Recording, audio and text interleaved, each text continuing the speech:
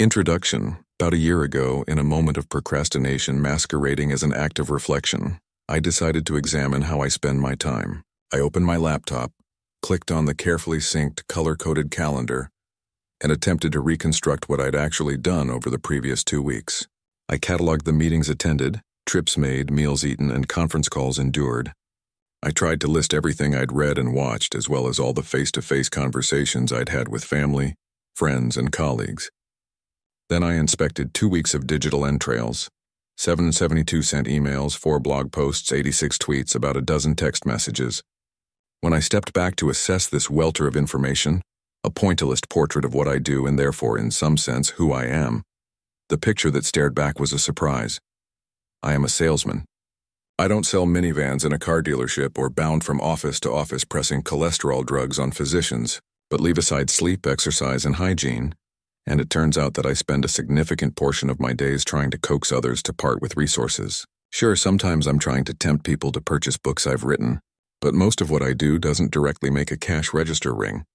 In that 2-week period, I worked to convince a magazine editor to abandon a silly story idea, a prospective business partner to join forces, an organization where I volunteer to shift strategies, even an airline gate agent to switch me from a window seat to an aisle.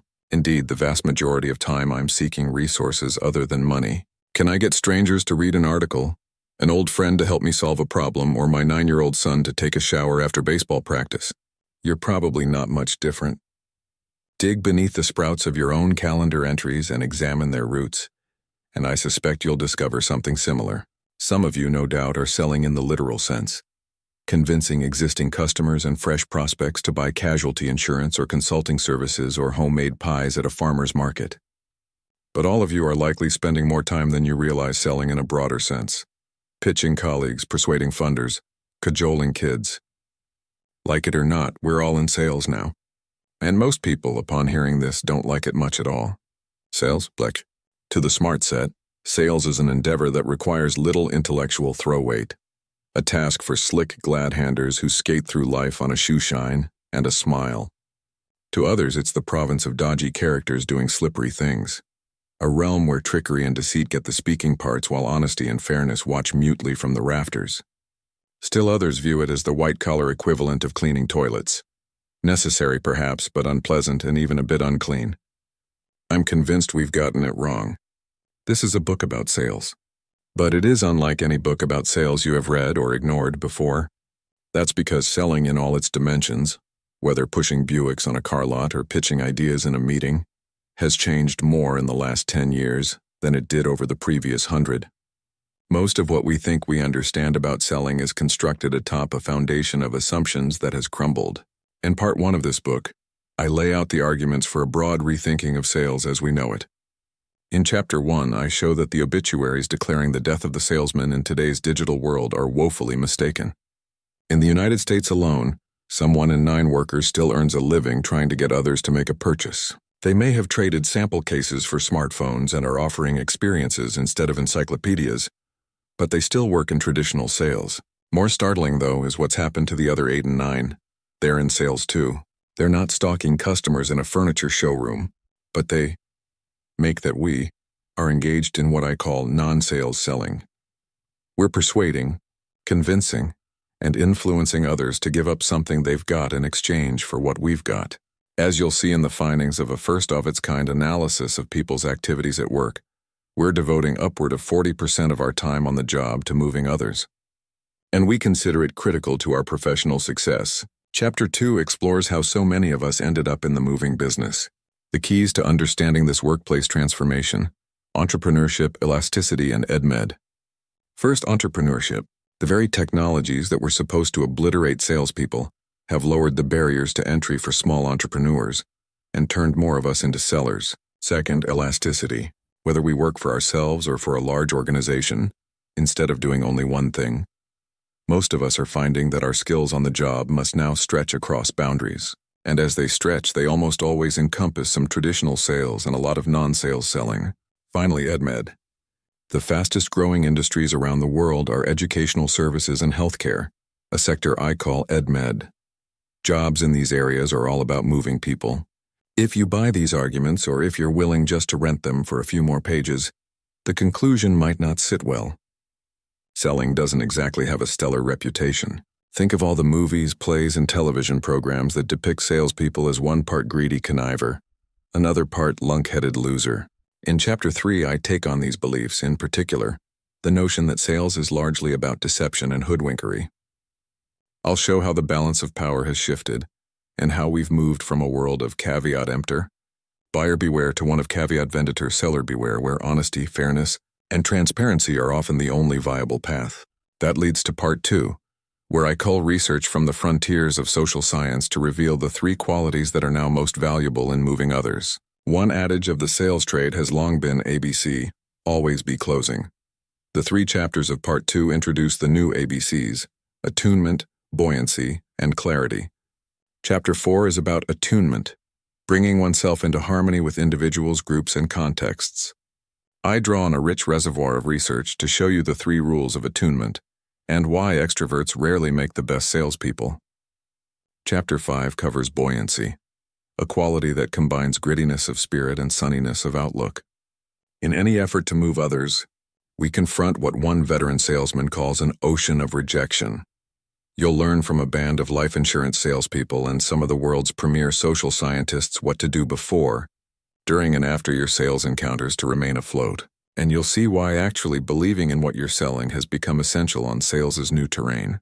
In Chapter 6, I discuss clarity, the capacity to make sense of murky situations.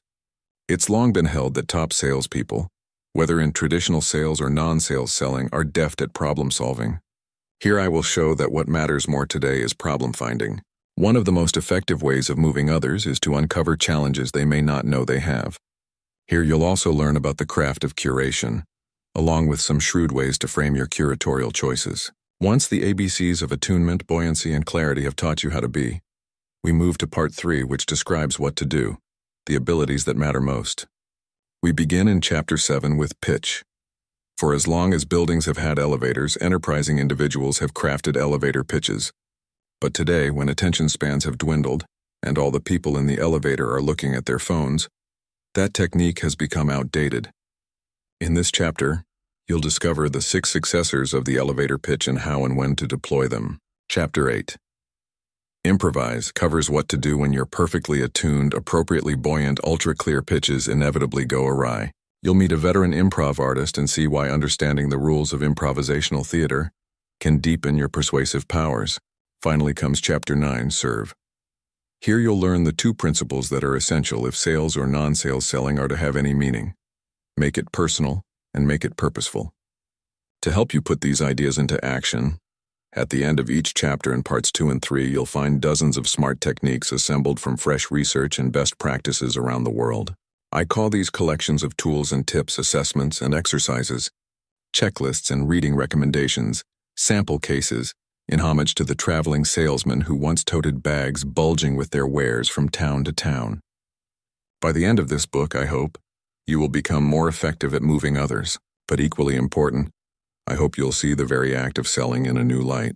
Selling, I've grown to understand, is more urgent, more important, and in its own sweet way, more beautiful than we realize.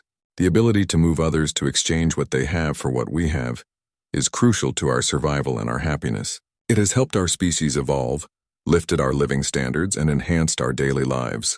The capacity to sell isn't some unnatural adaptation to the merciless world of commerce. It is part of who we are. As you're about to see if I've moved you to turn the page, selling is fundamentally human. We're all in sales now. Orman Hall shouldn't exist. But here he is, flesh, blood, and bow tie, on a Tuesday afternoon, sitting in a downtown San Francisco law office, explaining to 2 attorneys why they could really use a few things to spruce up their place. With a magician's flourish, Hall begins by removing from his bag what looks like a black wand. He snaps his wrist and voila, out bursts a plume of dark feathers. And not just any feathers, he reveals. These are male, ostrich, feathers. This $21.99 feather duster is the best on the market, he tells them in a soft-spoken but sonorous voice. It's perfect for cleaning picture frames, blinds, and any other item whose crevices accumulate dust. Penelope Cronus, who runs the small immigration firm with her partner in law and in life, Elizabeth Creher, peers up from her desk and shakes her head. Not interested. Hall shows her Kitchen Brush 300, a sturdy white and green scrub brush. They already have one. Onto Cronus's desk, he tosses some microfiber cloths and an anti-fog cloth for car windows and bathroom mirrors. No thanks. Hall is 75 years old with patches of white hair on the sides of his head and not much in between. He sports conservative eyeglasses and a mustache in which the white hairs have finally overtaken the brown ones, after what looks like years of struggle. He wears dark brown pants, a dress shirt with thin blue stripes, a chestnut-colored V-neck sweater, and a red paisley bow tie. He looks like a dapper and mildly eccentric professor. He is indefatigable. On his lap is a leather 3-ring binder with about 24 pages of product pictures he's clipped and inserted into clear plastic sheets. This is a straightforward spot remover, he tells Cronus and Kraher when he gets to the laundry page. These you spray on before throwing something into the washing machine. The lawyers are unmoved.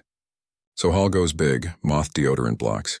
I sell more of these than anything in my catalog I combined, he says. They kill moths, mold, mildew, and odor. Only $7.49, nope.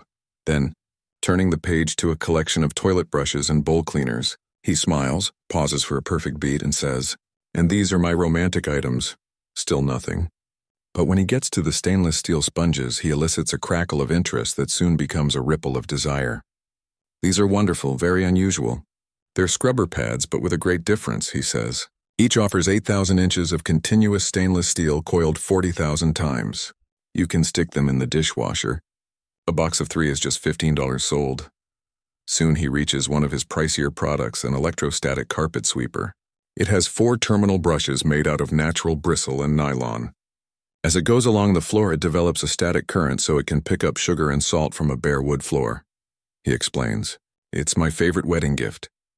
Another exquisitely timed pause. It beats the hell out of a toaster. Cronus and Kraher go for that too. When about 20 minutes have elapsed and Hall has reached the final sheet in his homemade catalog, he scribbles the $149.96 sale in his order book. He hands a carbon copy of the order to Cronus, saying, "I hope we're still friends after you read this." He chats for a few moments, then gathers his binder and his bags, and rises to leave. "Thank you very much indeed," he says. "I'll bring everything forthwith tomorrow." Norman Hall is a Fuller brush salesman, and not just any Fuller brush salesman. He is the last one. If you're younger than 40 or never spent much time in the United States, you might not recognize the Fuller brush man. But if you're an American of a certain age, you know that once you couldn't avoid him. Brigades of salesmen, their sample cases stuffed with brushes, roamed middle-class neighborhoods, climbed the front steps and announced, "I'm your Fuller brush man." Then, offering a free vegetable scrubber known as a handy brush as a gift, they tried to get what quickly became known as a foot in the door. It all began in 1903, when an 18-year-old Nova Scotia farm boy named Alfred Fuller arrived in Boston to begin his career. He was, by his own admission, a country bumpkin, overgrown and awkward, unsophisticated and virtually unschooled. And he was promptly fired from his first 3 jobs. But one of his brothers landed him a sales position at the Somerville Brush and Mop Company. And days before he turned 20, young Alfred found his calling. I began without much preparation, and I had no special qualifications. As far as I knew, he told a journalist years later, but I discovered I could sell those brushes. After a year of trudging door-to-door peddling Somerville products, Fuller began, bristling at working for someone else, so he set up a small workshop to manufacture brushes of his own. At night, he oversaw the mini-factory. By day, he walked the streets selling what he'd produced. To his amazement, the small enterprise grew. When he needed a few more salespeople to expand to additional products and new territories, he placed an ad in a publication called Everybody's Magazine. Within a few weeks, the Nova Scotia Bumpkin had 260 new salespeople, a nationwide business, and the makings of a cultural icon. By the late 1930s, Fuller's sales force had swelled to more than 5,000 people. In 1937 alone, door-to-door Fuller dealers gave away some 12.5 million handy brushes. By 1948, 8,300 North American salesmen were selling cleaning and hair brushes to 20 million families in the United States and Canada, according to The New Yorker. That same year, Fuller salesmen, all of them independent dealers working on straight commission, made nearly 50 million house-to-house sales calls in the United States, a country that at the time had fewer than 43 million households. By the early 1960s, Fuller Brush was, in today's dollars, a billion-dollar company. What's more, the Fuller Man became a fixture in popular culture, Lady Gaga-esque in his ubiquity. In the Disney animated version of The Three Little Pigs, which won an Academy Award in 1933, how did the big bad wolf try to gain entry into the pigs' houses? He disguised himself as a Fuller Brush man. How did Donald Duck earn his living for a while? He sold Fuller brushes. In 1948, Red Skelton, then one of Hollywood's biggest names, starred in The Fuller Brush Man, a screwball comedy in which a hapless salesman is framed for a crime and must clear his name, find the culprit, win the girl, and sell a few Venetian blind brushes along the way. Just 2 years later, Hollywood made essentially the same movie with the same plot. This one called The Fuller Brush Girl, with the lead role going to Lucille Ball, an even bigger star. As time went on, you could find the Fuller Brush Man not only on your doorstep, but also in New Yorker cartoons, the jokes of TV talk show hosts, and the lyrics of Dolly Parton songs. What a Fuller Man did was virtuosic. The Fuller art of opening doors was regarded by connoisseurs of cold turkey peddling, in somewhat the same way that ballet-domains esteem a performance of the Bolshoi as pure poetry, American Heritage wrote. In the hands of a deft Fuller dealer, brushes became not homely commodities but specialized tools obtainable nowhere else. 4. Yet he was also virtuous, his constant presence in neighborhoods turning him neighborly. Fuller brushmen pulled teeth, massaged headaches, delivered babies, gave emetics for poison, prevented suicides, discovered murders, helped arrange funerals, and drove patients to hospitals. And then, with the suddenness of an unexpected knock on the door, the Fuller Brush Man, the very embodiment of 20th century selling, practically disappeared. Think about it. Wherever in the world you live, when was the last time a salesperson with a sample case rang your doorbell? In February 2012, the Fuller Brush Company filed for reorganization under the U.S. Bankruptcy Laws Chapter 11. But what surprised people most wasn't so much that Fuller had declared bankruptcy, but that it was still around to declare anything. Norman Hall, however, remains at it. In the mornings, he boards an early bus near his home in Rohnert Park, California, and rides 90 minutes to downtown San Francisco. He begins his rounds at about 9:30 a.m. and walks 5 to 6 miles each day, up and down the sharply inclined streets of San Francisco. "Believe me," he said during one of the days I accompanied him, "I know all the level areas and the best bathrooms." When Hall began in the 1970s, several dozen other Fuller Brush men were also working in San Francisco. Over time, that number dwindled, and now Hall is the only one who remains. These days, when he encounters a new customer and identifies himself as a Fuller man, he's often met with surprise. "No kidding," people will say. "One afternoon when I was with him, Hall introduced himself to the 50-something head of maintenance at a clothing store." "Really?" the man cried. "My father was a Fuller Brush salesman in Oklahoma." Alas, this prospect didn't buy anything, even though Hall pointed out that the mop propped in the corner of the store came from Fuller. After 40 years, Hall has a garage full of Fuller items, but his connection to the struggling parent company is minimal. He's on his own. In recent years, he's seen his customers fade, his orders decline, and his profits shrink. People don't have time for a salesman. They want to order things online. And besides, brushes? Who cares? As an accommodation to reality, Hall has cut back the time he devotes to chasing customers. He now spends only 2 days a week toting his leather binder through San Francisco's retail and business district. And when he unloads his last boar bristle brush and hangs up his bow tie, he knows he won't be replaced. "I don't think people want to do this kind of work anymore," he told me. 2 months after Fuller's bankruptcy announcement, Encyclopedia Britannica, which rose to prominence because of its door-to-door salesmen, shut down production of its print books. A month later, Avon, whose sales ladies once pressed doorbells from Birmingham to Bangkok, fired its CEO and sought survival in the arms of a corporate suitor.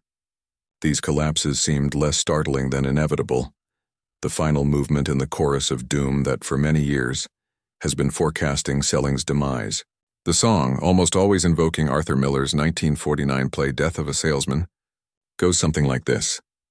"In a world where anybody can find anything with just a few keystrokes, Intermediaries like salespeople are superfluous. They merely muck up the gears of commerce and make transactions slower and more expensive.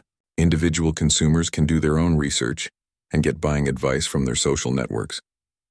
Large companies can streamline their procurement processes with sophisticated software that pits vendors against one another and secures the lowest price. In the same way that cash machines thinned the ranks of bank tellers and digital switches made telephone operators all but obsolete, today's technologies have rendered salesmen and saleswomen irrelevant. As we rely ever more on websites and smartphones to locate and purchase what we need, salespeople themselves, not to mention the very act of selling, will be swept into history's dustbin. 6. Norman Hall is no doubt the last of his kind, and the Fuller Brush Company itself could be gone for good before you reach the last page of this book. But we should hold off making any wider funeral preparations. All those death notices for sales and those who do it are off the mark. Indeed, if one were to write anything about selling in the second decade of the 21st century, it ought to be a birth announcement. Rebirth of a salesman and saleswoman. Deep inside a thick semi-annual report from the Occupational Employment Statistics Program of the U.S. Bureau of Labor Statistics lurks a surprising and surprisingly significant piece of data. 1 out of every 9 American workers works in sales. Each day, more than 15 million people earn their keep by trying to convince someone else to make a purchase. 7. They are real estate brokers, industrial sales representatives, and securities dealers. They sell planes to airlines, trains to city governments, and automobiles to prospective drivers at more than 10,000 dealerships across the country. Some work in posh offices with glorious views, others in dreary cubicles with Dilbert cartoons and a free calendar. But they all sell, from multi-million-dollar consulting agreements to $10 magazine subscriptions and everything in between. Consider, the United States manufacturing economy, still the largest in the world, cranks out nearly $2 trillion worth of goods each year.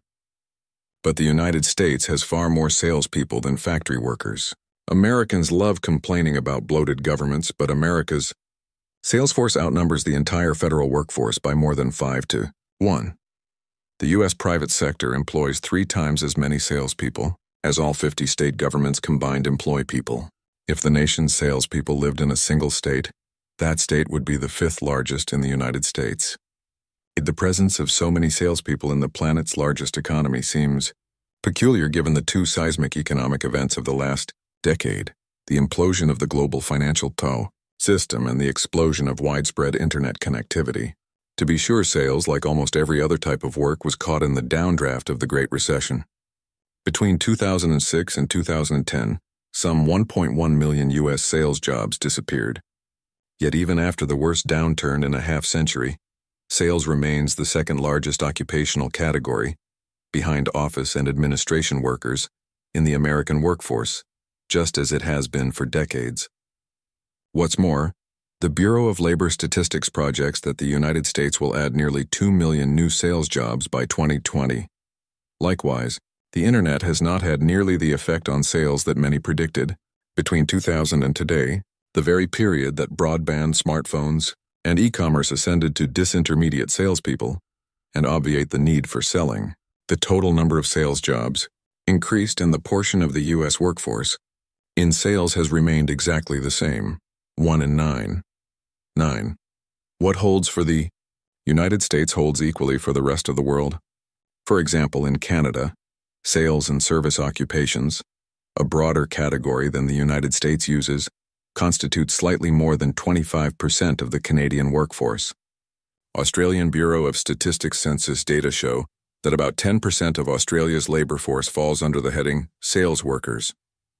In the United Kingdom, which uses yet another set of occupation categories, adding up the jobs that involve selling, for example, sales accounts and business development managers and vehicle and parts salespersons or advisors and so on, totals about 3 million workers out of a workforce of roughly 30 million, or again, about 1 in 10.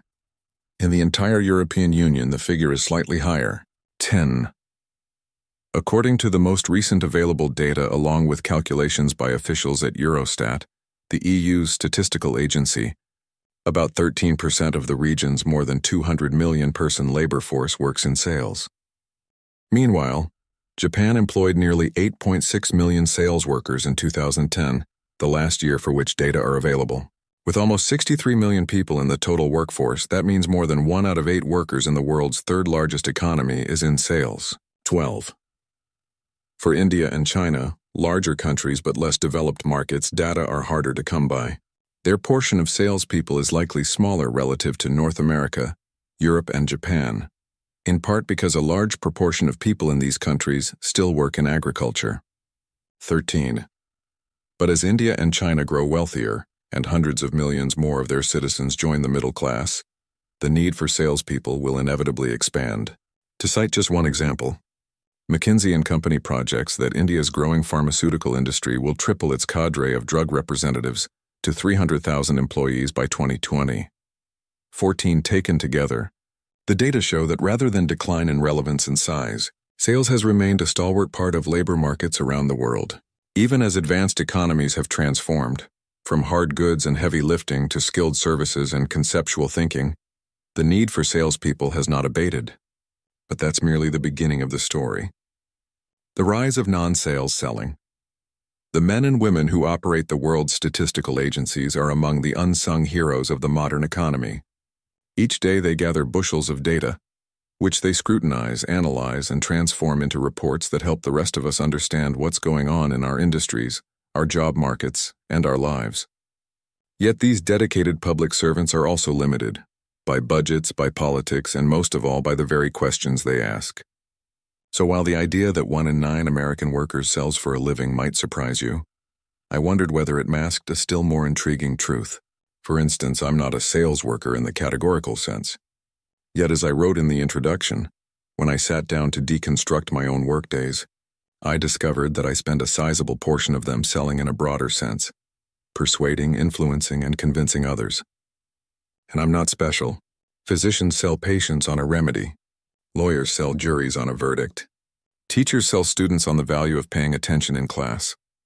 Entrepreneurs woo funders, writers sweet-talk producers, coaches cajole players. Whatever our profession, we deliver presentations to fellow employees and make pitches to new clients.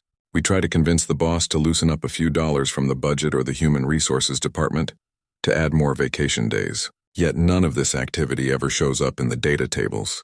The same goes for what transpires on the other side of the ever murkier border between work and life. Many of us now devote a portion of our spare time to selling, whether it's handmade crafts on Etsy, heartfelt causes on Donors Choose, or harebrained schemes on Kickstarter. And in astonishing numbers and with ferocious energy, we now go online to sell ourselves, on Facebook pages, Twitter accounts, and Match.com profiles. Remember, none of the 6 entities I just mentioned existed 10 years ago. The conventional view of economic behavior is that the 2 most important activities are producing and consuming. But today, much of what we do also seems to involve moving. That is, we're moving other people to part with resources, whether something tangible like cash or intangible like effort or attention, so that we both get what we want. Trouble is, there are no data to either confirm or refute this suspicion, because it involves questions that no statistical agency is asking. So I set out to fill the void. Working with Qualtrics, a fast-growing research and data analytics company, I commissioned a survey to try to uncover how much time and energy people are devoting to moving others, including what we can think of as non-sales selling, selling that doesn't involve anyone making a purchase. This study, dubbed the What Do You Do at Work? Survey, was a comprehensive undertaking. Using some sophisticated research tools, we gathered data from 9,057 respondents around the world. Statisticians at Qualtrics reviewed the responses, disregarded invalid or incomplete surveys, and assessed the sample size and composition to see how well it reflected the population. Because the number of non-US respondents turned out not to be large enough to draw statistically sound conclusions, I've limited much of the analysis to an adjusted sample of more than 7,000 adult full-time workers in the United States. The results have statistical validity, similar to those of the surveys conducted by the major opinion research firms that you might read about during election seasons. For example, Gallup's tracking polls typically sample about 1,000 respondents. 15. 2 main findings emerged. 1. People are now spending about 40% of their time at work engaged in non-sales selling, persuading, influencing, and convincing others in ways that don't involve anyone making a purchase. Across a range of professions, we are devoting roughly 24 minutes of every hour to moving others. 2. People consider this aspect of their work crucial to their professional success, even in excess of the considerable amount of time they devote to it. Here's a bit more detail about what we found and how we found it. I began by asking respondents to think about their last 2 weeks of work and what they did for their largest blocks of time. Big surprise. Reading and responding to email topped the list, followed by having face-to-face conversations and attending meetings. We then asked people to think a bit more deeply about the actual content of those experiences. I presented a series of choices and asked them, regardless of whether you were using email, phone, or face-to-face conversations, how much time did you devote to each of the following? Processing information, selling a product or a service, and other activities. Respondents reported spending the most time processing information, but close behind were 3 activities at the heart of non-sales selling. Nearly 37% of respondents said they devoted a significant amount of time to teaching, coaching, or instructing others. 39% said the same about serving clients or customers, and nearly 70% reported that they spent at least some of their time persuading or convincing others. What's more, non-sales selling turned out to be far more prevalent than selling in the traditional sense. When we asked how much time they put in selling a product or service, about half of respondents said no time at all. Later, in the survey was another question designed to probe for similar information and to assess the validity of the earlier query. This one gave respondents a slider that sat at 0 on a 100-point scale, which they could push to the right to indicate a percentage. We asked, what percentage of your work involves convincing or persuading people to give up something they value for something you have? The average reply among all respondents, 41%. This average came about in an interesting way. A large cluster of respondents reported numbers in the 15 to 20% range, while a smaller but significant cluster reported numbers in the 70 to 80% range. In other words, many people are spending a decent amount of time trying to move others. But for some, moving others is the mainstay of their jobs. Most of us are movers. Some of us are super movers. Equally important, nearly everyone considered this aspect of their work one of the most critical components in their professional success. For instance, respondents spent the most time on processing information. Yet when they listed the tasks that were most vital in doing their job well, they ranked serving clients and customers and teaching, coaching, and instructing others higher. In addition, even though most people placed pitching ideas relatively low on the list of how they allocated their time, more than half of respondents said that this activity was important to their success. The graph below offers a way to understand the striking interplay between what people find valuable and what they actually do. On the vertical axis is a weighted index, based on survey responses, showing the level of importance assigned to non-sales selling tasks. On the horizontal axis is an index, again based on survey responses, showing how much time people actually spent on these tasks. Bisecting the chart on a diagonal is a line indicating a perfect match between time spent and importance. If an activity is plotted below that line, that indicates people are expending time on something that's not commensurately important and presumably should be doing it less. If it's above that line, they're saying that the activity is so critical they probably should be devoting even more time to it. Look where non-sales selling falls. It's fairly high on time spent, but even higher on importance. What's more, as demonstrated by the graph below, which breaks out respondents' answers by age groups. The older someone is, and presumably the more experience that person has, the more she says that moving others occupies her days and determines her success. The what do you do at work survey begins to provide a richer portrait of the 21st century workforce, as exemplified by the world's largest economy. The existing data show that 1 in 9 Americans works in sales, but the new data reveals something more startling. So do the other 8 and 9. They too are spending their days moving others and depending for their livelihoods on the ability to do it well. Whether it's selling's traditional form or its non-sales variation, we're all in sales now. Without fully realizing it, each one of us is doing what Norman Hall has done for nearly half a century, and what his fuller predecessors did for more than a half-century before that. The salesperson isn't dead, the salesperson is alive, because the salesperson is us. Which raises a question: how did that happen? How did so many of us end up in the moving business? Entrepreneurship, Elasticity, and EdMed in Chapter 7, you will learn something called the Pixar pitch. Built on the work of Hollywood's famed animation studio, the technique involves offering a short summary of the point you're trying to make, rendered in the narrative structure of a Pixar film. So in the hope of modeling behavior I'll later recommend, let me entice you into this chapter with a Pixar pitch. Once upon a time, only certain people were in sales. Every day, these folks sold stuff, the rest of us did stuff, and everyone was happy.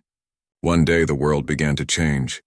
More of us started working for ourselves, and because we were entrepreneurs, suddenly we became salespeople too.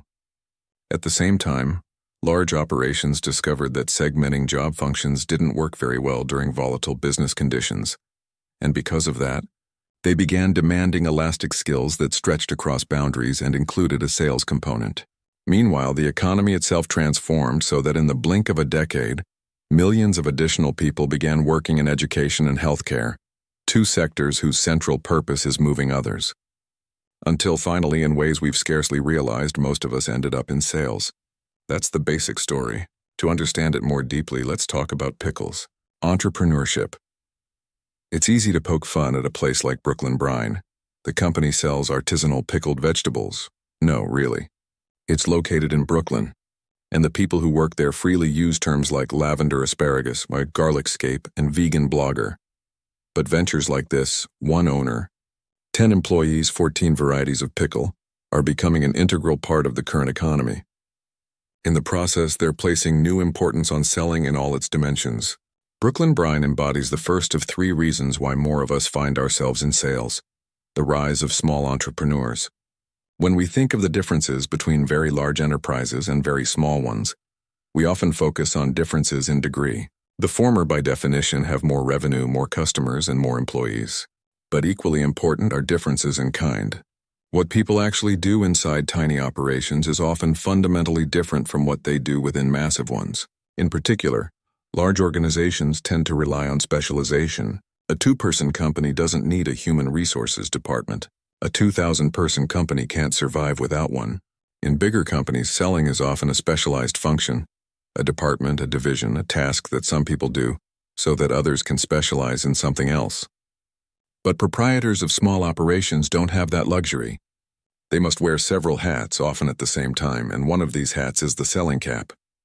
Seamus Jones, the founder of Brooklyn Brine, calls himself a reluctant capitalist. He started his career as a chef, grew disenchanted with the restaurant industry, and 3 years ago ventured out on his own to turn his sometime practice of pickling seasonal vegetables into a full-time business. Without any background in production, operations, or management, he began experimenting with pickle recipes in a restaurateur friend's commercial kitchen from 10 at night until 8 in the morning. Word spread. You'll now find Brooklyn Brine jars on the shelves of high-end food shops in the United States and Asia. And today, Jones spends his time moving product and moving others. He works 7 days a week meeting distributors, telling the company's story, and trying to convince stores to stock his wares. When he's back at his factory-cum-storefront, he says his job is to influence employees, so they do their jobs with zeal and with skill. I want everyone to be happy. I want everyone to be stoked to come into work. He hopes to make money, but that's not the only point. I want to put out an honest product in an honest company, and that demands traditional selling and non-sales selling in equal measure. Such is the life of a small entrepreneur. Instead of doing one thing, he must do everything. And everything inevitably involves a lot of moving. To be sure, the world economy includes plenty of planet-straddling behemoths, companies so enormous that they often have more in common with nation-states than with private firms.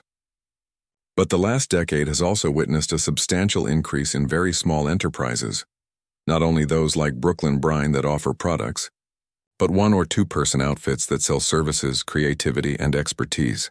Consider, the U.S. Census Bureau estimates that the American economy has more than 21 million non-employer businesses, operations without any paid employees. These include everything from electricians to computer consultants to graphic designers. Although these micro-enterprises account for only a modest portion of America's gross domestic product, they now constitute the majority of businesses in the United States. The research firm IDC estimates that 30% of American workers now work on their own, and that by 2015, the number of non-traditional workers worldwide, freelancers, contractors, consultants, and the like, will reach 1.3 billion. The sharpest growth will be in North America, but Asia is expected to add more than 600 million new soloists in that same period. Some analysts project that in the United States, the ranks of these independent entrepreneurs may grow by 65 million in the rest of the decade and could become a majority of the American workforce by 2021. Reason is the influence of the 18 to 34-year-old generation as it takes a more prominent economic role. According to research by the Ewing Marion Kaufman Foundation, 54% of this age cohort either wants to start their own business or has already done so. 3. In 16 Organization for Economic Cooperation and Development, OECD countries, including France, Mexico, and Sweden, more than 90% of businesses now have fewer than 10 employees. In addition, the percentage of people who are either a nascent entrepreneur or owner-manager of a new business is far higher in markets such as China, Thailand, and Brazil than in the United States or the United Kingdom. 4. In our What Do You Do at Work survey, we asked a question designed to probe the issue of micro-entrepreneurship, phrasing it in a way that recognized that many people today earn a living through multiple sources. Do you work for yourself or run your own business, even on the side? 38% of respondents answered yes. Given these numbers, instead of rolling our eyes at self-conscious Brooklyn hipsters pickling everything in sight, we might look to them as guides to the future of the economy, says New York Times Magazine columnist Adam Davidson. 5. Harvard University's Lawrence Katz, perhaps the top labor economist of his generation, agrees. He projects that middle-class employment of the future won't be employees of large organizations, but self-sufficient artisans. 6. Whether we call them artisans, non-employer businesses, free agents, or micro-entrepreneurs, these women and men are selling all the time. They're packaging pickles for customers, of course, but because they're responsible for the entire operation, not merely one facet of it, they're enticing business partners, negotiating with suppliers, and motivating employees. Their industry may be gourmet food or legal services or landscaping, but they're all in the moving business. One essential and ultimately ironic reason for this development, the technologies that were supposed to make salespeople obsolete, in fact have transformed more people into sellers. Consider Etsy, an online marketplace for small businesses and craftspeople. Begun with essentially no outside investment in 2005, Etsy now has more than 875,000 active online shops that together sell upward of $400 million of goods each year. Before Etsy came along, the ability of craft makers to reach craft buyers was rather limited. But the web, the very technology that seemed poised to topple salespeople, knocked down barriers to entry for small entrepreneurs and enabled more of these craft makers to sell. Ditto for eBay. Some 750,000 Americans now say that eBay serves as their primary or secondary source of income. Meanwhile, many entrepreneurs find fundraising easier thanks to Kickstarter, which allows them to post the basics of their creative projects, films, music, visual art, fashion, and try to sell their ideas to funders. Since Kickstarter launched in 2009, 1.8 million people have funded 20,000 projects with more than $200 million. In just 3 years, Kickstarter surpassed the U.S. National Endowment for the Arts as the largest backer of arts projects in the United States. 9. While the web has enabled more micro-entrepreneurs to flourish, its overall impact might soon seem quaint compared with the smartphone. As Marc Andreessen, the venture capitalist who in the early 1990s created the first web browser, has said, the smartphone revolution is underhyped. 10. These handheld mini-computers certainly can destroy certain aspects of sales. Consumers can use them to conduct research, comparison shop, and bypass salespeople altogether. But once again, the net effect is more creative than destructive. The same technology that renders certain types of salespeople obsolete has turned even more people into potential sellers. For instance, the existence of smartphones has birthed an entire app economy that didn't exist before 2007, when Apple shipped its first iPhone. Now the production of apps itself is responsible for nearly 500,000 jobs in the United States alone, most of them created by bantamweight entrepreneurs. 11. Likewise, an array of new technologies, such as Square from one of the founders of Twitter, Pay Here from eBay, and Go Payment from Intuit, make it easier for individuals to accept credit card payments directly on their mobile devices, allowing anyone with a phone to become a shopkeeper. The numbers are staggering. According to MIT's Technology Review, in 1982 there were 4.6 billion people in the world and not a single mobile phone subscriber. Today there are 7 billion people in the world and 6 billion mobile cellular phone subscriptions. 12. Cisco predicts that by 2016, the world will have more smartphones, again, handheld mini-computers, than human beings, 10 billion in all. 1 or 13. And much of the action will be outside North America and Europe, powered by youth-oriented cultures in the Middle East and Africa. 14. When everyone, not just those in Tokyo and London, but also those in Tianjin and Lagos, carries around her own storefront in her pocket and is just a tap away from every other storefront on the planet, being an entrepreneur, for at least part of one's livelihood, could become the norm rather than the exception. And a world of entrepreneurs is a world of salespeople. Elasticity.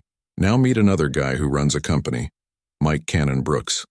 His business, Atlassian, is older and much larger than Brooklyn Brine.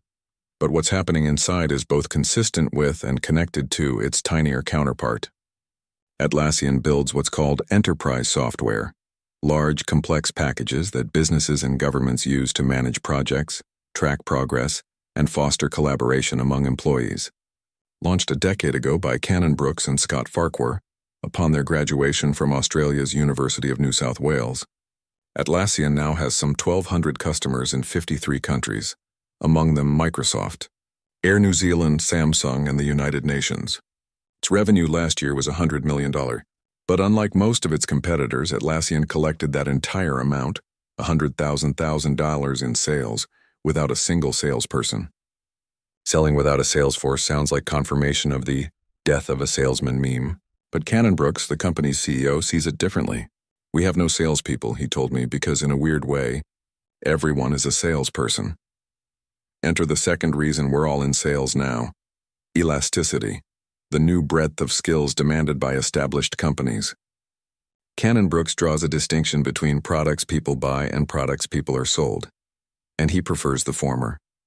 Take, for instance, how the relationship between Atlassian and its customers begins. In most enterprise software companies, a company salesperson visits potential customers prospecting for new business. Not at Atlassian. Here, potential customers typically initiate the relationship themselves by downloading a trial version of one of the company's products. Some of them then call Atlassian's support staff with questions. But the employees who offer support, unlike a traditional sales force, don't tempt callers with fast expiring discounts or badger them to make a long-term commitment. Instead, they simply help people understand the software, knowing that the value and elegance of their assistance can move wavering buyers to make a purchase. The same goes for engineers. Their job, of course, is to build great software, but that demands more than just slinging code. It also requires discovering customers' needs, understanding how the products are used, and building something so unique and exciting that someone will be moved to buy. We try to espouse the philosophy that everyone the customer touches is effectively a salesperson, says Cannon-Brookes. At Atlassian, sales, in this case traditional sales, isn't anyone's job. It's everyone's job. And that paradoxical arrangement is becoming more common. Palantir is an even larger company, based in Palo Alto, California, with offices around the world. It develops software that helps intelligence agencies, the military, and law enforcement integrate and analyze their data to combat terrorism and crime. Although Palantir sells more than $250 million worth of its software each year, it doesn't have any salespeople either. Instead, it relies on what it calls forward-deployed engineers. These techies don't create the company's products, at least not at first. They're out in the field, interacting directly with customers and making sure the product is meeting their needs. Ordinarily, that sort of job, hand-holding the customer, ensuring he's happy, would go to an account executive or someone from the sales division. But Shyam Sankar, who directs Palantir's band of forward-deployed engineers, has at least one objection to that approach. It doesn't work, he told me. The more effective arrangement, he says, is to put real computer scientists in the field. That way, Those experts can report back to home base engineers on what's working and what's not, and suggest ways to improve the product. They can tackle the customer's problems on the spot, and, most important, begin to identify new problems the client might not know it has. Interacting with customers around problems isn't selling per se, but it sells. And it forces engineers to rely on more than technical abilities. To help its engineers develop such elasticity, the company doesn't offer sales training or march recruits through an elaborate sales process. It simply requires every new hire to read 2 books. One is a non-fiction account of the September 11th attacks, so they're better attuned to what happens when governments can't make sense of information. The other is a British drama instructor's guide to improvisational acting, so they understand the importance of nimble minds and limber skills. In short, even people inside larger operations like Atlassian and Palantir must work more like the shape-shifting pickle maker Seamus Jones. This marks a significant change in the way we do business. When organizations were highly segmented, skills tended to be fixed. If you were an accountant, you did accounting. You didn't have to worry about much outside your domain because other people specialized in those areas. The same was true when business conditions were stable and predictable. You knew at the beginning of a given quarter, or even a given year, about how much and what kind of accounting you'd need to do. However, in the last decade, the circumstances that gave rise to fixed skills have disappeared. A decade of intense competition has forced most organizations to transform from segmented to flat, or at least flatter. They do the same, if not greater, amounts of work than before, but they do it with fewer people who are doing more, and more varied things. Meantime, underlying conditions have gone from predictable to tumultuous. Inventors with new technologies and upstart competitors with fresh business models regularly capsize individual companies and reconfigure entire industries. Research in Motion, maker of the BlackBerry, is a legend one day and a laggard the next. Retail video rental is a cash cow, until Netflix carves the industry into flank steak. All the while, the business cycle itself swooshes without much warning from unsustainable highs to unbearable lows like some satanic roller coaster. A world of flat organizations and tumultuous business conditions, and that's our world, punishes fixed skills and prizes elastic ones. What an individual does day to day on the job now must stretch across functional boundaries. Designers analyze, analysts design, marketers create, creators market, and when the next technologies emerge and current business models collapse, those skills will need to stretch again in different directions. As elasticity of skills becomes more common, one particular category of skill it seems always to encompass is moving others. Valerie Conan, for instance, is a terrestrial ecologist for an environmental consulting firm in Edmonton, Alberta. Her work requires high-level and unique technical skills, but that's only the start. She also must submit proposals to prospective clients, pitch her services, and identify both existing and potential problems that she and her firm can solve. Plus, she told me, you must also be able to sell your services within the company. Or take Sharon Twiss, who lives and works one Canadian province to the west. She's a content strategist working on redesigning the website for a large organization in Vancouver. But regardless of the formal requirements of her job, almost everything I do involves persuasion, she told me. She convinces project managers that a certain fix of the software is a priority, cajoles her colleagues to abide by the site's style guide, trains content providers about how to use the software and to follow best practices, even works to get my own way about where we're going for lunch. As she explains, people who don't have the power or authority from their job title have to find other ways to exert power. Elasticity of skills has even begun reshaping job titles. Timothy Shriver Jr. is an executive at the Future Project, a nonprofit that connects secondary school students with interesting projects to adults who can coach them. His work reaches across different areas: marketing, digital media, strategy, branding, partnerships. But he says the common thread is activating people to move. His title? Chief Movement Officer. And even those higher on the org chart find themselves stretching. For instance, I asked Gwynne Shotwell, president of the private space transportation firm Space Exploration Technologies Corporation, SpaceX, how many days each week she deals with selling on top of her operational and managerial duties. Every day, she told me, is a sales day. Ed Med, Larry Ferlazzo, and Jan Judson are a husband and wife who live in Sacramento, California. They don't pickle cucumbers or parse code, but they too represent the future. Ferlazzo is a high school teacher, Judson a nurse practitioner, which means that they inhabit the fastest-growing job sector of the United States and other advanced economies. One way to understand what's going on in the world of work is to look at the jobs people hold. That's what the U.S. Occupational Employment Statistics Program, which I cited here, does. Twice a year, it provides an analysis of 22 major occupational groups and nearly 800 detailed occupations. But another way to understand the current state and future prospects of the workforce is to look at the industries where those jobs emerge. For that, we go to the monthly employment report, and it shows a rather remarkable trend. The chart below depicts what has happened so far this century to employment in 4 sectors: manufacturing, retail trade, professional and business services, which includes law, accounting, consulting, and so on, and education and health services, while jobs in the manufacturing sector have been declining for 40 years. As recently as the late 1990s, the United States still employed more people in that sector than in professional and business services. About 10 years ago, however, professional and business services took the lead, but their ascendance proved short-lived, because rising like a rocket was another sector: education and health services, or what I call EdMed.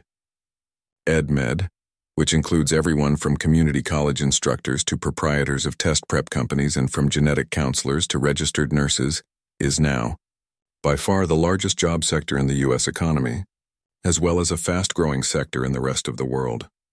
In the United States, EdMed has generated significantly more new jobs in the last decade than all other sectors combined. And over the next decade, forecasters project healthcare jobs alone will grow at double the rate of any other sector. 15. At its core, EdMed has a singular mission. As teachers, we want to move people. Ferlazzo, who teaches English and social studies in Sacramento's largest inner-city high school, told me, "Moving people is the majority of what we do in healthcare," added his nurse practitioner wife. Education and healthcare are realms we often associate with caring, helping, and other softer virtues, but they have more in common with the sharp-edged world of selling than we realize. To sell well is to convince someone else to part with resources, not to deprive that person, but to leave him better off in the end.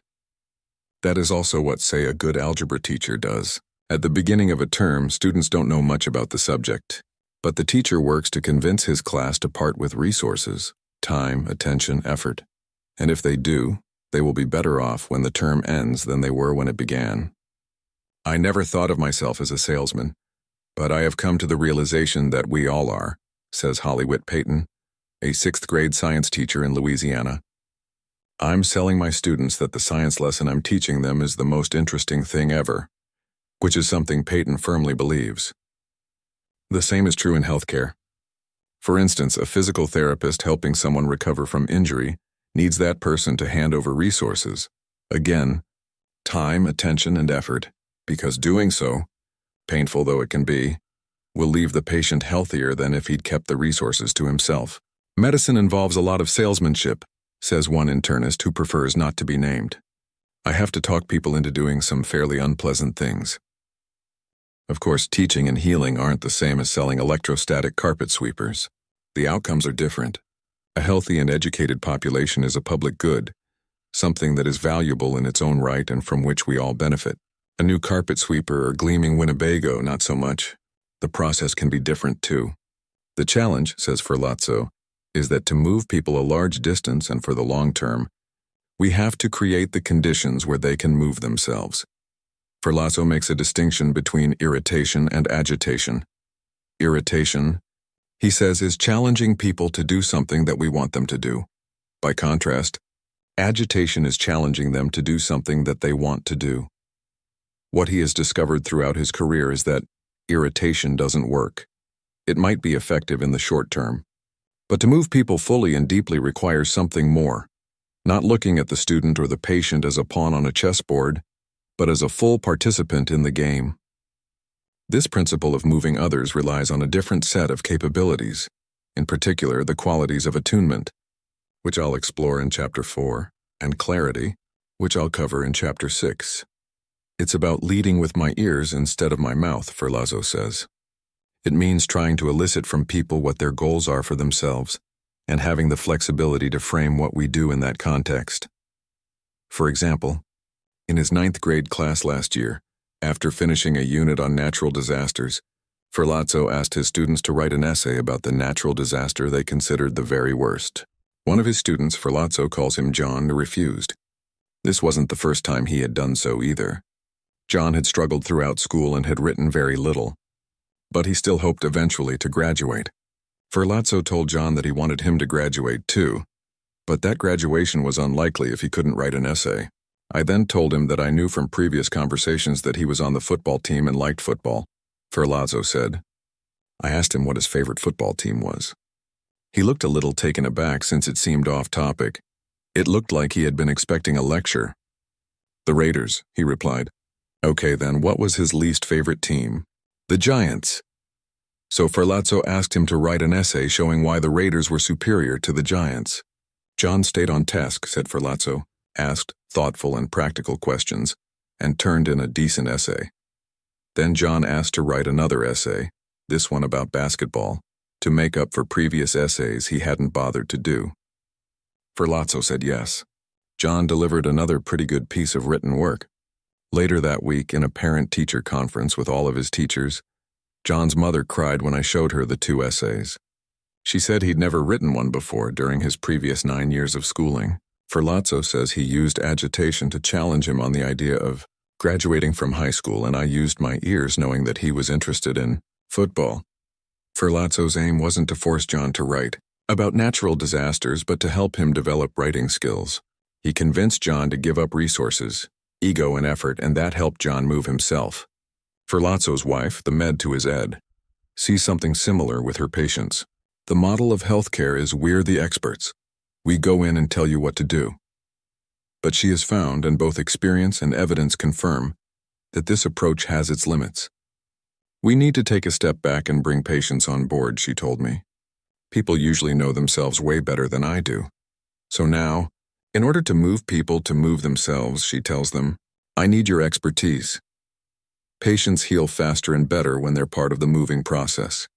Healthcare and education both revolve around non-sales selling, the ability to influence, to persuade, and to change behavior while striking a balance between what others want and what you can provide them. And the rising prominence of this dual sector is potentially transformative, since novelist Upton Sinclair coined the term around 1910, and sociologist C. Wright Mills made it widespread 40 years later. Experts and lay people alike have talked about white-collar workers. But now, as populations age and require more care, and as economies grow more complex and demand increased learning, a new type of worker is emerging. We may be entering something closer to a white coat, white chalk economy. 17, where EdMed is the dominant sector, and where moving others is at the core of how we earn a living. Does all of this mean that you too are in the moving business? That entrepreneurship, elasticity, and EdMed have unwittingly turned you into a D-salesperson? Not necessarily, but you can find out by answering the following 4 questions. 1. Do you earn your living trying to convince others to purchase goods or services? If you answered yes, you're in sales. But you probably knew that already. If you answered no, go to question 2. 2. Do you work for yourself or run your own operation, even on the side? If yes, you're in sales, probably a mix of traditional sales and non-sales selling. If no, go to question 3. 3. Does your work require elastic skills, the ability to cross boundaries and functions, to work outside your specialty, and to do a variety of different things throughout the day? If yes, you're almost certainly in sales, mostly non-sales selling with perhaps a mix of traditional sales now and then. If no, go to question 4. 4. Do you work in education or healthcare? If yes, you're in sales, the brave new world of non-sales selling. If no, and if you answered no to the first 3 questions, you're not in sales. So where did you end up? My guess is that you found yourself where I found myself, living uneasily in a neighborhood you might have thought was for someone else. My guess, too, is that this makes you uncomfortable. We've seen movies like Glengarry Glen Ross and Tin Men, which depict sales as fueled by greed and founded on misdeed. We've been cornered by the fast-talking commissioned salesman, urging us to sign on the line that is dotted. Sales, even when we give it a futuristic gloss like non-sales selling, carries a seamy reputation. And if you don't believe me, turn to the next chapter so I can show you a picture. From caveat emptor to caveat venditor hat, Do people really think of sales? To find out, I turned to an effective and often underused methodology. I asked them, as part of the What Do You Do at Work survey, I posed the following question to respondents. When you think of sales or selling, what's the first word that comes to mind? The most common answer was money, and the 10 most frequent responses included words like pitch, marketing, and persuasion. But when I combed through the list and removed the nouns, most of which were value-neutral synonyms for selling, an interesting picture emerged. What you see below is a word cloud. It's a graphic representation of the 25 adjectives and interjections people offered most frequently when prompted to think of sales or selling, with the size of each word reflecting how many respondents used it. For instance, pushy was the most frequent adjective or interjection and the 4th most mentioned word overall, thus its impressive size. Smarmy, essential, and important are tinier because they were mentioned less often. Adjectives and interjections can reveal people's attitudes, since they often contain an emotional component that nouns lack. And the emotions elicited by sales or selling carry an unmistakable flavor. Of the 25 most offered words, only 5 have a positive valence: necessary, challenging, fun, essential, and important. The remainder are all negative. These negative words assemble into 2 camps.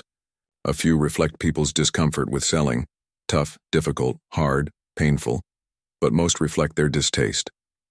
Words like pushy and aggressive figure prominently, along with a batch of adjectives that suggest deception: slimy, smarmy, sleazy, dishonest, manipulative, and fake. This word cloud, a linguistic MRI of our brains contemplating sales, captures a common view. Selling makes many of us uncomfortable and even a bit disgusted. Ick, yuck, ugh. In part because we believe that its practice revolves around duplicity, dissembling, and double-dealing. To probe people's impressions further, I asked a related question, one better suited to visual thinkers. When you think of sales or selling, what's the first picture that comes to mind? Respondents had to describe their picture in 5 or fewer words. To my surprise, the responses, in overwhelming numbers, took a distinct form. They involved a man in a suit selling a car, generally a used one. Take a look at the resulting word cloud for the 25 most popular answers. The top 5 responses, by a wide margin, were car salesman, suit, used car salesman, man in a suit, and our old friend, pushy. The top 10 also included both car and used car on their own. The image that formed in respondents' minds was uniformly male. The word man even made the top 25. Very few people used the gender-neutral term salesperson, and nobody answered saleswoman. Many respondents emphasized the sociable aspects of sales with outgoing, extrovert, and talker, all making the top 25. Others settled on more metaphorical or literary images, including shark and Willy Loman. And some people still couldn't resist offering adjectives: slick, sleazy, and annoying. It turns out that these 2 word clouds, taken together, can help us puncture one of the most pervasive myths about selling in all its forms. The beliefs embedded in that first image that sales is distasteful because it's deceitful aren't so much inherently wrong as they are woefully outdated. And the way to understand that is by pulling back the layers of that second image.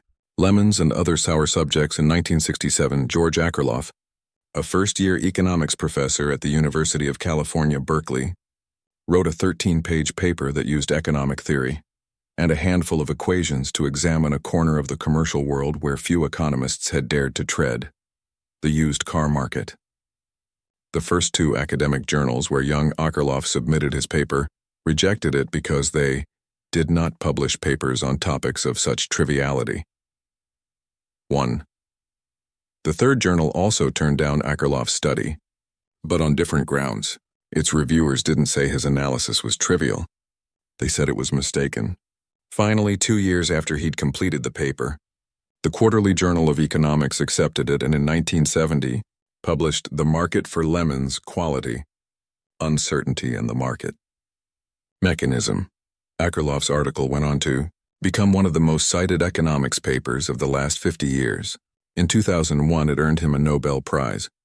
In the paper, Akerlof identified a weakness in traditional economic reasoning. Most analyses in economics began by assuming that the parties to any transaction were fully informed actors making rational decisions in their own self-interest. The burgeoning field of behavioral economics has since called into question the second part of that assumption, that we're all making rational decisions in our own self-interest. Akerlof took aim at the first part, that we're fully informed, and he enlisted the used car market for what he called a finger exercise to illustrate and develop his ideas. Cars for sale, he said, oversimplifying in the name of clarifying, fall into two categories: good and bad. Bad cars, what Americans call lemons, are obviously less desirable and therefore ought to be cheaper. Trouble is, with used cars, only the seller knows whether the vehicle is a lemon or a peach. The two parties confront an asymmetry in available information. One side is fully informed, the other is at least partially in the dark. Asymmetrical information creates all sorts of headaches.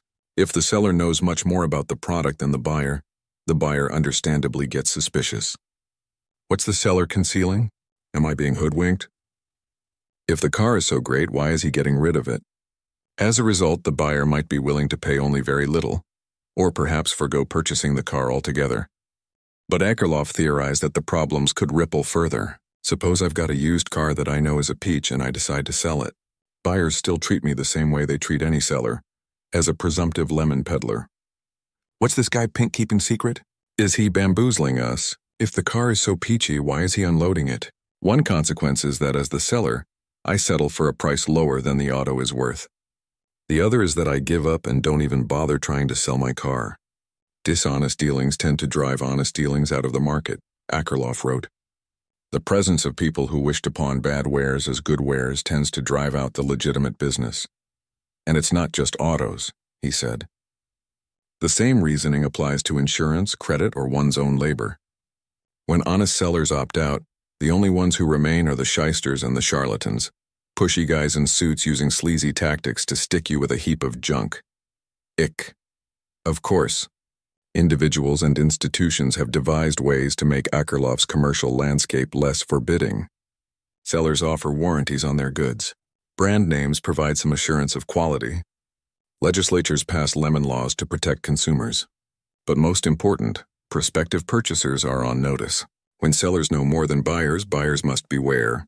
It's no accident that people in the Americas, Europe, and Asia today often know only 2 words of Latin. In a world of information asymmetry, the guiding principle is caveat emptor, buyer beware. Akerlof's provocative thought piece recast how economists and others reckoned with individual transactions and entire markets. So with this example as a model, let's try another intellectual finger exercise. Imagine a world not of information asymmetry, but of something closer to information parity, where buyers and sellers have roughly equal access to relevant information. What would happen then? Actually, stop imagining that world. You're living in it. Go back to used cars. In the United States today, a prospective purchaser of, say, a used Nissan Maxima can arm herself with all manner of relevant information before even approaching a seller. She can go online and find most of the places offering that particular car within a certain radius of her home, thereby giving her a wider set of choices. She can tap her social network or visit websites to discover each dealer's reputation and whether previous customers have been satisfied. For individual sellers, she can spend 15 minutes on a search engine checking the person's bona fides. She can visit online forums to see what current Maxima owners think of the car. She can check Kelley Blue Book, Edmunds, or Autotrader.com to find out the price used Maximas are going for. And once she sees a car she likes, she can take the auto's vehicle identification number and with a quick online search, find out whether it's been in accidents or had major repairs. She's not fully protected from unethical sellers, of course, but if she encounters any dirty dealing or ends up dissatisfied, she can do more than simply gripe to a neighbor. She can tell a few hundred Facebook friends, all her Twitter followers, and the readers of her blog, some of whom may pass her story onto their own networks, undermining the seller's ability to deceive again. Now extend the realities of the market for used cars to the market for just about anything else. Buyers today aren't fully informed in the idealized way that many economic models assume. But neither are they the hapless victims of asymmetrical information they once were. That's why that first word cloud isn't wrong. It's just out of date. The belief that sales is slimy, slick, and sleazy has less to do with the nature of the activity itself than with the long-reigning but fast-fading conditions in which selling has often taken place. The balance has shifted. If you're a buyer and you've got just as much information as the seller, along with the means to talk back, you're no longer the only one who needs to be on notice. In a world of information parity, the new guiding principle is caveat venditor, seller beware. Finding your Kowalski's Joe Girard might as well have parachuted down from that second word cloud, ready to do whatever it takes to put you in a Chevy Malibu this afternoon. He is the world's greatest salesman. I know because he told me. Then he sent me a few pages from Guinness World Records testifying to his achievement and confirmed by a major accounting firm. In 1 year, he sold 425 cars at Morales Chevrolet in Detroit. These weren't fleet sales either. These were one-at-a-time, belly-to-belly sales. Several cars every day for an entire year. It's a remarkable achievement. So how did he do it? His book, How to Sell Anything to Anybody, whose cover claims 2 million copies in print, reveals the secrets, which he also shares with live audiences around the world. I guarantee you that my system will work for you if you understand and follow it, he promises. The centerpiece is Girard's Rule of 250. That each of us has 250 people in our lives we know well enough to invite to a wedding or a funeral. If you reach one person and get her to like you and buy from you, she will connect you to others in her 250-person circle. Some of those people will do the same, and so on in ever-widening cascades of influence. Girard advises us to fill the seats on the Ferris wheel with as many prospects as we can, to let them off the Ferris wheel for a while after they buy, and then to turn them into your bird dogs by paying them $50 for every new sale they subsequently send you. A Chevrolet sold by Joe Girard is not just a car, he writes. It is a whole relationship between me and the customer and his family and friends and the people he works with. 5. Alas, many of the techniques Girard recommends to establish that relationship invite the unsavory adjectives of that first word cloud. For instance, if prospects mention they've recently been on vacation somewhere, Girard will say that he's been there too. Because wherever that guy has been, I have been. Even if I never heard of the place, he writes. A lot of people out there, maybe millions, have heard of me, and thousands have bought from me. They think they know a lot about me because I know a lot about them. They think I have been to Yellowstone National Park. They think I have fished for salmon near Traverse City, Michigan. They think I have an aunt who lives near Selfridge Air Force Base. 6, take your pick. Dishonest, smarmy, or ugh. Girard also describes in 3 lengthy but glorious paragraphs one of his favorite tactics for cold calling prospective customers. It begins by choosing a name from the phone book and placing a call. Now a woman answers the phone. Hello, Mrs. Kowalski. This is Joe Girard at Morales Chevrolet. I just wanted to let you know that the car you ordered is ready. I tell her, now remember, this is a cold call and all I know for sure from the phone book is the party's name, address, and phone number. This Mrs. Kowalski doesn't know what I'm talking about. I'm afraid you have the wrong number. We haven't ordered a new car, she tells me. Are you sure? I ask. Pretty sure. My husband would have told me, she says. Just a minute, I say. Is this the home of Clarence J. Kowalski? No, my husband's name is Stephen. Gee, Mrs. Kowalski, I'm very sorry to have disturbed you at this hour of the day. I'm sure you're very busy. But Girard doesn't let her go. He keeps her talking so he can bait the hook. Mrs. Kowalski, you don't happen to be in the market for a new car, do you? If she knows they are, she'll probably say yes. But the typical answer will be, I don't think so, but you have to ask my husband. There it is, what I'm looking for. Oh, when can I reach him? And she'll say he's usually home by 6. Okay, I got what I wanted. Well, fine, Mrs. Kowalski, I'll call back then if you're sure I won't be interrupting supper. I wait for her to tell me they don't eat until about 6:30, and then I thank her. From there, Girard moves to the next stage. You know what I'm going to be doing at 6 o'clock. That's right. Hello, Mr. Kowalski. This is Joe Girard at Morales Chevrolet. I spoke to Mrs. Kowalski this morning and she suggested I call back at this time. I was wondering if you are in the market for a new Chevrolet. No, he says, not just yet. So I ask, well, when do you think you might start looking at a new car? I ask the question straight out, and he is going to think about it and give me an answer. Maybe he only wants to get rid of me. But whatever the reason, what he says is probably going to be what he really means. It's easier than trying to dream up a lie. I guess I'll be needing one in about 6 months, he says, and I finish with, "Fine, Mr. Kowalski. I'll be getting in touch with you then. Oh, by the way, what are you driving now?" He tells me, I thank him and hang up. 7. Gerard files Mr. Kowalski's name, along with a reminder in his calendar to call him, and moves to the next name on this list. After the easy ones, Gerard writes, "There are many Kowalskis, if you keep searching." 8. That Gerard found enough clueless Kowalskis to become the world's greatest salesman, and that he remains out and about teaching sales skills. Might seem to validate that information asymmetry and the ignoble tactics it allows are alive and well. But there's one more thing you should know about Joe Gerard. He hasn't actually sold a car since 1977. He quit the business more than 3 decades ago to teach others how to sell. The Deloitte & Touche audit his office sent me verifying. His record is dated 1991 and covers a 15-year period beginning in 1963. Gerard's techniques might have gleamed in the mid-1970s, but in the mid-2010s, they have the whiff of old boxes forgotten in the attic. After all, these days Mrs. Kowalski is at work.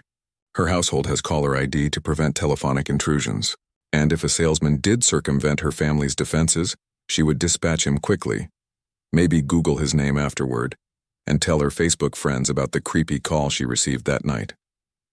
When I reached Gerard by phone one afternoon to ask how the world of sales had changed since he last commanded the showroom, he insisted that it hadn't. The effect of the internet? That is junk. I don't need that crap, he told me. Now that consumers have ample access to information, how does that alter the sales process? Not at all. There's only one way. My way. Could he be as successful on today's landscape as he was in the 1970s? Give me 9 months and I'll rule the world. To be fair, much of what Gerard advocates remains sensible and enduring. He's a staunch advocate of service after the sale. Service, service, service, he told me during our conversation. He offers one of the clearest aphorisms on effective selling I've heard. People want a fair deal from someone they like. But more broadly, his worldview and his tactics resemble one of those old movies in which a soldier stuck on a remote island continues fighting because he hasn't gotten word that the war has ended. Contrast that to Tammy Darvish. When Gerard was selling Chevys in Detroit, Darvish was in primary school. Now she's vice president of Darcars Automotive Group, one of the largest auto dealers on the East Coast. If her home is any indication, the car business has been very good to her. The 15,000 square foot manor where I sat down with her one afternoon contains a foyer that could double as an awesome basketball court. Darvish has dark hair that falls just past her shoulders. She's petite, friendly, and semi-intense, though the intense part seems natural in the semi an effort. Nobody in the survey pictured her when they conjured an image of sales. Darvish came to the industry the old-fashioned way. Her father owned automobile dealerships in the Washington, D.C. area. After graduating from Northwood University in Midland, Michigan, with a degree in automotive marketing, she began at the bottom, a junior sales consultant facing scorching skepticism. She was a 20-year-old woman, the boss's daughter no less, in a heavily male field. In her first month, she outsold her peers and was named Salesman of the Month. Then she did it again in month 2. A career was born. Nearly 30 years later, she has watched the decline of information asymmetry reshape her business. In the old days, customers drove from dealership to dealership collecting what intelligence they could. Today, most of that is done before they show up, and in many cases they are more educated than we are, she said. When I graduated from college, the factory invoice of a car was locked in a safe. We didn't know the cost of the cars we were selling. Today, the customer is telling me. When buyers can know more than sellers, sellers are no longer protectors and purveyors of information. They're the curators and clarifiers of it, helping to make sense of the blizzard of facts, data, and options. If a customer has any question at all, Darvish told me, I can say, let's go to Chevy.com and figure out the answer together. She acknowledges that when you go into a car dealer, you expect a plaid jacket and polyester pants. But just as those questionable fashion choices have become outmoded, so have the skeezy practices they conjure. Indeed, much of what we believe about sales derives not from the inherent nature of selling, but from the information asymmetry that long defined the context in which people sold. Once that asymmetry diminishes and the seesaw rebalances, everything gets upended. For example, Darcars has an unusual policy of rarely hiring experienced salespeople, who might have learned bad habits or acquired old-school perspectives. Likewise, Darvish believes that many sales training programs are a little mechanical, that they risk turning people into selling robots who recite memorized scripts on cue and try to steamroll customers into decisions. We bring them in and we put them in a one-week training course that's not just about sales. We talk about customer service and social media. Most of all, what makes someone effective on this shifted terrain is different from the smooth-talking, backslapping, pocket-picking stereotype of the past. Darvish says the qualities she looks for most are persistence, and something for which a word never appeared in either of the word clouds: empathy. You can't train someone to care, she told me. To her, the ideal salespeople are those who ask themselves, what decision would I make if that were my own mom sitting there trying to get service or buy a car? It sounds noble, and maybe it is. But today it's how you sell cars. Joe Girard is a reason why we had to live by caveat emptor. Tammy Darvish survives and thrives because she lives by caveat venditor. The decline of information asymmetry hasn't ended all forms of lying, cheating, and other sleazebaggery. One glimpse of the latest financial shenanigans from Wall Street, the city, or Hong Kong confirms that unhappy fact. When the product is complicated, credit default swaps anyone, and the potential for lucre enormous, some people will strive to maintain information imbalances and others will opt for outright deception. That won't change. As long as flawed and fallible human beings walk the planet, caveat emptor remains useful guidance. I heed this principle. So should you. But the fact that some people will take the low road doesn't mean that lots of people will. When the seller no longer holds an information advantage and the buyer has the means and the opportunity to talk back, the low road is a perilous path. Caveat venditor extends well beyond car sales to refashion most encounters that involve moving others. Take travel. In the old days, that is 15 years ago, travel agents maintained an information monopoly that allowed the unscrupulous ones to overcharge and mistreat their customers. Not anymore. Today, a mom with a laptop has about the same access to airfares, hotel rates, and reviews as a professional. Or consider selling yourself for a job. You can no longer control all the information about yourself, some of which you selectively include in your sales document, the resume. Today, a company might still look at that resume, but, as CNN notes, the company will also browse your LinkedIn and Facebook profiles, read the gory details in your blog, and hit Google to find out more about you, good or bad, all in one sitting. The new rules of caveat venditor also govern the booming ed-med sector. Today, it's possible for a motivated secondary school student with internet access to know more about the causes of the Peloponnesian War, or how to make a digital film than his teacher. Physicians, once viewed as imperial dispensers of specialized knowledge, now might see patients who've researched their ailment and arrive with a clutch of studies and a course of action. Today's educators and healthcare professionals can no longer depend on the quasi-reverence that information asymmetry often afforded them. When the balance tilts in the opposite direction, what they do and how they do it must change. Ed-med beware. A Tale of Two Saturdays. Steve Kemp is a man in a suit who sells used cars. His business, SK Motors, where everybody rides, in Lanham, Maryland, sits on a colorless patch of Maryland State Route 564, down the road from a roller rink and Grace Baptist Church. Kemp is an old-fashioned businessman, a cheerful fellow, ruddy and heavyset, who belongs to the local Rotary Club and whose service shop offers free detailing to the teacher of the month at a neighborhood school. And SK Motors is an old-fashioned place. Its inventory of about 50 used cars, from a Mercedes-Benz SL to a Hyundai Elantra, sits in an asphalt lot ringed with starter flags. At the edge is a compact one-story, five-room structure that serves as the office. One sunny Saturday morning, two salesmen, Frank and Wayne, sip coffee in the front room waiting for the first customer on what is always the busiest day of the week. Frank is a soft-spoken African-American man who's 74 years old but looks 55. He's been selling cars since 1985. Wayne is about the same age, white and cantankerous, with a baseball cap and plaid shirt. Onto the lot drives a chain-smoking man in a parka, and his rail-thin 20-something son, who sports a valiant attempt at a beard and a jacket that bears the name of the local electric utility. The younger man needs a car. He admires the 3-year-old Nissan Altima but can't afford its $1,650 price, so he goes for the 1993 Ford Escort with 117,000 miles. With Frank in the front seat, he takes the car for a test drive. Then they return to the front room to make a deal. He fills out a credit application. Steve's right-hand man, Jimmy, takes the application and heads to his office, which houses one of the company's 2 computers, to do a credit check. Whammo. The report reads like a rap sheet.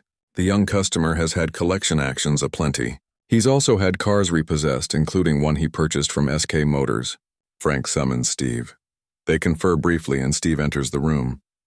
"We're now at the would-yife stage," he whispers to me. "Huh? Would you if we did this? Would you if we did that?" he whispers again. Steve is willing to offer a loan, at SK's standard interest rate of 24% and with a tracking device attached to the car, if the young man makes a $2,500 down payment. Would-yife, those were the terms. The man doesn't have any money for a down payment. He leaves. 2 more customers come in, neither serious. In the midst of lunch, a tall man wearing a cowboy hat and jacket emblazoned with Jack Daniels logos arrives. He's looking for a cheap car. Everyone who comes in is, and finds a burnt orange Acura for $3,700. He and Frank do a test drive. When they return, he's ready to buy. Frank doesn't say much. He just doesn't get in the way. They bargain the price down to $3,200, and the man in the cowboy hat drives off. It's 1 p.m. and SK Motors has its first sale of the day. By 2 p.m., Wayne is asleep at his desk. At about 4 p.m., Steve sells a 2003 Dodge Stratus with 70,000 miles to a woman who needs a car for her teenage son. By the time we close up shop that evening, SK Motors has sold 2 cars. On another Saturday, I head to another used car lot, a CarMax Auto Superstore in Rockville, Maryland. It's about 30 miles away from SK Motors in distance and light years in form. This place has more cars in the customer parking lot than SK had for sale. Its collection of vehicles spans a block-sized stretch of asphalt that looks like an airport parking lot, complete with sections designated by letters to help people find their way. Inside the main office, the place is buzzing like a low-wattage stock market floor. 24 desks, more than 40 salespeople, customers galore. But the biggest difference isn't size or noise. It's information. At SK Motors that Saturday, not a single customer seemed to have done even the most rudimentary research on prices, competing deals, or car quality in advance of the visit. Here, about half the customers are clutching printouts they've brought from home. Others are pecking at their smartphones and iPads. And those who still need access can use a bank of computers CarMax has made available. SK Motors, which serves customers whose options are limited, and whose credit is so compromised they'll tolerate monitoring devices and sky-high interest rates, can still benefit from information asymmetry. CarMax has built its business model around the opposite. The company launched in 1993 hoping to reinvent the way Americans bought used cars. 2 decades later, CarMax is a Fortune 500 company that sells more than 400,000 vehicles each year and collects annual revenue of more than $9 billion. 10 from the start, it tried to undo the conventions that gave rise to that first word cloud. For instance, it established a set price for each car. No haggling necessary. That reduces a customer's fear of being out-bargained by a more informed seller. Also, CarMax salespeople, most of them decked in blue polo shirts with a company logo rather than a suit and tie, earn their pay entirely through commissions. But those commissions aren't based on the price of the car. Selling a budget car earns the same commission as selling an expensive one. That mitigates the fear that a pushy salesman will press you to buy a vehicle that's good for his wallet, rather than yours. Finally, CarMax practically disgorges information. Since any customer on her own can find a report on the vehicle's condition or history, CarMax gives that to customers for free. It offers warranties, certifications, and guarantees to address the quality concerns that Akerlof identified back in 1967. But the sharpest example is in plain view when you walk into the store. Each salesperson sits at a small desk, him on one side, the customer on the other. Each desk also has a computer. In most settings, the seller would look at the computer screen and the buyer at the computer's backside. But here the computer is positioned not in front of either party, but off to the side with its screen facing outward, so both buyer and seller can see it at the same time. It's the literal picture of information symmetry. No haggling, transparent commissions, informed customers. Once again, it all sounds so enlightened, and maybe it is. But that's not why this new approach exists. This is why. On the Saturday I spent at SK Motors, a total of 8 customers came in the entire day. On the Saturday at CarMax, more than that showed up in the first 15 minutes. As we've seen, Caveat venditor has become just as important as caveat emptor, whether you're in traditional sales or non-sales selling. The low road is now harder to pass, and the high road, honesty, directness, and transparency, has become the better, more pragmatic long-term route. Yet the idea that we're all in sales still rests uneasily for some people, in part because of a few other myths I'll quickly address here. The first is the myth of the blockhead. We do not seem to have gone much in for genius, wrote Fuller Brush Company founder Alfred Fuller of his sales force. Carson, the way this myth has it, the smarties go off to become engineers and lawyers, while those consigned to the less favorable portions of the IQ bell curve distribution migrate toward sales, which requires far less cognitive horsepower. Not quite. As you'll see in parts 2 and 3 of this book, when simple transactional tasks can be automated, and when information parity displaces information asymmetry, moving people depends on more sophisticated skills and requires as much intellect and creativity as designing a house, reading a CT scan, or, say, writing a book. The second erroneous belief, and a reason that some people disdain sales, is the myth of the money grubber. That being effective requires being greedy, and that the best and perhaps only way to succeed is to become a coin-operated selling machine. Once again, not quite. For starters, non-sales selling, especially in domains such as EdMed, has nothing to do with cash, and considerable research has shown that money is not the driving force even for the majority of people in traditional sales. 12. What's more, as you'll read in the sample case at the end of Chapter 9, a number of companies have actually increased sales by eliminating commissions and de-emphasizing money. Finally, many people, myself included until I began researching this book, believe the myth of the natural. Some people have sales chops. Others don't. Some people are innately skilled at moving others. The rest of us are out of luck. Here we confront a paradox. There are no natural salespeople, in part because we're all naturally salespeople. Each of us, because we're human, has a selling instinct, which means that anyone can master the basics of moving others. The rest of this book will show you how. Part 2, How to Be I4. Attunement in the 1992 movie Glengarry Glen Ross, based on David Mamet's Pulitzer Prize and Tony Award-winning play of the same name. 4 small-time salesmen inhabit the seedy Chicago office of a real estate company called Mitch and Murray. They've been struggling lately, these salesmen, so on a gloomy, rain-soaked night, the downtown bosses dispatch Blake, a cold-blooded predator in a well-tailored suit, to kick them into higher gear. In one of the epic scenes in the cinema of sales, Blake, played by a young Alec Baldwin, schools the middle-aged men on how to sell. His instruction begins with derision, as he questions their masculinity and pelts them with profanities. From there, he moves to fear. We're adding a little something to this month's sales contest, he says. As you all know, first prize is a Cadillac Eldorado. Anybody want to see second prize? He holds up a package. Second prize is a set of steak knives. He pauses. Third prize is you're fired. You get the picture? Blake then concludes his harangue with some old-fashioned sales training, flipping over a green chalkboard and pointing to where he's written the first 3 letters of the alphabet. ABC, he explains. Always be. Could be a closing. Always be closing. Always be closing. Always be closing is a cornerstone of the sales cathedral. Successful salespeople, like successful hunters of any species, never relent in pursuing their prey. Every utterance and each maneuver must serve a single goal: pushing the transaction to a conclusion, your conclusion, and getting the person across the table, as Blake says, to sign on the line which is dotted. Always be closing. Its simplicity makes it understandable, its alphabeticality makes it memorable, and it can be constructive advice, keeping sellers focused on a deal's end even during its beginning and middle. But the effectiveness of this advice is waning, because the conditions on which it depends are fading. When only some of us are in sales, and when buyers face minimal choices and information asymmetry, always be closing is sensible counsel. But when all of us are in sales, and none of us has much of an information edge, Blake's prescription seems as dated as the electric typewriters and Rolodex cards that dot Mitch and Murray's office. Remapped conditions require revamped navigation, so here in Part 2 I introduce the new ABCs of moving others.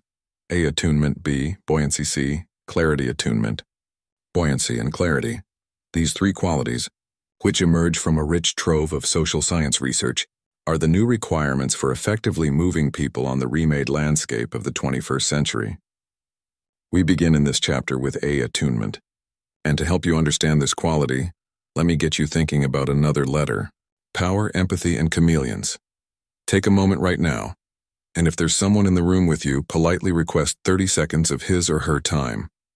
Then ask that person to do the following. First, with your dominant hand, snap your fingers 5 times as quickly as you can. Then again as quickly as you can, use the forefinger of your dominant hand to draw a capital E on your forehead. Seriously, go ahead and do this.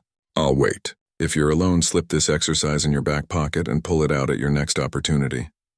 Now look at the way your counterpart drew his or her E. Which photograph above does it look like? The difference might seem innocuous, but the letter on your counterpart's forehead offers a window into his mind. If the E resembles the one on the left, the person drew it so he could read it himself. If it looks like the one on the right, he drew the E so you could read it. Since the mid-1980s, social psychologists have used this technique, call it the E-test, to measure what they dub perspective taking. When confronted with an unusual or complex situation involving other people, how do we make sense of what's going on? Do we examine it from only our own point of view? Or do we have the capability to step outside our own experience and imagine the emotions, perceptions, and motivations of another? One perspective taking is at the heart of our first essential quality in moving others today. Attunement is the ability to bring one's actions and outlook into harmony with other people and with the context you're in. Think of it as operating the dial on a radio. It's the capacity to move up and down the band as circumstances demand, locking in on what's being transmitted, even if those signals aren't immediately clear or obvious. The research shows that effective perspective taking, attuning yourself with others, hinges on 3 principles. 1. Increase your power by reducing it.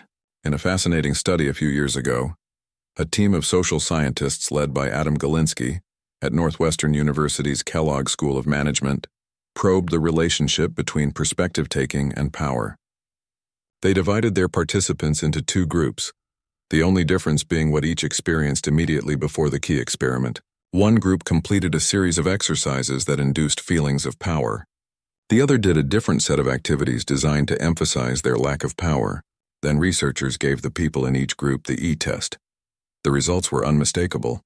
High-power participants were almost 3 times as likely as low-power participants to draw a self-oriented E. 2. In other words, those who'd received even a small injection of power became less likely, and perhaps less able, to attune themselves to someone else's point of view. Now try another test on yourself, one that doesn't require anybody's forehead. Imagine that you and your colleague Maria go out to a fancy restaurant that's been recommended by Maria's friend Ken. The experience is awful. The food stinks, the service is worse. The following day, Maria sends Ken an email that says only, "About the restaurant, it was marvelous, just marvelous." How do you think Ken will interpret the comment? Will he consider the email sincere or sarcastic? Think about it for a moment before reading further. In a related experiment, Galinsky and his crew used a version of this scenario to examine power and perspective taking from another angle and found results similar to what they uncovered with the E-test.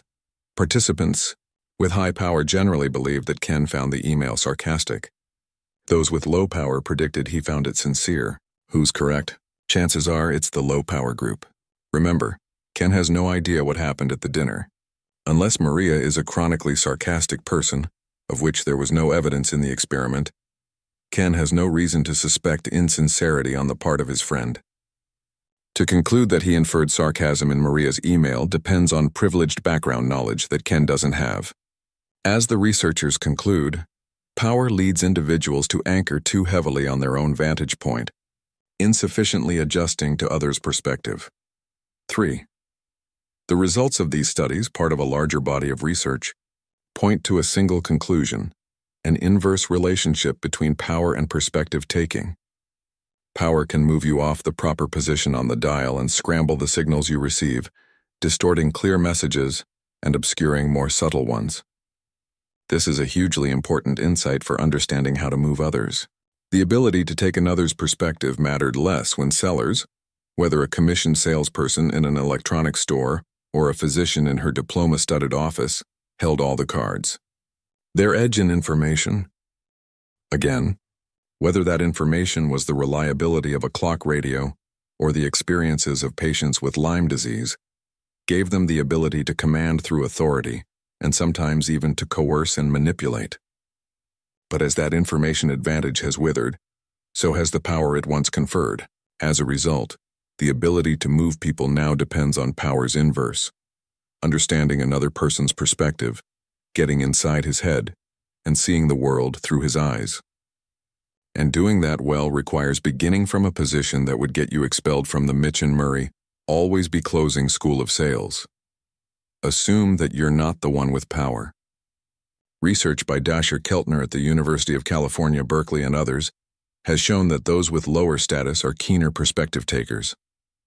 When you have fewer resources, Keltner explained in an interview, you're going to be more attuned to the context around you. 4. Think of this first principle of attunement as persuasion jujitsu, using an apparent weakness as an actual strength. Start your encounters with the assumption that you're in a position of lower power. That will help you see the other side's perspective more accurately, which in turn will help you move them. Don't get the wrong idea, though. The capacity to move others doesn't call for becoming a pushover or exhibiting saintly levels of selflessness. Attunement is more complicated than that, as the second principle is about to demonstrate. 2. Use your head as much as your heart. Social scientists often view perspective taking and empathy as fraternal twins, closely related but not identical. Perspective taking is a cognitive capacity. It's mostly about thinking. Empathy is an emotional response. It's mostly about feeling. Both are crucial. But Galinsky, William Maddox at INSEAD Business School in Fontainebleau, France, and 2 additional colleagues have found that one is more effective when it comes to moving others. In a 2008 experiment, the researchers simulated a negotiation over the sale of a gas station. Like many real-life negotiations, this one presented what looked like an obstacle. The highest price the buyer would pay was less than the lowest price the seller would accept. However, the parties had other mutual interests that, if surfaced, could lead to a deal both would accept. 1/3 of the negotiators were instructed to imagine what the other side was feeling, while 1/3 was instructed to imagine what the other side was thinking. The remaining third, given bland and generic instructions, was the control group. What happened? The empathizers struck many more deals than the control group. But the perspective takers did even better. 76% of them managed to fashion a deal that satisfied both sides. Something similar happened in another negotiation situation, this one involving a set of thornier and more conflicting issues between a recruiter and a job candidate. Once again, the perspective takers fared best, not only for themselves but also for their negotiation partners. Taking the perspective of one's opponent produced both greater joint gains and more profitable individual outcomes. Perspective takers achieved the highest level of economic efficiency without sacrificing their own material gains, Galinsky and Maddox wrote. Empathy, meanwhile, was effective but less so, and was, at times, a detriment to both discovering creative solutions and self-interest. 5. Traditional sales and non-sales selling often involve what look like competing imperatives: cooperation versus competition, group gain versus individual advantage. Pushing too hard is counterproductive, especially in a world of caveat venditor. But feeling too deeply isn't necessarily the answer either, because you might submerge your own interests. Perspective taking seems to enable the proper calibration between the two poles, allowing us to adjust and attune ourselves in ways that leave both sides better off. Empathy can help build enduring relationships and diffuse conflicts. In medical settings, according to one prominent physician, it is associated with fewer medical errors, better patient outcomes, more satisfied patients, fewer malpractice claims, and happier doctors. 6. And empathy is valuable and virtuous in its own right.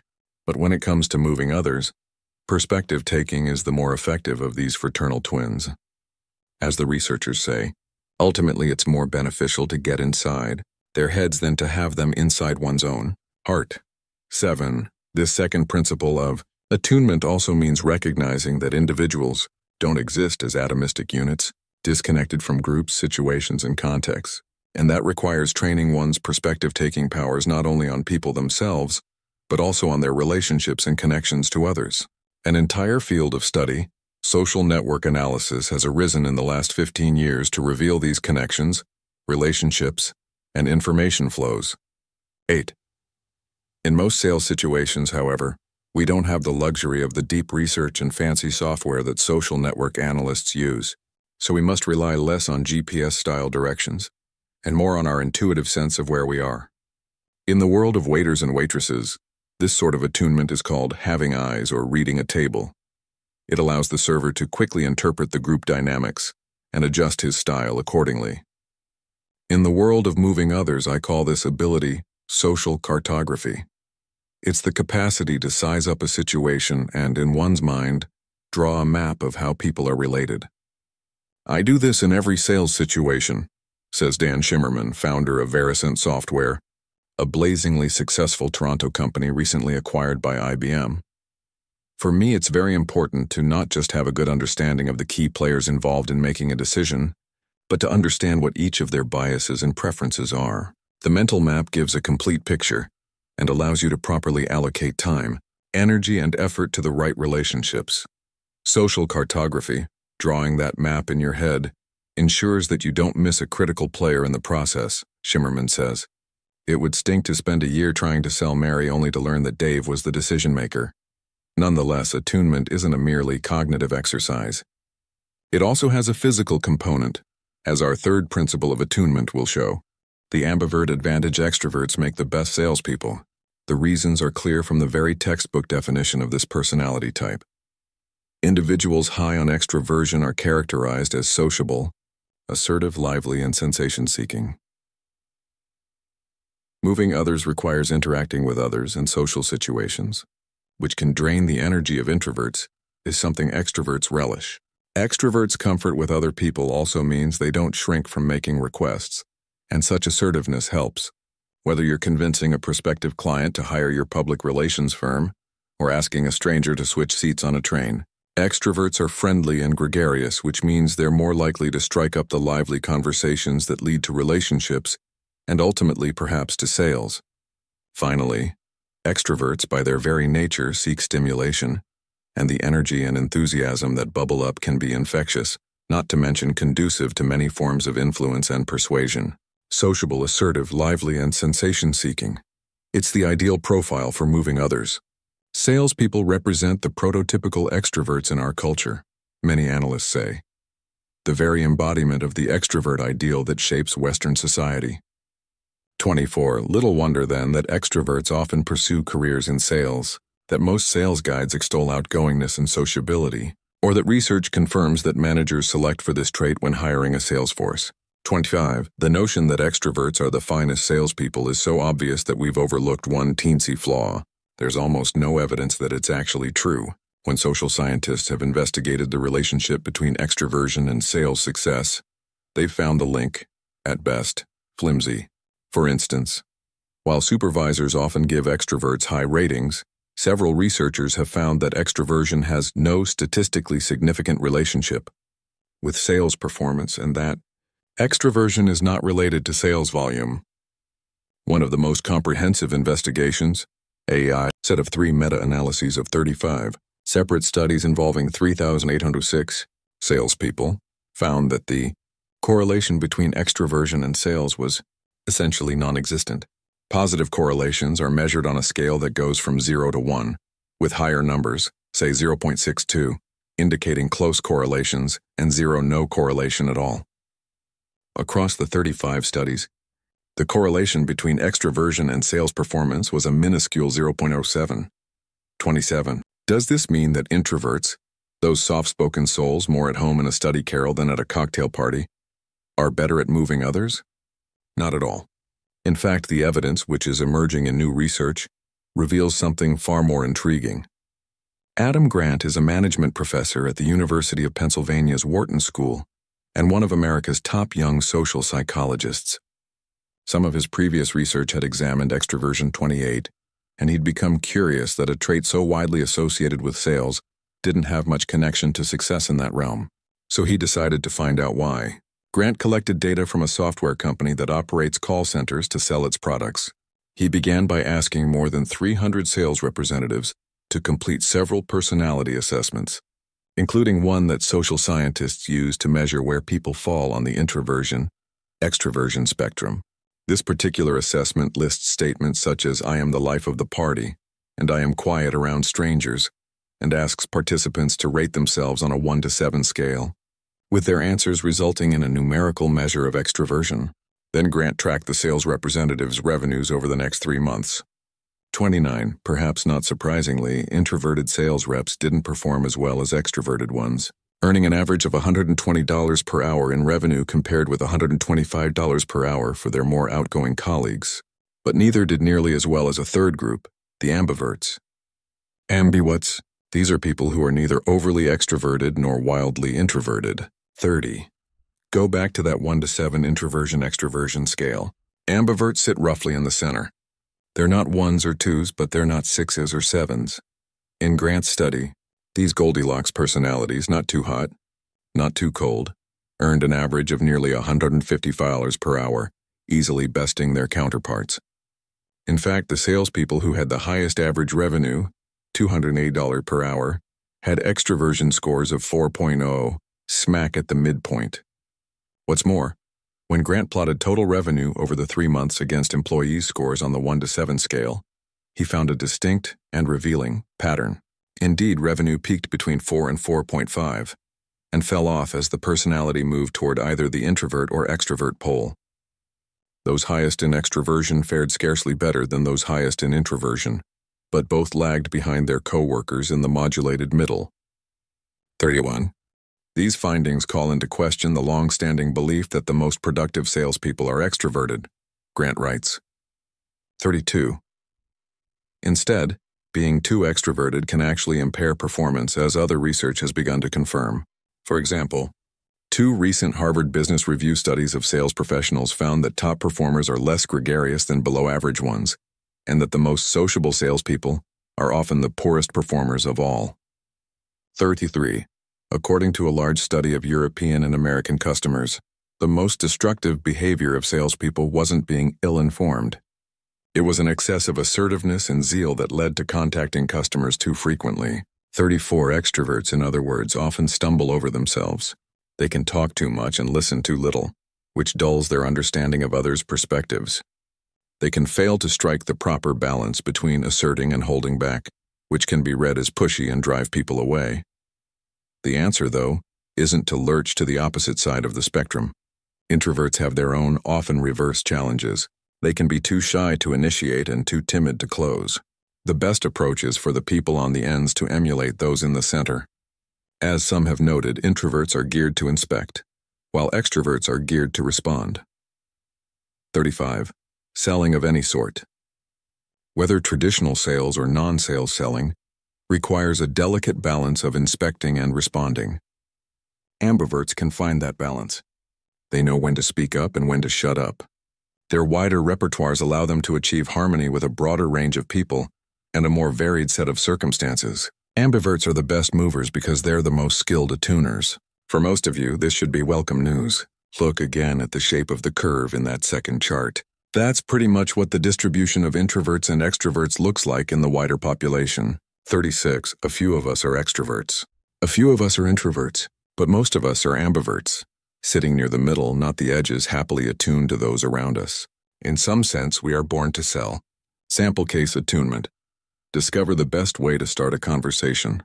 Everything good in life, a cool business, a great romance, a powerful social movement, begins with a conversation. Talking with each other one-to-one is human beings' most powerful form of attunement. Conversations help us understand and connect with others in ways no other species can. But what's the best way to start a conversation, especially with someone you don't know well? How can you quickly put the person at ease, invite an interaction, and build rapport? For guidance, look to Jim Collins, author of the classic Good to Great and other groundbreaking business books. He says his favorite opening question is, "Where are you from?" The wording allows the other person to respond in a myriad of ways. She might talk in the past tense about location, "I grew up in Berlin," speak in present tense about her organization, "I'm from Chiba Kogyo Bank," or approach the question from some other angle, "I live in Los Angeles, but I'm hoping to move." This question has altered my own behavior. Because I enjoy hearing about people's experiences at work, I often ask people, "What do you do?" But I've found that a few folks squirm at this because they don't like their jobs or they believe that others might pass judgment. Collins's question is friendlier and more attuned. It opens things up rather than shuts them down. And it always triggers an interesting conversation about something. Practice strategic mimicry. Gwen Martin says that what makes some salespeople extraordinary is their ability to chameleon, to adjust what they do and how they do it to others in their midst. So how can you teach yourself to be a bit more like that benevolent lizard and begin to master the techniques of strategic mimicry? The 3 key steps are watch, wait, and wane. 1. Watch. Observe what the other person is doing. How is he sitting? Are his legs crossed? His arms, does he lean back? Tilt to one side? Tap his toe? Twirl his pen? How does he speak? Fast, slow? Does he favor particular expressions? 2. Wait. Once you've observed, don't spring immediately into action. Let the situation breathe. If he leans back, count to 15, then consider leaning back too. If he makes an important point, repeat back the main idea verbatim, but a bit later in the conversation. Don't do this too many times, though. It's not a contest in which you're piling up points per mimic. 3. Wane. After you've mimicked a little, try to be less conscious of what you're doing. Remember, this is something that humans, including you, do naturally, so at some point it will begin to feel effortless. It's like driving a car. When you first learn, you have to be conscious and deliberate. But once you've acquired some experience, you can proceed by instinct. Again, the objective here isn't to be false. It's to be strategic by being human. Subtle mimicry comes across as a form of flattery, the physical dance of charm itself, the New York Times has noted. And if that kind of flattery doesn't close a deal, it may just be that the customer isn't buying. Pull up a chair. Jeff Bezos, the founder of Amazon.com, has accomplished a great deal in his 48 years. He's reshaped the retail business. He's become one of the 30 wealthiest people on the planet, and with far less fanfare, he's devised one of the best attunement practices I've encountered. Amazon, like most organizations, has lots of meetings, but at the important ones, alongside the chairs in which his executives, marketing mavens, and software jockeys take their places, Bezos includes one more chair that remains empty. It's there to remind those assembled who's really the most important person in the room, the customer. The empty chair has become legendary in Amazon's Seattle headquarters. Seeing it encourages meeting attendees to take the perspective of that invisible but essential person. What's going through her mind? What are her desires and concerns? What would she think of the ideas we're putting forward? Try this in your own world. If you're crafting a presentation, the empty chair can represent the audience and its interests. If you're gathering material for a sales call, it can help generate possible objections and questions the other party might raise. If you're preparing a lesson plan, an empty chair can remind you to see things from your student's perspective. Attuning yourself to others, exiting your own perspective and entering theirs is essential to moving others. One smart, easy, and effective way to get inside people's heads is to climb into their chairs. Get in touch with your inner ambivert. Wharton's Adam Grant has discovered that the most effective salespeople are ambiverts, those who fall somewhere in the middle of the introversion-extroversion scale. Are you one of them? Take a moment to find out. Visit this link, http://www.danpink.com assessment, where I've replicated the assessment that social scientists use to measure introversion and extroversion. It will take about 5 minutes to complete, and you'll get a rating when you're done. If you find you're an ambivert, congrats on being average. Continue what you're doing. If you test as an extrovert, try practicing some of the skills of an introvert. For example, make fewer declarations and ask more questions. When you feel the urge to assert, hold back instead. Most of all, talk less and listen more. If you turn out to be an introvert, work on some of the skills of an extrovert. Practice your ask in advance so you don't flinch from it when the moment arrives. Goofy as it might sound, make a conscious effort to smile and sit up straight. Even if it's uncomfortable, speak up and state your point of view. Most of us aren't on the extremes, uniformly extroverted or rigidly introverted. We're in the middle, and that allows us to move up and down the curve, attuning ourselves as circumstances demand and discovering the hidden powers of ambiversion. Have a conversation with a time traveler. Kathy Salit, whom you'll meet in Chapter 8, has an exercise to build the improvisational muscles of her actors that can also work to hone anyone's powers of attunement. She calls it Conversation with a time traveler. It doesn't require any props or equipment, just a little imagination and a lot of work. Here's how it goes. Gather a few people and ask them to think of items that somebody from 300 years ago would not recognize. A traffic light, maybe. A carry-out pizza. An airport screening machine. Then divide into groups of 2.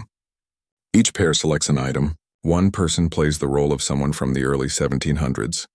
The other has to explain the item. This is more difficult than it sounds. That person from 300 years ago has a perspective wildly different from our own.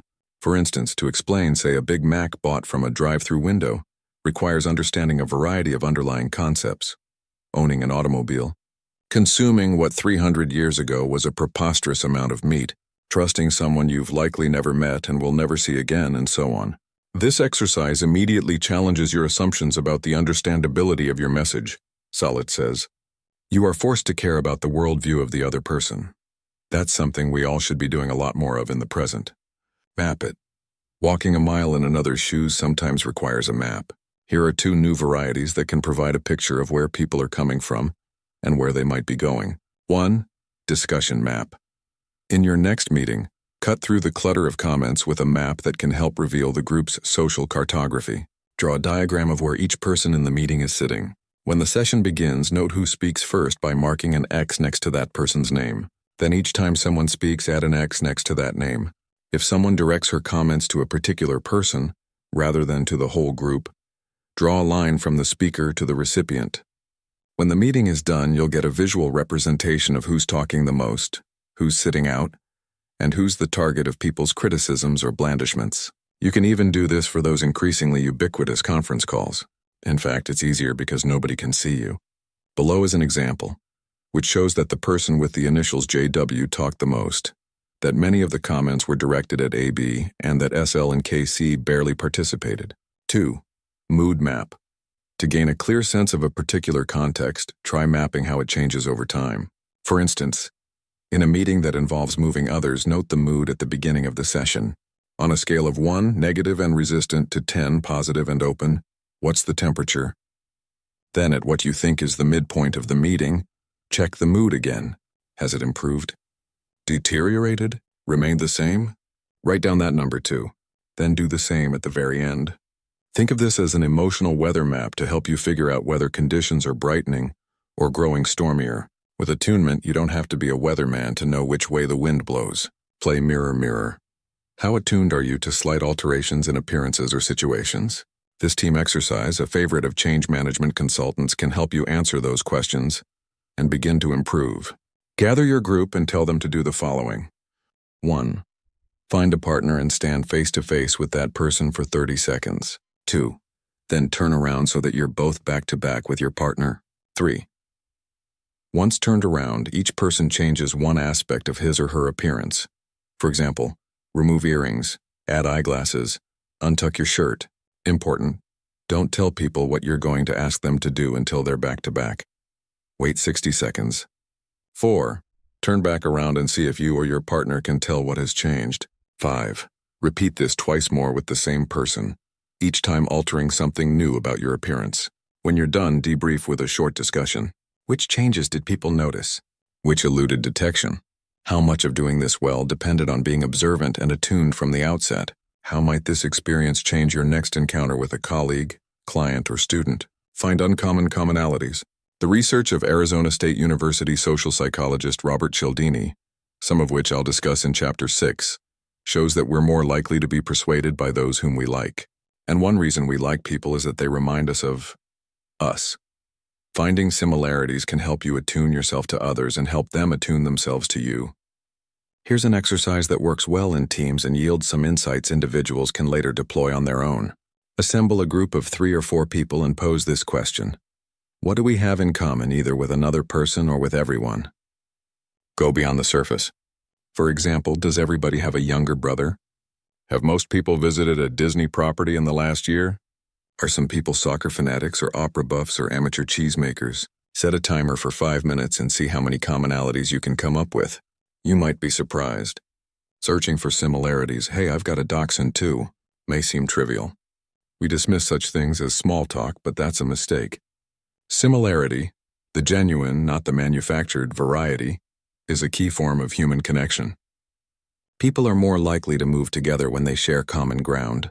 05 buoyancy and Wednesday morning. The day after he'd sold about $150 worth of carpet sweepers and cleaning products to 2 San Francisco lawyers, Fuller Brushman, Norman Hall returns to their office to deliver the goods. But when he arrives, the lawyers have not. So Hall and I retreat to a break room situated in the corner of the building's 7th floor. The room is the aggressively generic sort of space you find in many office buildings. A small kitchen set up against one wall, a cheap table surrounded by cheaper chairs in the room's center. But it gives us a place to park. And there we sit, chatting about Hall's life, waiting for his customers to show up so he can give them their loot and get on with his day. About a half hour into our conversation, a woman who works down the hall enters the break room and begins preparing a small pot of coffee. When her back is turned, Hall signals with a raised index finger that he wants to interrupt our conversation to begin one with her. "Are you the new office down the way?" he asks. "We are," she says, turning her head, but not her body, to respond. "I've been calling on these 2 attorneys here for many, many years, and I was going to introduce myself," Hall says. "I don't know whether there's much interest, but I've been covering this area of the city for almost 40 years. The woman, her back still turned and her voice devoid of even a fleck of emotion, says, "Uh-huh. I'm sure you've heard of Fuller Brush," Hall begins. "Yeah, she replies. She's uncomfortable, and it's clear that the encounter has become a game of beat the clock. Will her coffee finish brewing before Hall gets fully into his sales pitch? I don't think we have any need. Drip, drip, drip. I don't press myself on people," Hall assures her, calm in his voice and time on his side. "Drip, drip, drip. Okay," she says, in the sing-songy rising intonation of someone trying end to end a conversation. "Thank you." Hall pretends to be oblivious. "I carry the home catalog, and then I do supply certain offices with minor cleaning items. That's why I'm here," he says. She turns, crosses her arms, and alternates her gaze between Hall and the coffee. Hall explains that the lawyers have been his customers for 15 years, and that he's waiting to give them what they ordered the day before. He tells her again that he's been working this neighborhood for 4 decades. He reiterates that he doesn't press, that he's not one of those pushy salesmen, that he simply has some products that might be useful, and that he can tell her about them in just a few minutes and not waste any of her time. Drip, drip. The coffee is done. "Well," the woman says, stretching the word for long enough that an outright no becomes a grudging maybe.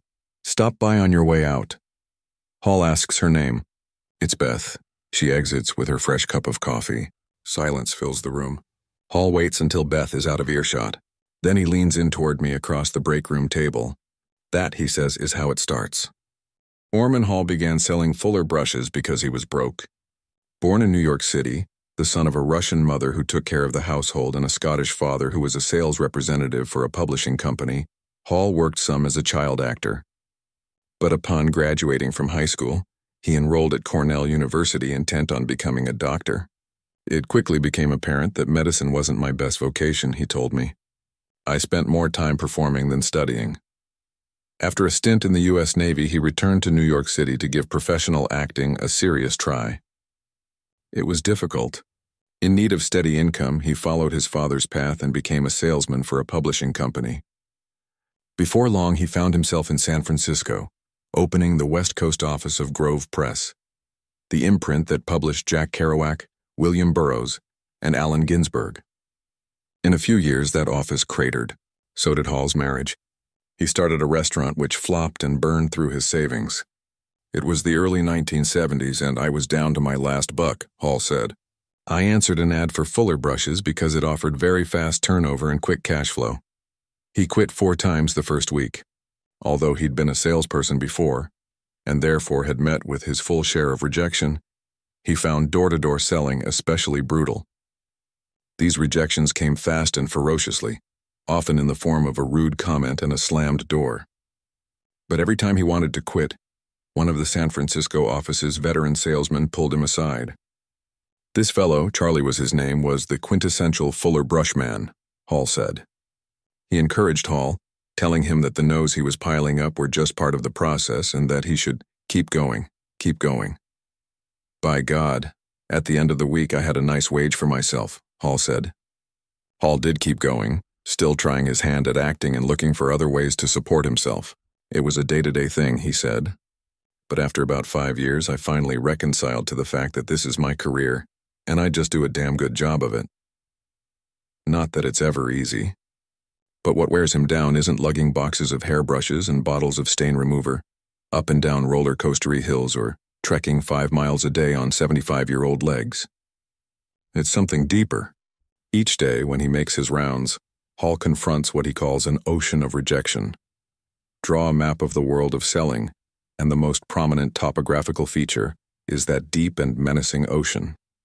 Anyone who sells, whether they're trying to convince customers to make a purchase or colleagues to make a change, must contend with wave after wave of rebuffs, refusals, and repudiations. How to stay afloat amid that ocean of rejection is the second essential quality in moving others. I call this quality buoyancy. Hall exemplifies it. Recent social science explains it. And if you understand buoyancy's 3 components, which apply before, during, and after any effort to move others, you can use it effectively in your own life. Before, interrogative self-talk. The hardest part of selling, Norman Hall says, occurs before his well-polished shoes even touch the streets of San Francisco. Just getting myself out of the house and facing people is the stiffest challenge, he says. It's that big, unknown, faceless person I have to face for the first time. Most sales and success gurus offer a standard remedy for Hall's hesitation. He should pump himself up. He should take a moment to remind himself how fabulous and unstoppable he is.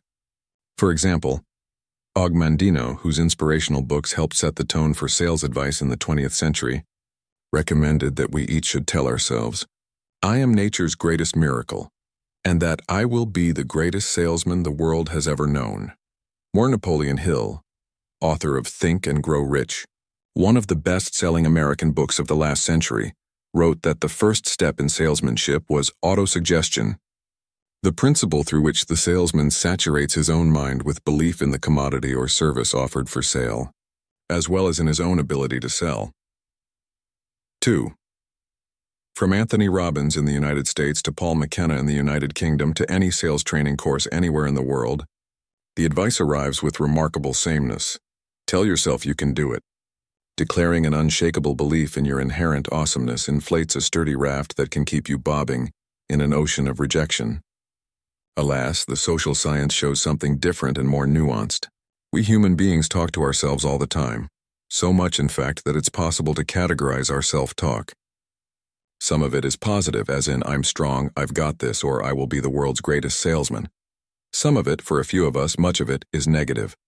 "I'm too weak to finish this race," or "I've never been good at math," or "There's no way I can sell these encyclopedias." But whether the talk is chest-thumping or ego-bashing, it tends to be declarative. It states what is or what will be. However, the person whose example you should be following takes a different tack. His name is Bob the Builder. And if you haven't been around preschool children in the last 15 years, let me offer a quick dossier. Bob is an overall-clad, hard-hat-sporting, stop-motion animated guy who runs a construction company. His TV program, which began in England in 1999, now entertains kids in 45 countries. Bob is always finding himself in sticky situations that seem inevitably to call for traditional sales or non-sales selling. Like all of us, Bob talks to himself. But Bob's self-talk is neither positive nor declarative. Instead, to move himself and his team, he asks a question. Can we fix it? Devotees of Mandino, Hill, Robbins, and McKenna might shudder at allowing this shaft of doubt, questioning one's ability to shine through our psychic windows. But social scientists are discovering that Bob has it right. Yes, positive self-talk is generally more effective than negative self-talk. But the most effective self-talk of all doesn't merely shift emotions. It shifts linguistic categories. It moves from making statements to asking questions. 3 researchers, Ibrahim Sinay and Dolores Albarracin of the University of Illinois, along with Kenji Noguchi of the University of Southern Mississippi, confirmed the efficacy of interrogative self-talk in a series of experiments they conducted in 2010. In one, they gave participants 10 anagrams to solve, for example, rearranging the letters in Wen to spell hewn. They separated the participants into 2 groups, each of which was treated identically except for the 1 minute before they tackled their assignments. The researchers instructed the first group to ask themselves whether they would solve the puzzles, and the second group to tell themselves that they would solve the puzzles. On average, the self-questioning group solved nearly 50% more puzzles than the self-affirming group. In the next experiment, the researchers presented a new group of participants with another round of anagrams, but they added a twist of trickery. We told participants that we were interested in people's handwriting practices. With this pretense, participants were given a sheet of paper to write down 20 times one of the following words: will I will, I, or will. 4. The outcome was similar. People who'd written will I solved nearly twice as many anagrams as those who'd written I will, or I. In subsequent experiments, the basic pattern held.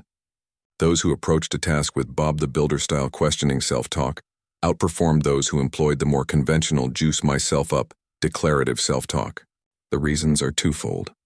First, the interrogative by its very form elicits answers, and within those answers are strategies for actually carrying out the task. Imagine, for instance, that you're readying yourself for an important meeting in which you must pitch an idea and marshal support for it. You could tell yourself, I'm the best. This is going to be a breeze, and that might give you a short-term emotional boost. But if you instead ask, can I make a great pitch? The research has found that you provide yourself something that reaches deeper and lasts longer. You might respond to yourself, go, well, yes, I can make a great pitch.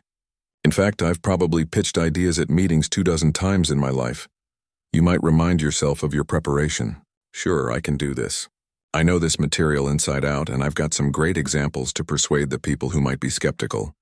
You might also give yourself specific tactical advice. At the last meeting like this, I spoke too quickly, so this time I'll slow down. Sometimes in these situations, I get flustered by questions, so this time I'll take a breath before responding. Mere affirmation feels good, and that helps, but it doesn't prompt you to summon the resources and strategies to actually accomplish the task. The second reason is related. Interrogative self-talk, the researchers say, may inspire thoughts about autonomous or intrinsically motivated reasons to pursue a goal. 5. As ample research has demonstrated, people are more likely to act and to perform well when the motivations come from intrinsic choices rather than from extrinsic pressures. 6. Declarative self-talk risks bypassing one's motivations. Questioning self-talk elicits the reasons for doing something and reminds people that many of those reasons come from within. To help get us out of the door, then the first component in buoyancy is interrogative self-talk. Can you do that? Well, you'll have to ask yourself. During positivity ratios. I'm pretty sure Norman Hall is an ambivert. A few days in his company proves he's not a hardcore introvert. Besides, he couldn't have earned a living selling brushes for 40 years if he were skittish about speaking up or uncomfortable around strangers. But Hall isn't exactly a wrist-grabbing, backslapping extrovert either. He's thoughtful, deliberate, and, as he often describes himself, soft-spoken. I hate salesmen who are used car types, who press and press and press. And I don't want to be one of those guys, he told me. I am more soft-spoken in my work than I am in my real life. Like all effective sellers, Hall is a master of attunement. He listens and observes more than the stereotypical yap-yapping salesman. But he also adds his voice and makes his case with vigor when the situation demands. And if you watch his ambiversion in action and listen carefully to what he says and how he interacts with others, he also demonstrates the second component of buoyancy, positivity. Positivity is one of those words that make many of us roll our eyes, gather our belongings, and look for the nearest exit. It has the saccharine scent of the pumped up and dumbed down, an empty concept pushed by emptier people. But a host of recent research testifies to its importance in many realms of life, including how we move others. Consider, for instance, a difficult negotiation in which each side is trying to sell the other on its position. The conventional view holds that negotiators shouldn't necessarily be nasty and brutish, but that they should remain tough-minded and poker-faced. A few years ago, a team of behavioral scientists led by Shirley Kopelman of the University of Michigan tested this proposition by simulating a series of negotiations. In one experiment, they presented their participants, executives who were pursuing MBAs, with the following scenario. You're planning a wedding. Several weeks ago, you made provisional arrangements with a catering company that had provided a good faith estimate of $14,000 for its services. Now you are about to meet the caterer's business manager, who's come bearing bad news. Because of market fluctuations, the estimate has increased to $16,995. What's more, the caterer has another client ready to take the date if you don't sign the contract. Unbeknownst to the participants, they'd been divided into 3 groups. And while the business manager, a specially trained actor, gave each of the 3 groups precisely the same explanation for the changed price and offered identical terms and conditions for the catering, she varied her emotional approach. To one group, she displayed positive emotions. She spoke with a friendly tone, smiled often, nodded her head in agreement, and appeared cordial and inviting. To another, she spoke antagonistically, appeared intimidating, and was insistent. To the final group, she used an even and monotonic voice, displayed little emotion, and spoke in a pragmatic manner. 7. The business manager's affect had a significant effect. Those who'd heard the positive inflected pitch were twice as likely to accept the deal as those who'd heard the negative one, even though the terms were identical. In a subsequent similar experiment, in which negotiators were able to make counteroffers, those who dealt with the negative person made far less generous counteroffers than those dealing with someone positive on the other side of the table. 8. Barbara Fredrickson of the University of North Carolina is the leading researcher on positivity. Her catch-all term for a basket of emotions including amusement, appreciation, joy, interest, gratitude, and inspiration. Negative emotions, she says, evolved to narrow people's vision and propel their behavior toward survival in the moment. I'm frightened, so I'll flee. I'm angry, so I'll fight. By contrast, positive emotions do the opposite. They broaden people's ideas about possible actions, opening our awareness to a wider range of thoughts and making us more receptive and more creative, she writes. 9. The broadening effect of positive emotions has important consequences for moving others. Consider both sides of a typical transaction. For the seller, positive emotions can widen her view of her counterpart and his situation. Where negative emotions help us see trees, positive ones reveal forests, and that in turn can aid in devising unexpected solutions to the buyer's problem. Other studies show that positive emotions can expand our behavioral repertoires and heighten intuition and creativity. 10. All of which enhance our effectiveness. What's more, as we saw in Kopelman's study, emotions can be contagious. That is, the effects of positivity during a sales encounter infect the buyer, making him less adversarial, more open to possibility, and perhaps willing to reach an agreement in which both parties benefit. And when both sides leave the table satisfied, that can establish a sustained relationship and smooth the way for subsequent transactions. Positivity has one other important dimension when it comes to moving others. You have to believe in the product you're selling, and that has to show, Hall says. Nearly every salesperson I talked to disputed the idea that some people could sell anything, whether they believed in it or not. That may have been true in the past, when sellers held a distinct information advantage and buyers had limited choices. But today, these salespeople told me, believing leads to a deeper understanding of your offering, which allows sellers to better match what they have with what others need. And genuine conviction can also produce emotional contagion of its own. For instance, Corey Scherer and Brad Sagarin of Northern Illinois University have found that inserting a mild profanity like damn into a speech increases the persuasiveness of the speech and listeners' perception of the speaker's intensity. Thus, I believe in these products, Hall told me. I know damn well that when you buy one of these brushes, you're going to have it for years. But fear not, those of you who prefer to salt your life stew with several shakes of negativity. Remember, interrogative self-talk is the smart choice when preparing to move someone. And positivity during your efforts doesn't mean coating yourself or others in a thick glaze of sugar. In fact, a particular recipe, a golden ratio of positivity, leads to the best results. In research she carried out with Marcial Losada, a Brazilian social scientist who uses mathematical models and complexity theory to analyze team behavior. 12. Fredrickson had a group of participants record their positive and negative emotions each day for 4 weeks. She and Losada calculated the ratio of positive to negative emotions of the participants, and then compared these ratios with the participants' scores on a 33-item measurement of their overall well-being. What they found is that those with an equal, that is, 1-to-1 balance of positive and negative emotions, had no higher well-being than those whose emotions were predominantly negative. Both groups generally were languishing. Even more surprising, people whose ratio was 2-to-1 positive to negative were also no happier than those whose negative emotions exceeded their positive ones.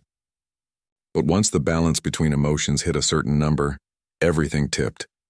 That number was 2.9013, which, for the sake of readers who don't need the precision of the fourth decimal place, Fredrickson and Losada round up to 3. Once positive emotions outnumbered negative emotions by 3-to-1, that is, for every 3 instances of feeling gratitude, interest, or contentment, they experienced only 1 instance of anger, guilt, or embarrassment. People generally flourished. Those below that ratio usually did not. 13, but Fredrickson and Losada also found that positivity had an upper limit. Too much can be as unproductive as too little.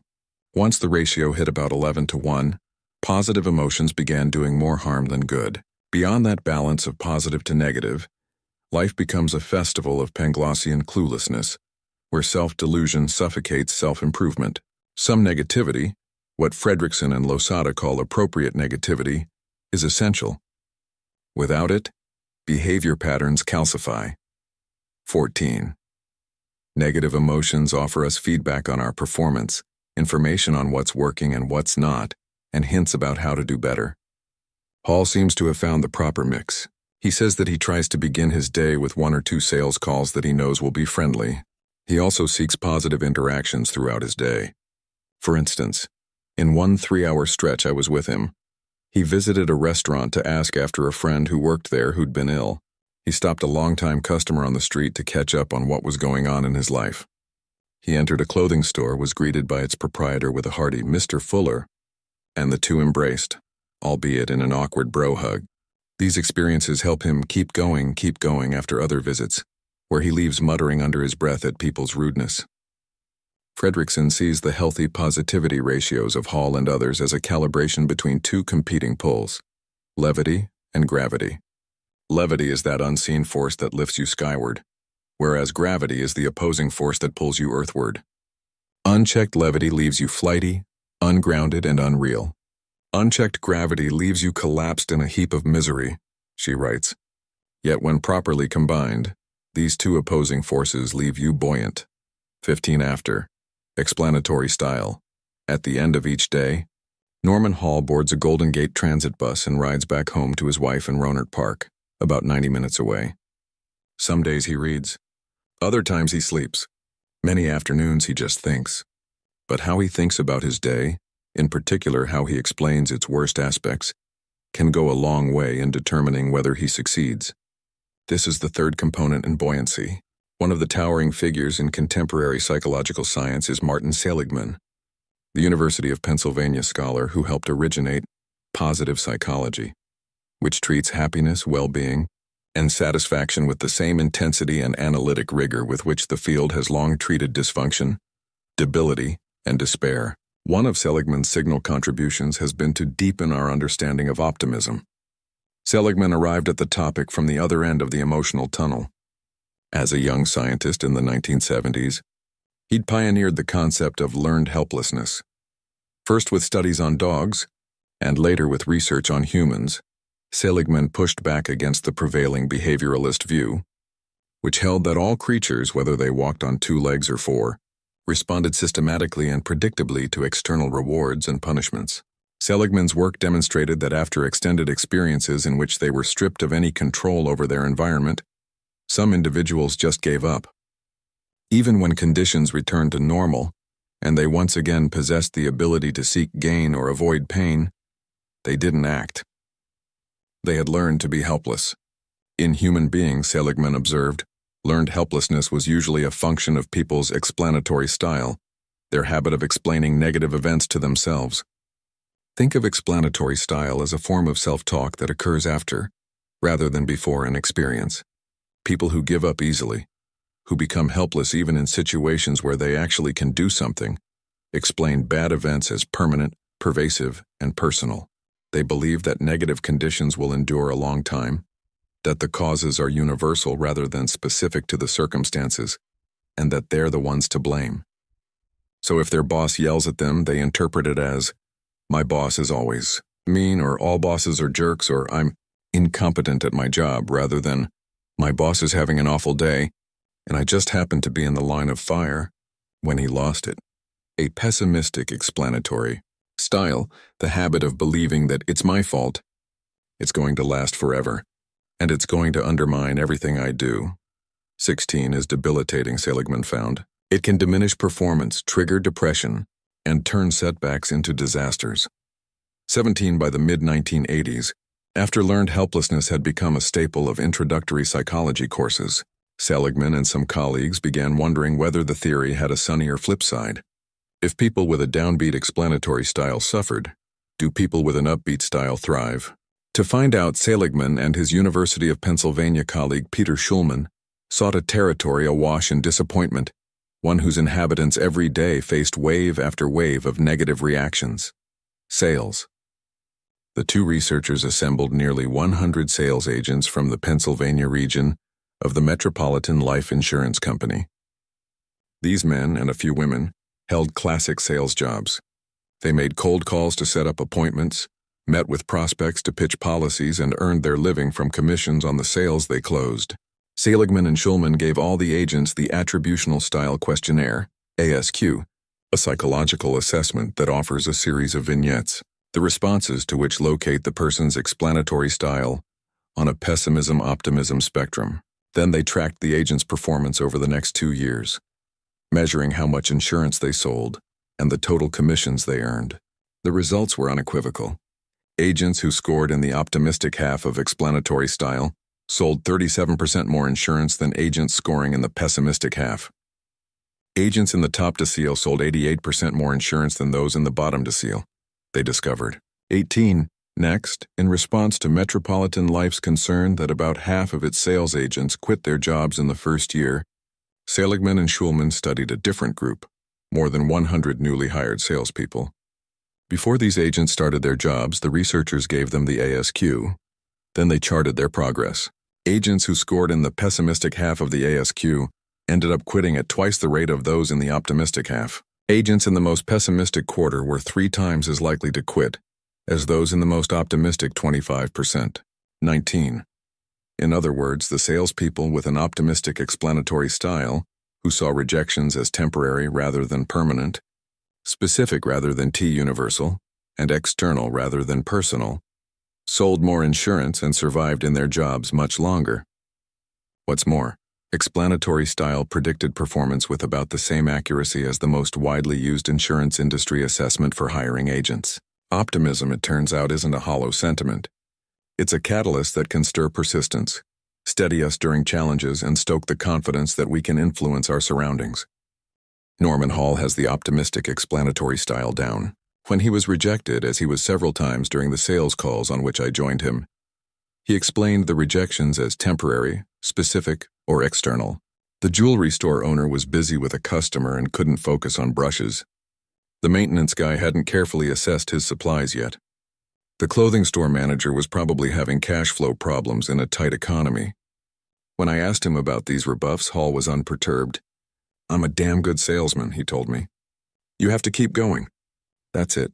Still, the glasses Hall wears have clear lenses, not rose-colored ones. He finds some customers annoying. He admits to taking some rejections personally. He's had plenty of grim, unpleasant days. But negative events can clarify positive ones.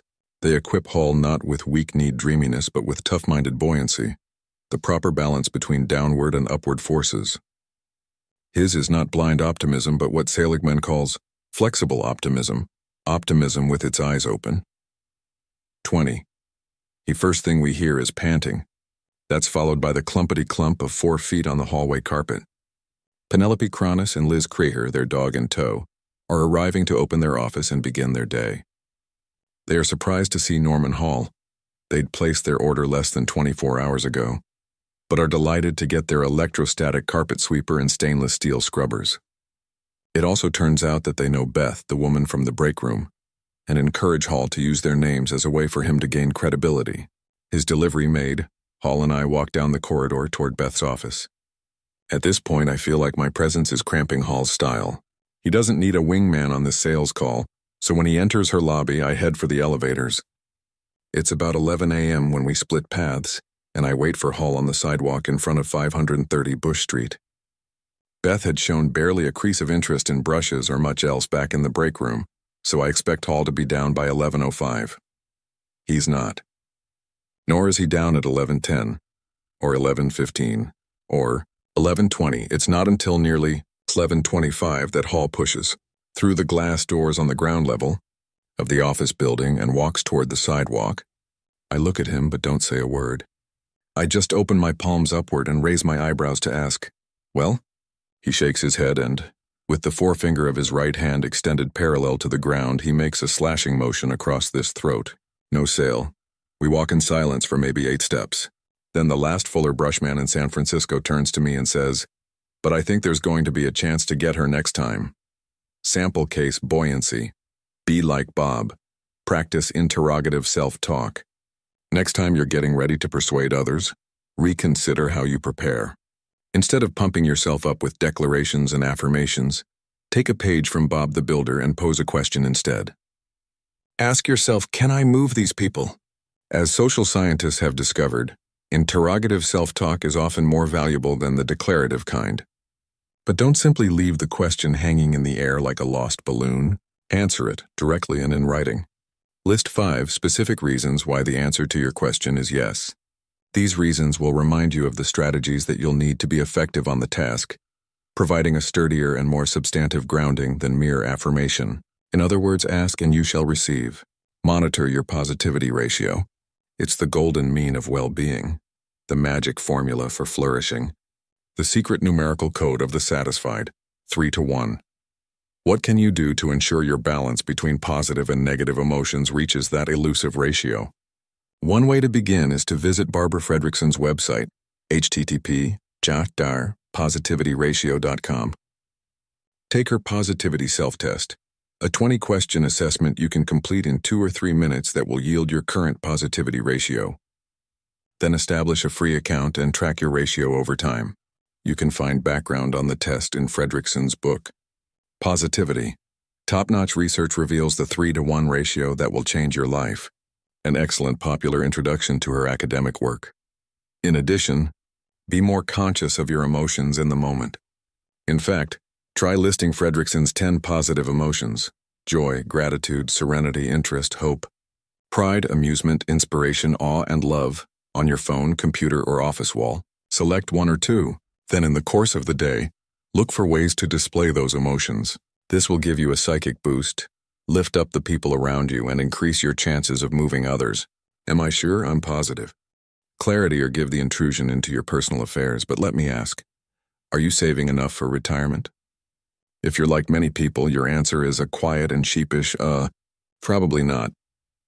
Around the world, but especially in the United States, the number of individuals who haven't made adequate preparations for their golden years stands somewhere between grim and alarming. About half of U.S. households are financially unprepared for their breadwinners to retire at age 65. 3 in 4 Americans have less than $30,000 saved in their retirement accounts. It's not entirely our fault, partly because our brains evolved at a time when the future itself was perilous. We human beings are notoriously bad at wrapping our minds around far-off events. Our biases point us toward the present, so when given a choice between an immediate reward, say, $1,000 right now, and a reward we have to wait for, $1,150 in 2 years, we'll often take the former even when it's in our own interest to choose the latter.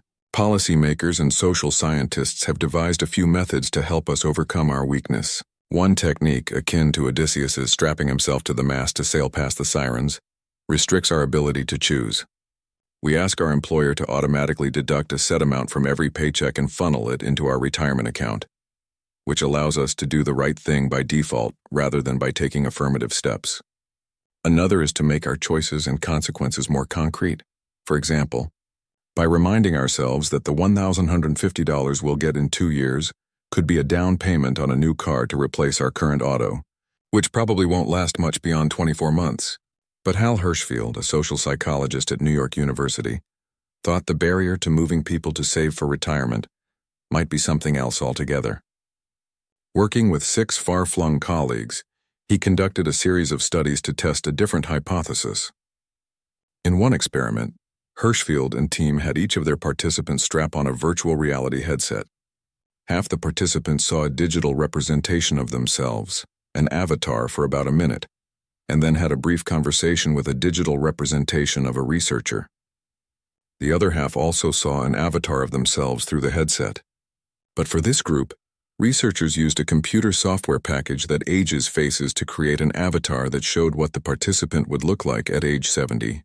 This group gazed at the 70-year-old version of themselves for about a minute, and then had the same brief conversation with the researcher's avatar.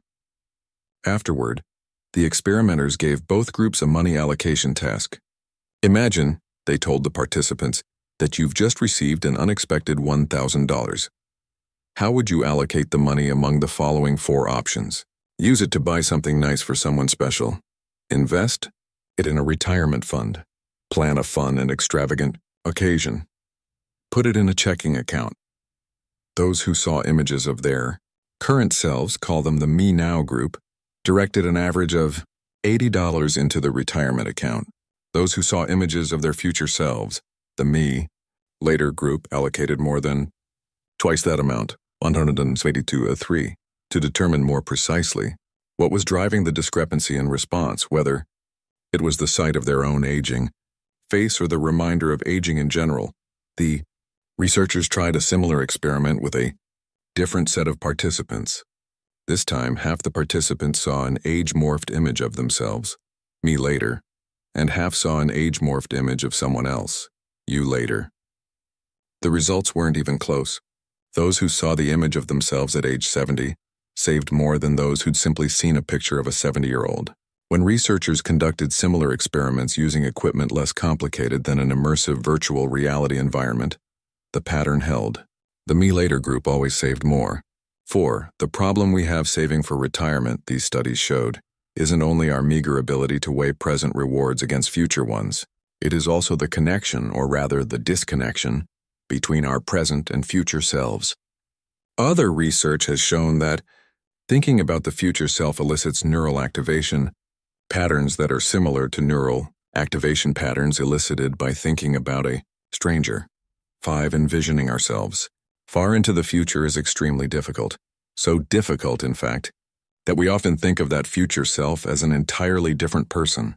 To people estranged from their future selves, saving is like a choice between spending money today and giving it to a stranger years from now.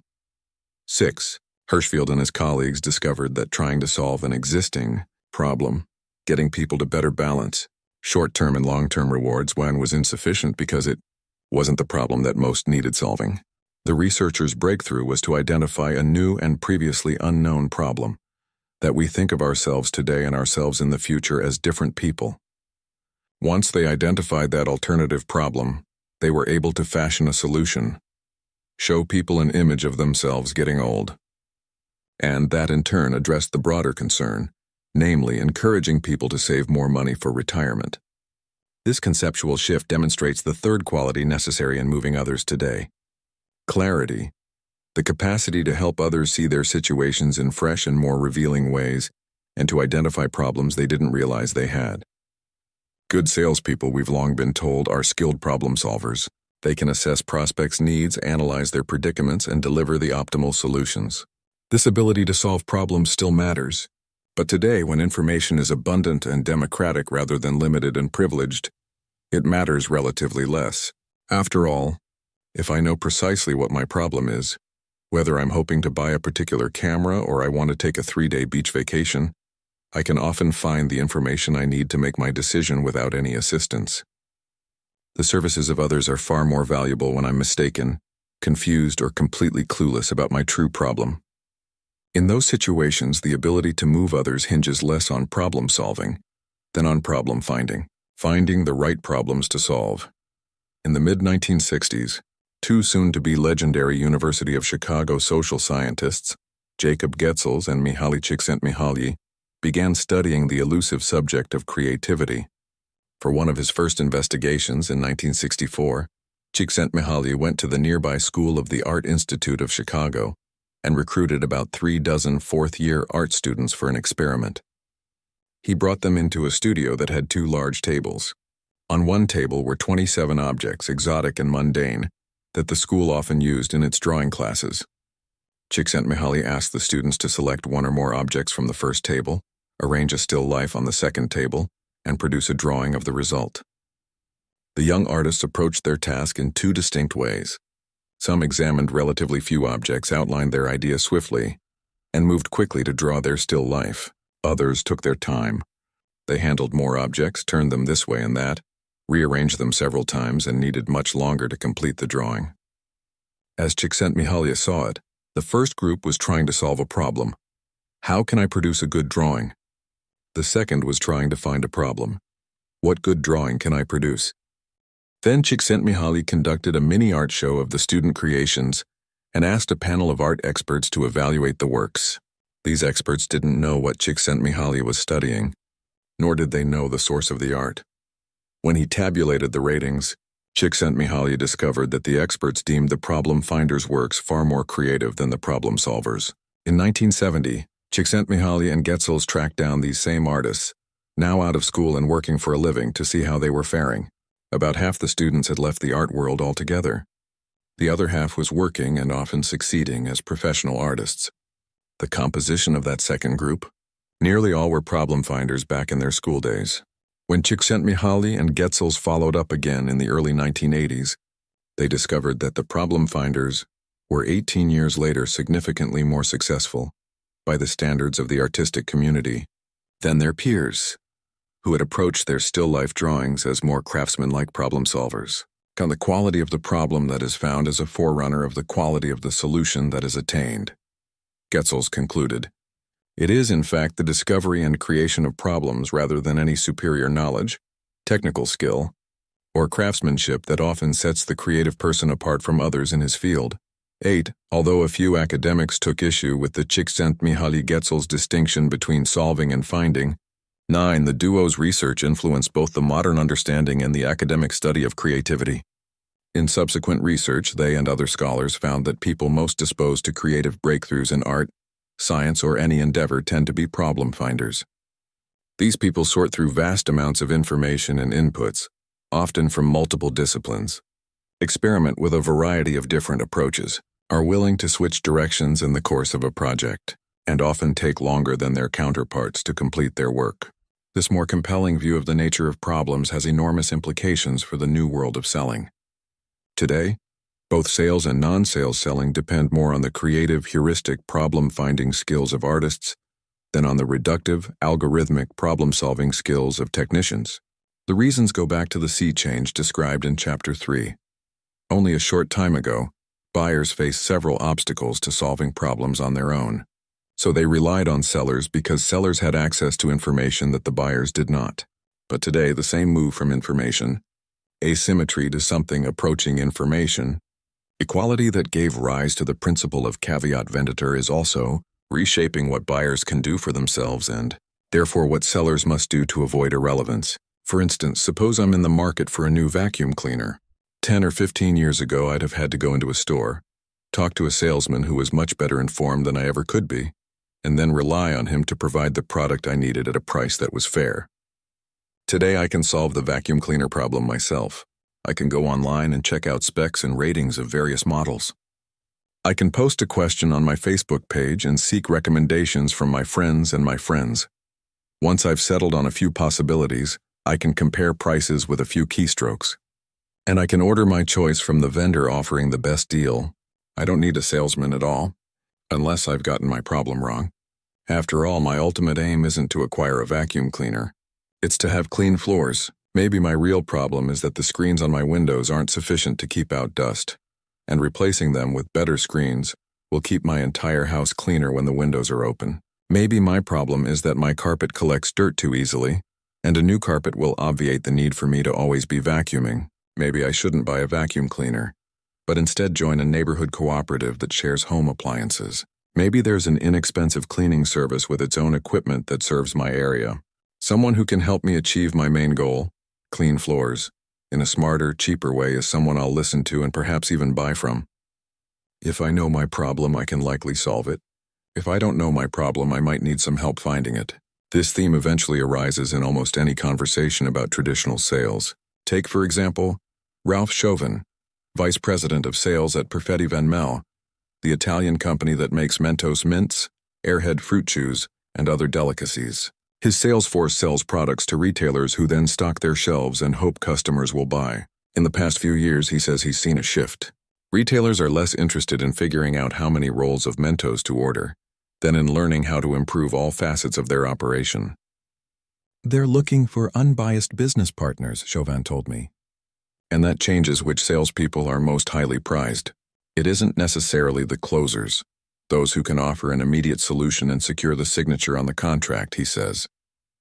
It's those who can brainstorm with the retailers who uncover new opportunities for them and who realize that it doesn't matter if they close at that moment. Using a mix of number crunching and their own knowledge and expertise, the Perfetti salespeople tell retailers what assortment of candy is the best for them to make the most money.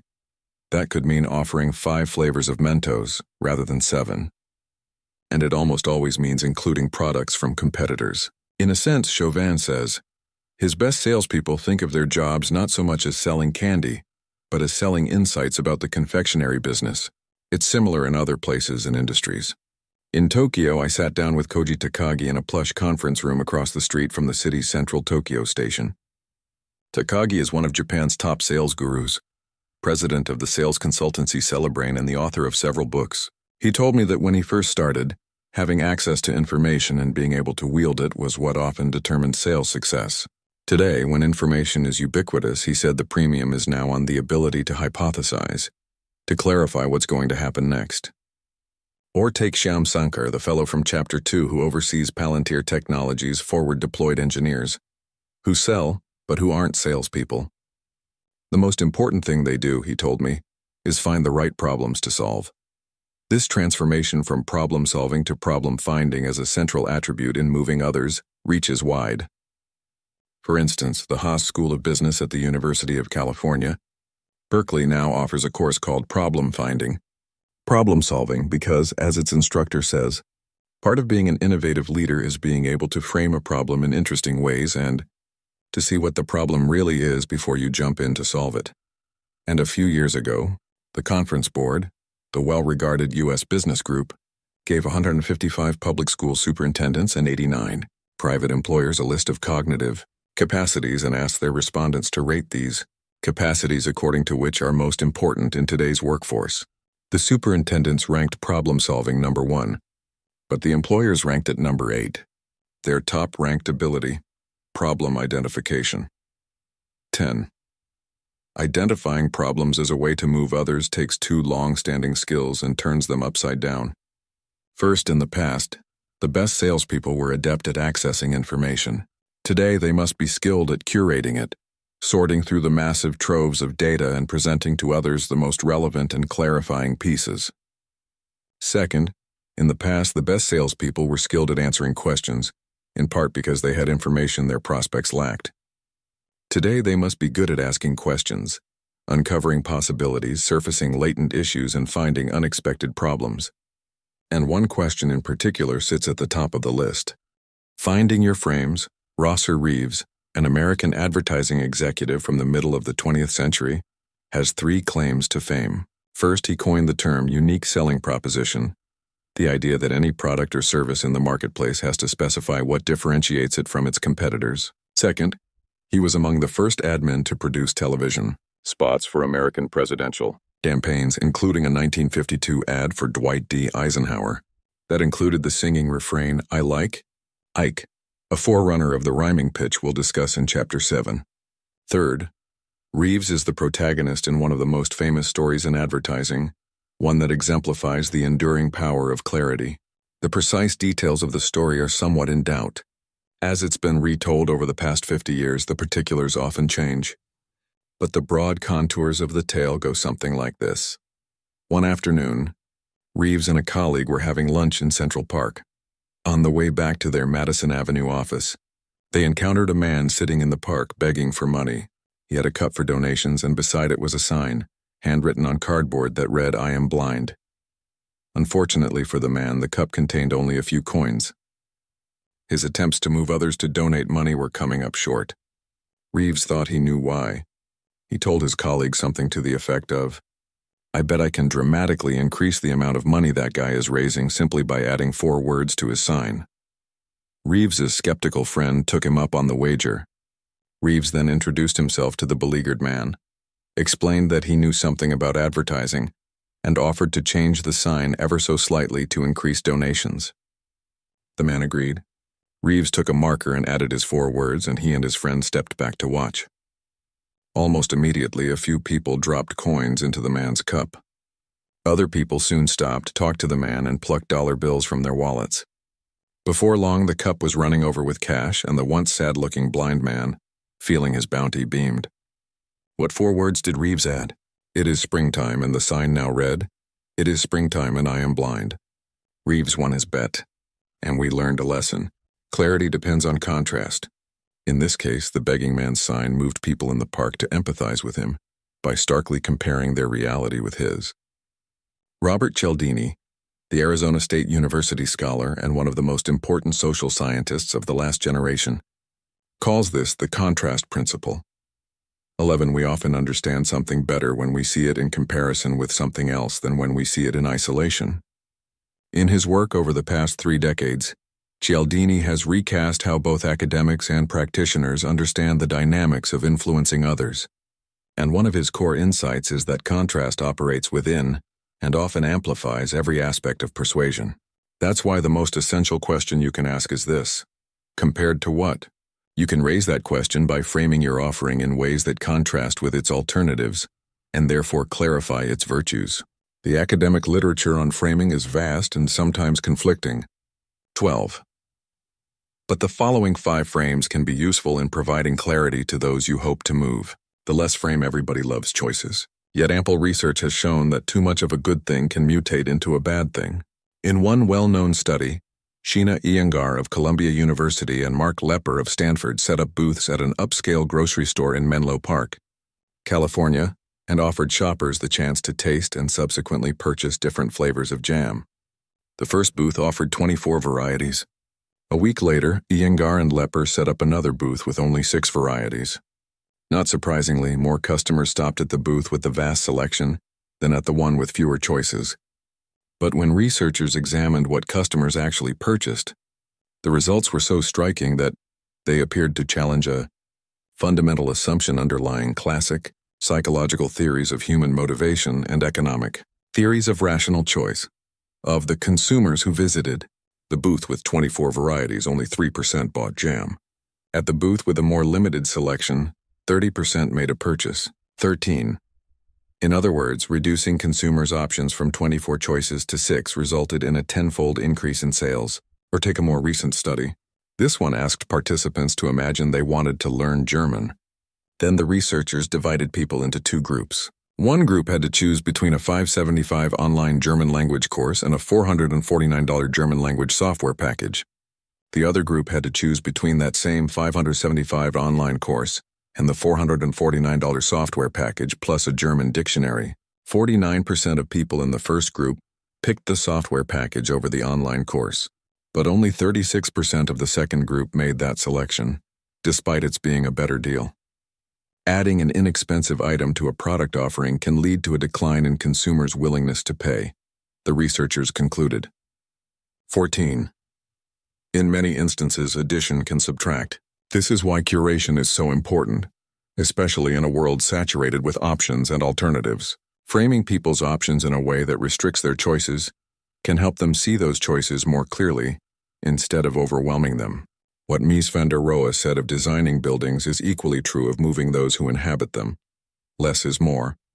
The experience frame economists categorize what people buy in the marketplace by the attributes of what they've purchased. A lawnmower belongs in a different category from a hamburger, which belongs in a different category from a massage.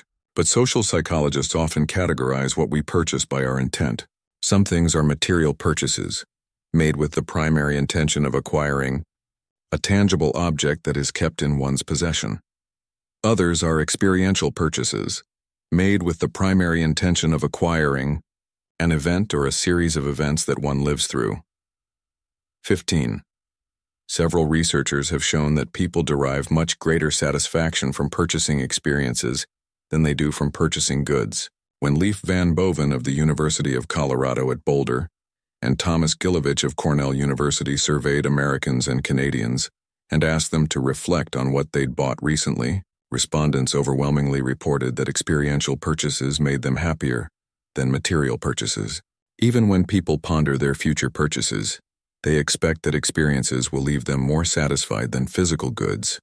16. Several factors explain this phenomenon. For instance, we adapt quickly to material changes. That spectacular new BMW that so delighted us 3 weeks ago is now just how we get to work. But that hike on Canada's West Coast Trail lingers in our mind, and as time goes by, we tend to forget the small-level annoyances, tics, and remember the higher-level joys. Amazing sunsets.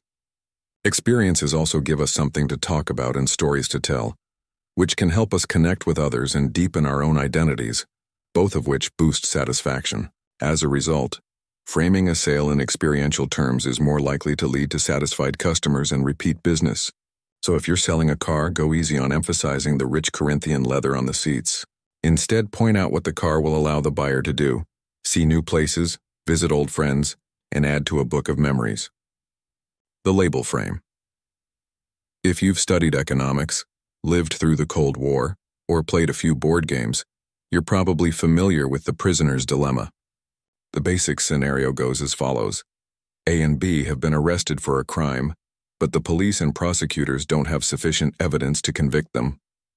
So they decide to apply pressure by interrogating the two suspects separately. If A and B both keep mum, they each get only a light sentence, 1 month on unrelated charges. If they both confess, each will receive a 6-month sentence. But if A confesses and B stays quiet, B gets 10 years in prison and A walks free. Conversely, if B confesses and A stays quiet, A gets 10 years in the slammer and B walks. Obviously, A and B would both be better off by cooperating, that is, by keeping their mouths shut. But if one party can't trust the other, he risks a lengthy prison stay if his partner betrays him. And that, in short, is the dilemma.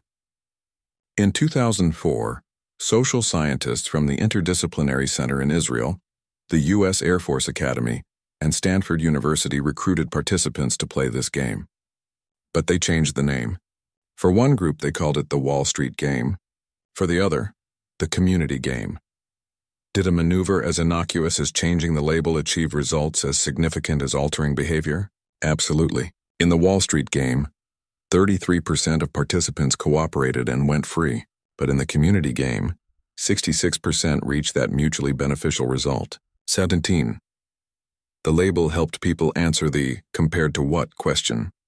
It put the exercise in context, hinted at what was expected, and changed behavior by a factor of 2. Something similar happened back in 1975 in 3 fifth-grade classrooms in the Chicago public schools. There, a trio of Northwestern University researchers randomly assigned classrooms to 3 groups. Over a week, students in one group were told by teachers, janitors, and others that they were extremely neat. In fact, they had one of the neatest classrooms in their school. Children in the second group were simply used to be neat, told to pick up their trash, tidy their desks, and keep the classroom clean. The third group was the control. When investigators later measured the litter in the classrooms and compared it with litter levels before the experiment began, the results were unmistakable. The neatest group by far was the first, the one that had been labeled neat. Merely assigning that positive label, helping the students frame themselves in comparison with others, elevated their behavior. The blemished frame: can a negative ever be a positive when it comes to moving others? That's what 3 marketing professors investigated in a 2012 study. In one set of experiments, they presented information about a pair of hiking boots as if the study participants were shopping for them online. To half the group, researchers listed all the great things about the boots: orthopedic soles, waterproof material, a 5-year warranty, and more. To the other half, they included the same list of positives but followed it with a negative. These boots, unfortunately, came in only 2 colors. Remarkably, in many cases, the people who'd gotten that small dose of negative information were more likely to purchase the boots than those who'd received the exclusively positive information. The researchers dubbed this phenomenon the blemishing effect, where adding a minor negative detail in an otherwise positive description of a target can give that description a more positive impact. But the blemishing effect seems to operate only under two circumstances. First, the people processing the information must be in what the researchers call a low-effort state. That is, instead of focusing resolutely on the decision, they're proceeding with a little less effort, perhaps because they're busy or distracted. Second, the negative information must follow the positive information, not the reverse. Once again, the comparison creates clarity. The core logic is that when individuals encounter weak negative information, after already having received positive information, the weak negative information ironically highlights or increases the salience of the positive information. 18. So if you're making your case to someone who's not intently weighing every single word, list all the positives but do add a mild negative. Being honest about the existence of a small blemish can enhance your offering's true beauty. The potential frame. So far, we've looked at selling gourmet jam, German language software, and a pair of awesome but slightly blemished hiking boots. But which frame is best when selling ourselves? Our initial and very sensible instinct is that we ought to use an achievement frame and emphasize the deals we've done, the divisions we've turned around, the awards we've accumulated. But in a fascinating and wide-ranging 2012 paper, Zachary Tormala and Jason Gia of Stanford University and Michael Norton of the Harvard Business School suggest a different approach. What we really should do, they say, is emphasize our potential. For example, these researchers put participants in the role of a National Basketball Association general manager tasked with awarding contracts to players. Some participants had to offer a contract to a player with 5 years of experience who had produced some impressive stats.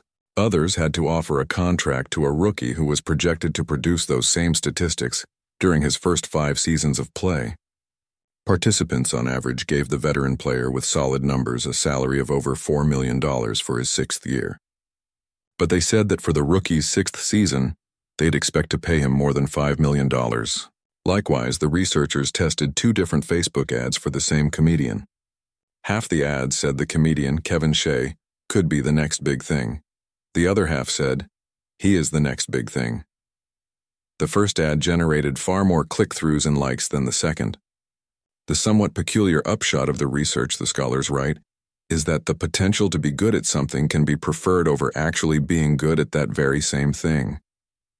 People often find potential more interesting than accomplishment because it's more uncertain, the researchers argue. That uncertainty can lead people to think more deeply about the person they're evaluating.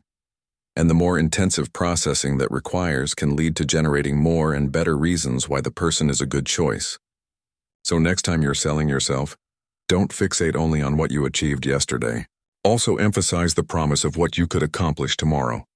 Finding an off-ramp. Once you've found the problem in the proper frame, you have one more step. You need to give people an off-ramp. A study about a college food drive illustrates this point. Students were asked to nominate 2 groups of peers, those least likely to contribute to a food drive and those most likely to do so. Then researchers divided each group in half. They sent half of the least likely group and half of the most likely group a letter, addressed to each of the students by name, asking them to donate a specific type of food, and including a map showing where they could drop it off. A few days later, researchers gave these students a reminder phone call. The other half of each group, again half of the least likely group and half of the most likely, received a different letter. Researchers addressed it "Dear Student," rather than to a specific person. The letter didn't ask for a particular kind of food and didn't include a map. These students didn't receive a reminder phone call either. What mattered more, the disposition of the students or the content of the letters? Among the students in the least likely group who received the less detailed letter, a whopping 0% contributed to the food drive. But their counterparts, who were more disposed to giving but who'd received the same letter, didn't exactly wow researchers with their benevolence. Only 8% of them made a food donation.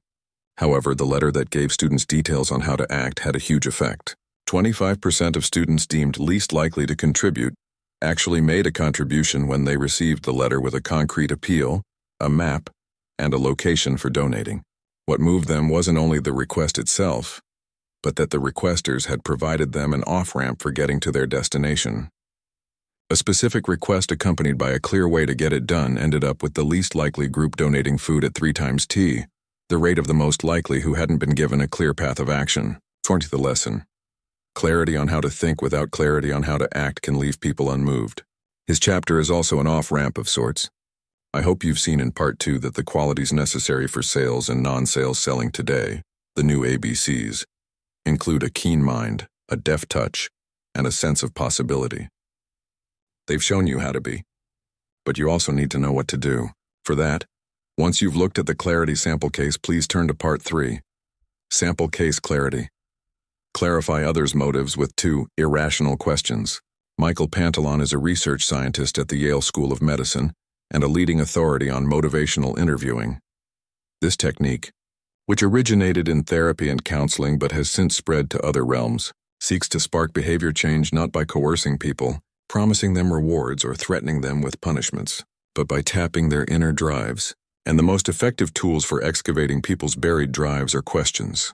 However, for the purposes of moving others, all questions are not created equal, Pantalon says. I've learned that rational questions are ineffective for motivating resistant people. Instead, I've found that irrational questions actually motivate people better, he has written. So suppose your daughter is hemming and hawing, delaying and denying, and generally resisting studying for a big end-of-the-year algebra test. Using Pantalon's approach, you wouldn't say, "Young lady, you must study," or "Please, please, please study for the test." Instead, you'd ask her 2 questions. Question 1.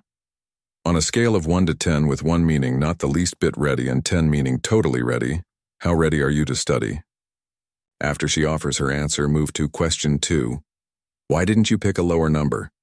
This is the question that catches everybody off guard, Pantalon writes in his book Instant Influence.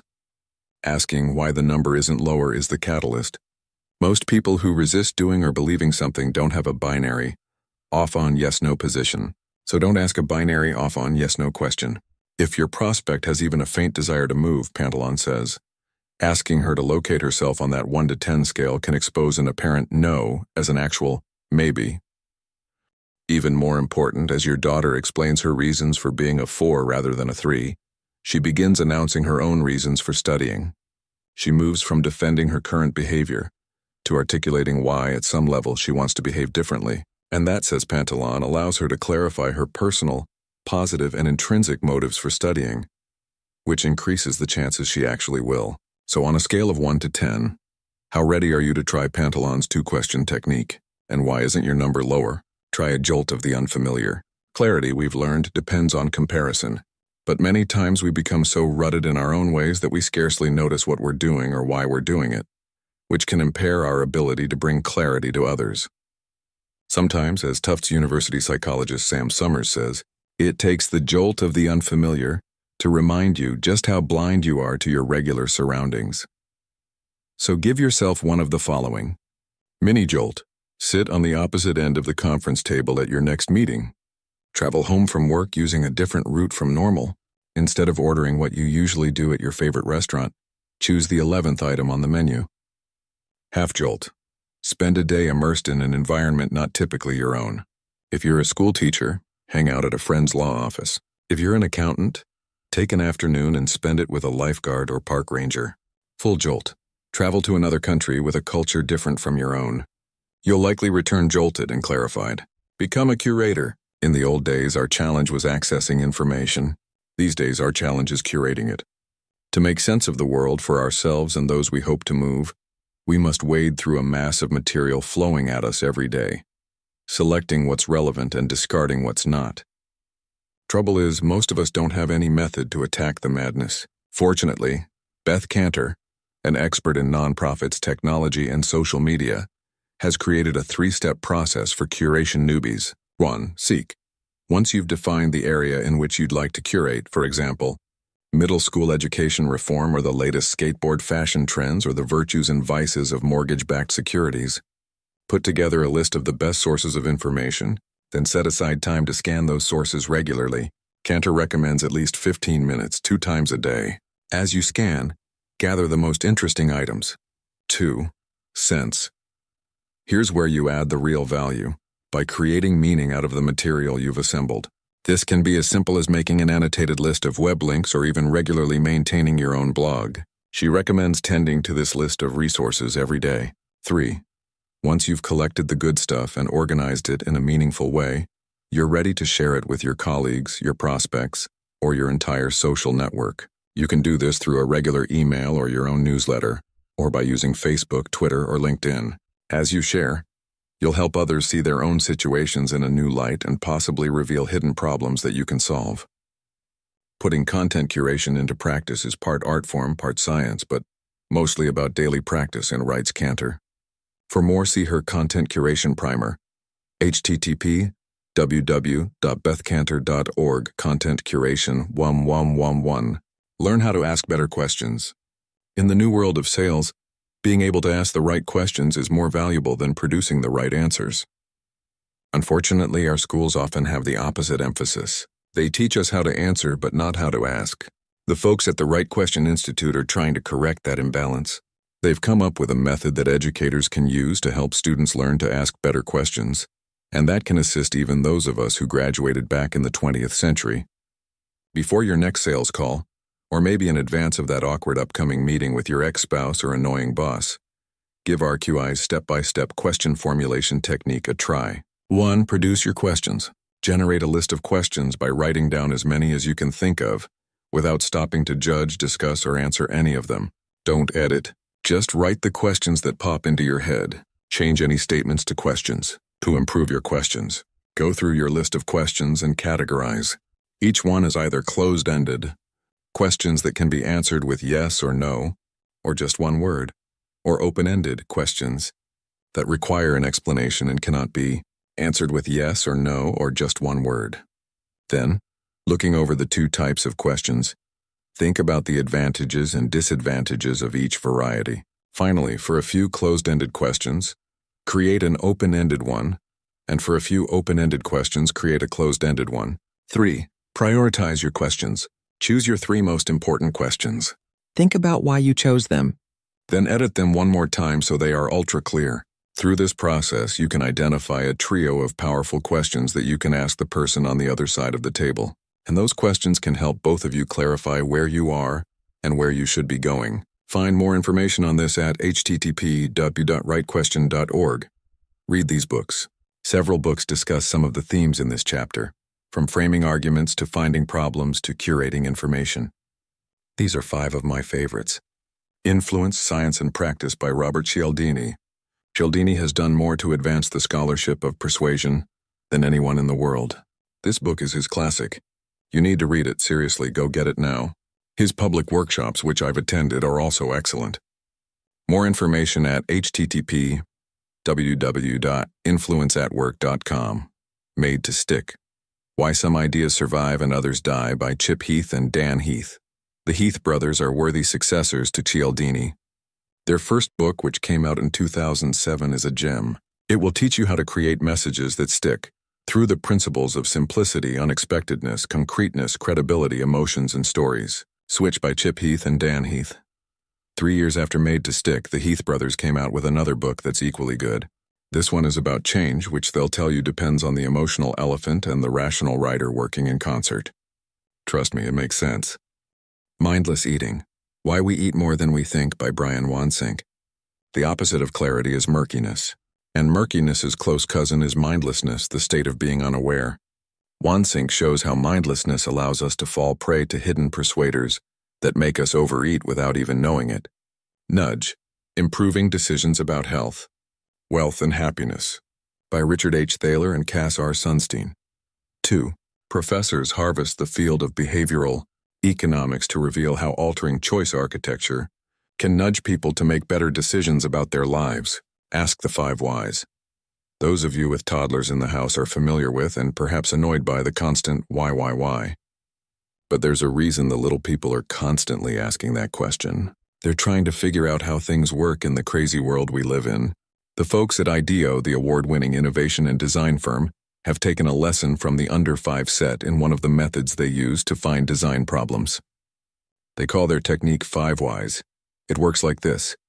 When you want to figure out what kind of problem someone has, ask a why question. Then in response to the answer, ask another why. And again for a total of 5 whys. Yes, it might annoy the person you're asking, but you might be surprised by what you uncover. As IDEO explains it, This exercise forces people to examine and express the underlying reasons for their behavior and attitudes, and that can help you discover the hidden problems that most need solving. Find the 1%. A long time ago, when I was in law school, I took a course called International Business Transactions, taught by a professor named Harold Hongju Ko. I don't remember much about the particulars of what we learned in class that semester. A few things about letters of credit, I think, and some stuff about the Foreign Corrupt Practices Act. But I've never forgotten something Professor Ko told our class one spring afternoon. He said that in an attempt to understand the law, or for that matter just about anything, the key was to focus on what he termed the 1%. Don't get lost in the crabgrass of details, he urged us. Instead, think about the essence of what you're exploring, the 1% that gives life to the other 99. Understanding that 1% and being able to explain it to others is the hallmark of strong minds and good attorneys. Clarity operates by the same logic. Whether you're selling computers to a giant company or a new bedtime to your youngest child, ask yourself, what's the 1%? If you can answer that question and convey it to others, they're likely to be moved. Part 3, What to Do, I-7. Pitch. In the fall of 1853, an American craftsman named Elisha Otis, who had found a solution to one of the era's toughest engineering problems, went looking for a grand stage to demonstrate his invention. At the time, many American buildings had elevators, but the mechanics of how these crude contraptions worked, a combination of ropes, pulleys, and hope, hadn't changed much since the days of Archimedes.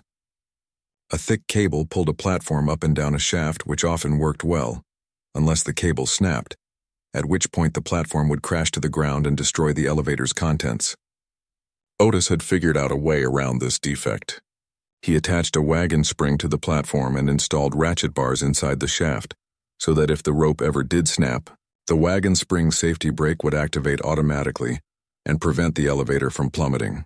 It was an invention with huge potential in saving money and lives, but Otis faced a skeptical and fearful public. So he rented out the main exhibit hall of what was then New York City's largest convention center. On the floor of the hall, he constructed an open elevator platform and a shaft in which the platform could rise and descend.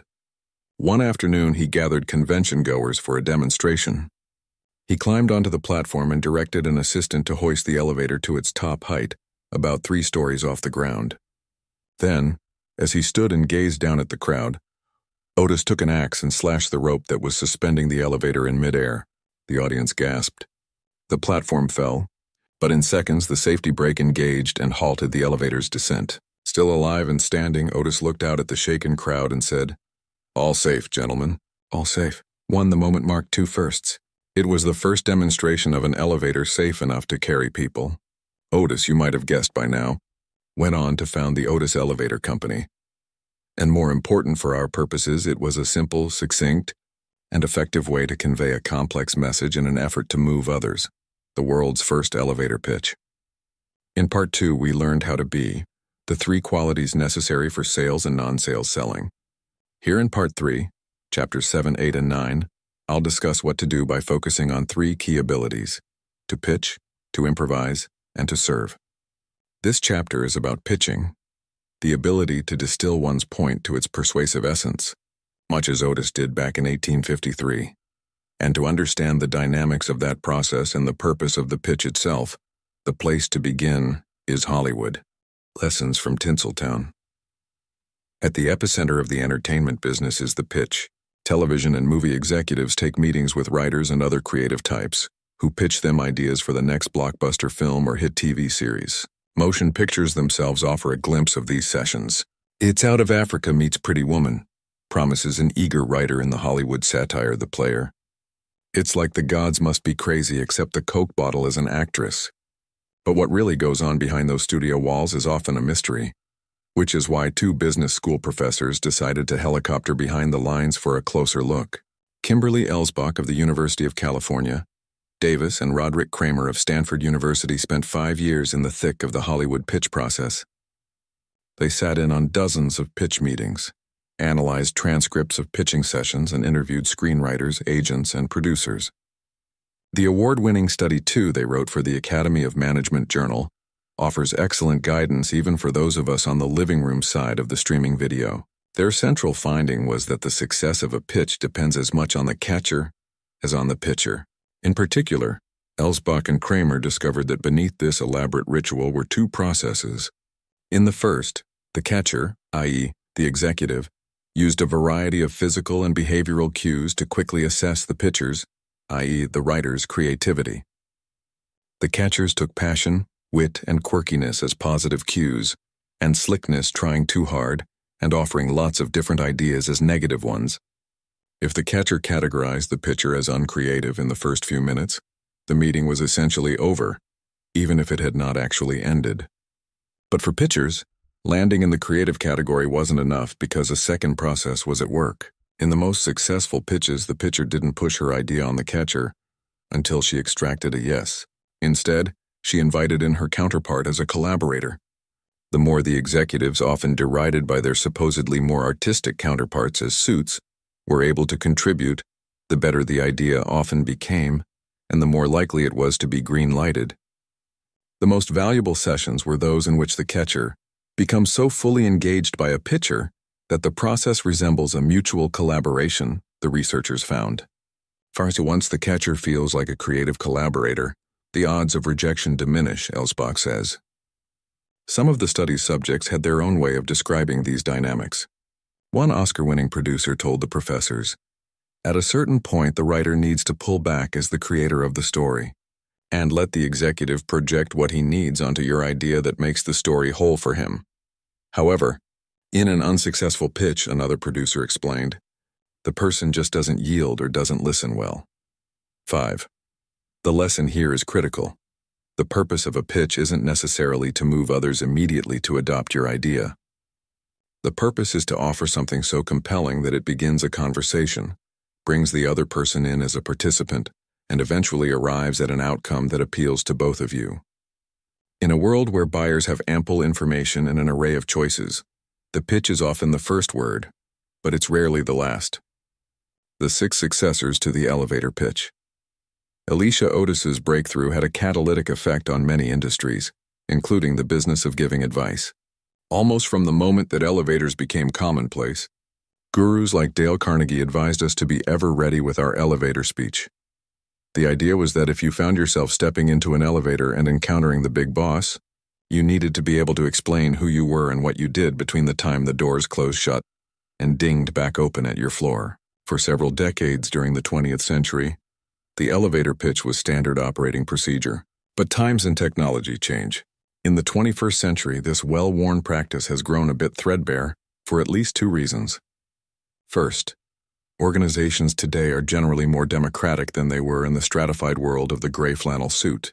Many CEOs, even in large companies, sit in cubicles like everyone else or in open floor plans that allow contact and collaboration. The closed door is less and less the norm. 50 years ago, the only chance you or I might get to communicate with the company's CEO was at the elevator. Today we can swing by her workstation, send her an email, or ask her a question at an all-hands meeting. Second, when that mid-20th century CEO stepped off the elevator and returned to his office, he probably had a few phone calls, memos, and meetings to contend with. Nowadays, everyone, whether we're the head of an organization or its freshest hire, faces a torrent of information. The McKinsey Global Institute estimates that the typical American hears or reads more than 100,000 words every day. 6. If we leave our desk for a few minutes to grab a cup of coffee, greeting us upon our return will be new emails, texts, and tweets, not to mention all the blog posts we haven't read, videos we haven't watched, and if we're over 40, phone calls we haven't returned. Today we have more opportunities to get out our message than Alicia Otis ever imagined. But our recipients have far more distractions than those conventioneers in 1853 who assembled to watch Otis not fall to his death. As a result, we need to broaden our repertoire of pitches for an age of limited attention and caveat venditor. Over the last few years, I've been collecting pitches anywhere I could find them. Based on my research, here are 6 promising successors to the elevator pitch: what they are, why they work, and how you can use them to begin a conversation that leads to moving others. 1. The one-word pitch. The ultimate pitch for an era of short attention spans begins with a single word and doesn't go any further. The one-word pitch derives in part from Maurice Sachi, who with his brother Charles founded the advertising agencies Saatchi & Saatchi and M&C Saatchi. For several years, Saatchi has been touting what he calls one-word equity. He argues that a world populated with digital natives, those under age 30, who scarcely remember life without the internet, has intensified the battle for attention in ways no one has fully comprehended. Attention spans aren't merely shrinking, he says. They're nearly disappearing, and the only way to be heard is to push brevity to its breaking point.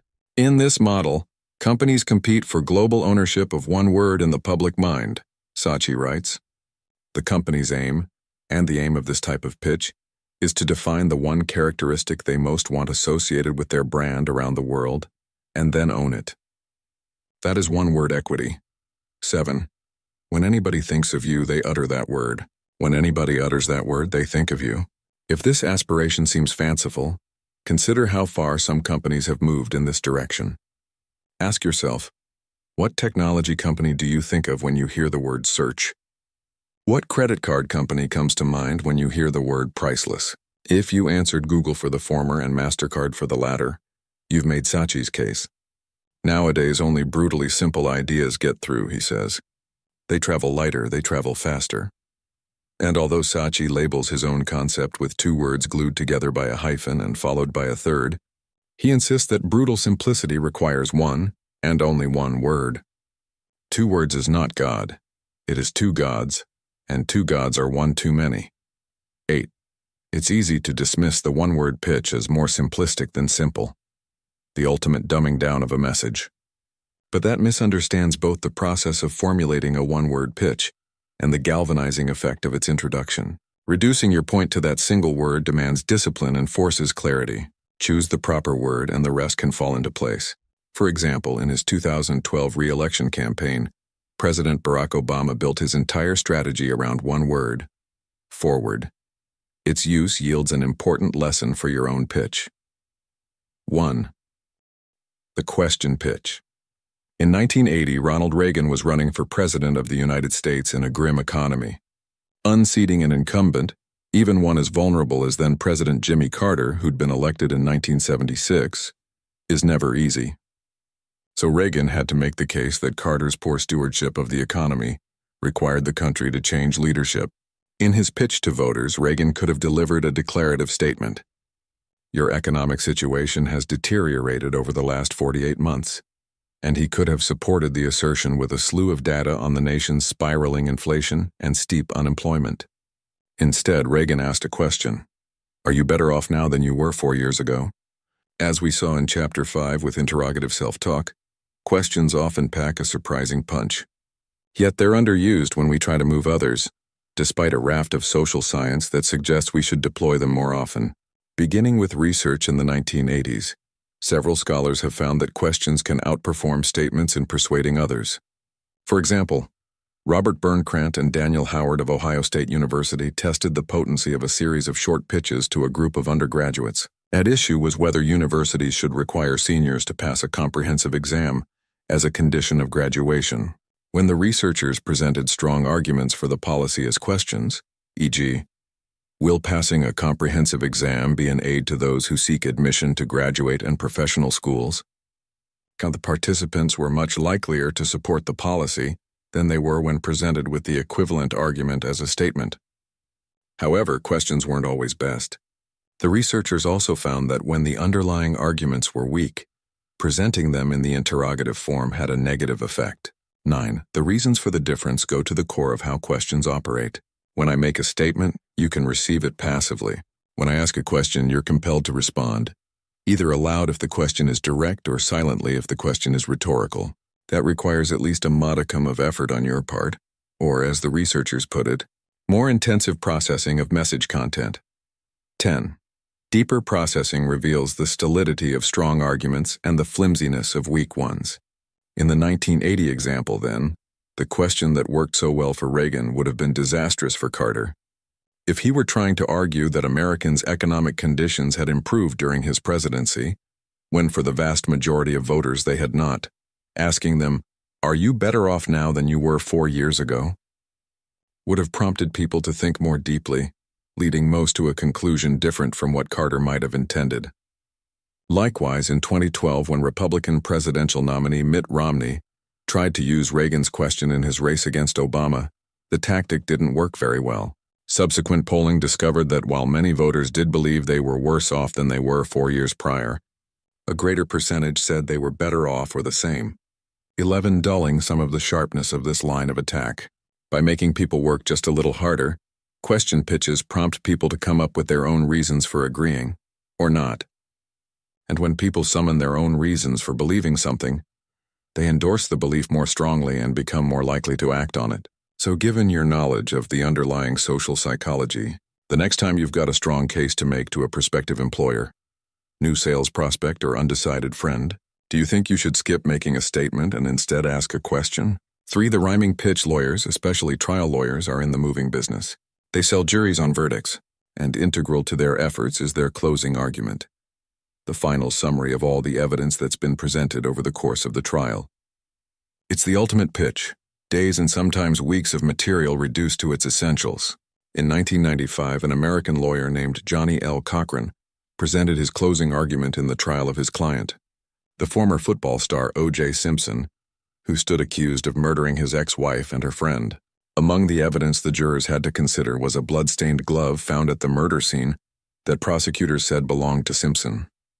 To demonstrate that the glove was indeed his, during the trial, prosecutors had asked Simpson to slip it on in front of the jury.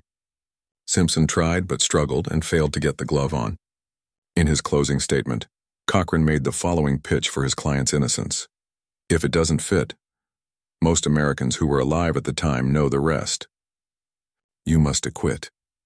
The jury exonerated Simpson, and one reason was Cochran's 7-word rhyme.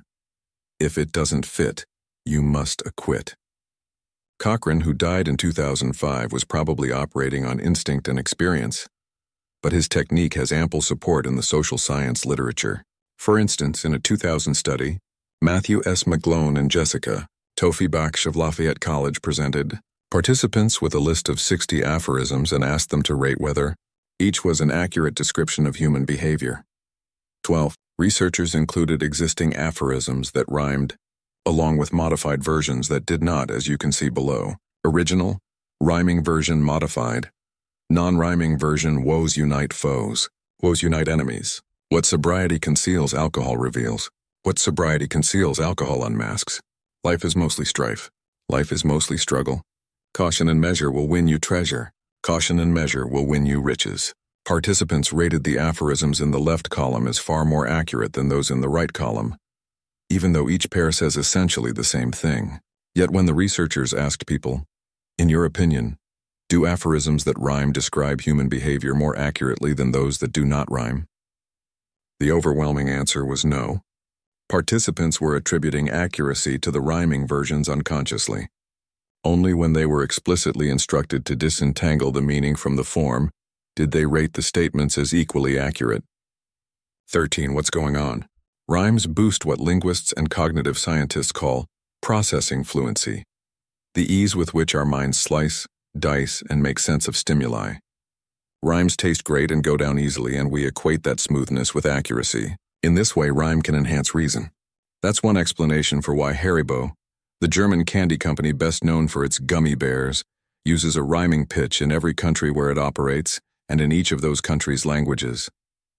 For example, its pitch in English is, "Kids and grown-ups love it so, the happy world of Haribo." In French, it's, "Haribo, c'est beau la vie, pour les grands et les petits." In Spanish, it's Haribo, dulces sabores para pequeños y mayores. Haribo is acting on knowledge that you too can use in your work and life. If you're testifying before your city council, summarizing your main point with a rhyme gives council members a way to talk about your proposal when they deliberate. If you're one of a series of freelancers invited to make a presentation before a big potential client, including a rhyme can enhance the processing fluency of your listeners, allowing your message to stick in their minds when they compare you and your competitors. Remember, pitches that rhyme are more sublime. 4. The subject line pitch email has become so integrated into our lives that, as Xerox PARC researchers describe, it has become more like a habitat than an application. 14. But as with any habitat, the more deeply we're immersed in it, the less we notice its distinctive features. That's why many of us haven't realized that every email we send is a pitch. It's a plea for someone's attention and an invitation to engage. Whether somebody accepts that invitation or even opens the email at all depends most on who sent it. You're more likely to look at a message from your boss or your girlfriend than from a company you've never heard of promising a product you'll never need. But the next most important element in email engagement is the subject line, the headline that previews and promises what the message contains. In 2011, 3 Carnegie Mellon University professors conducted a series of studies examining why some subject lines are more effective than others. In one experiment, they used the Think Aloud method, wherein participants worked through their email inboxes and narrated their decisions about what they read, replied to, forwarded, or deleted.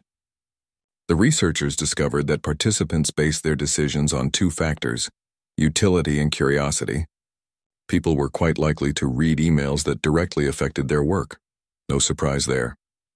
But they were also likely to open messages when they had moderate levels of uncertainty about the contents, for they were curious what the messages were about.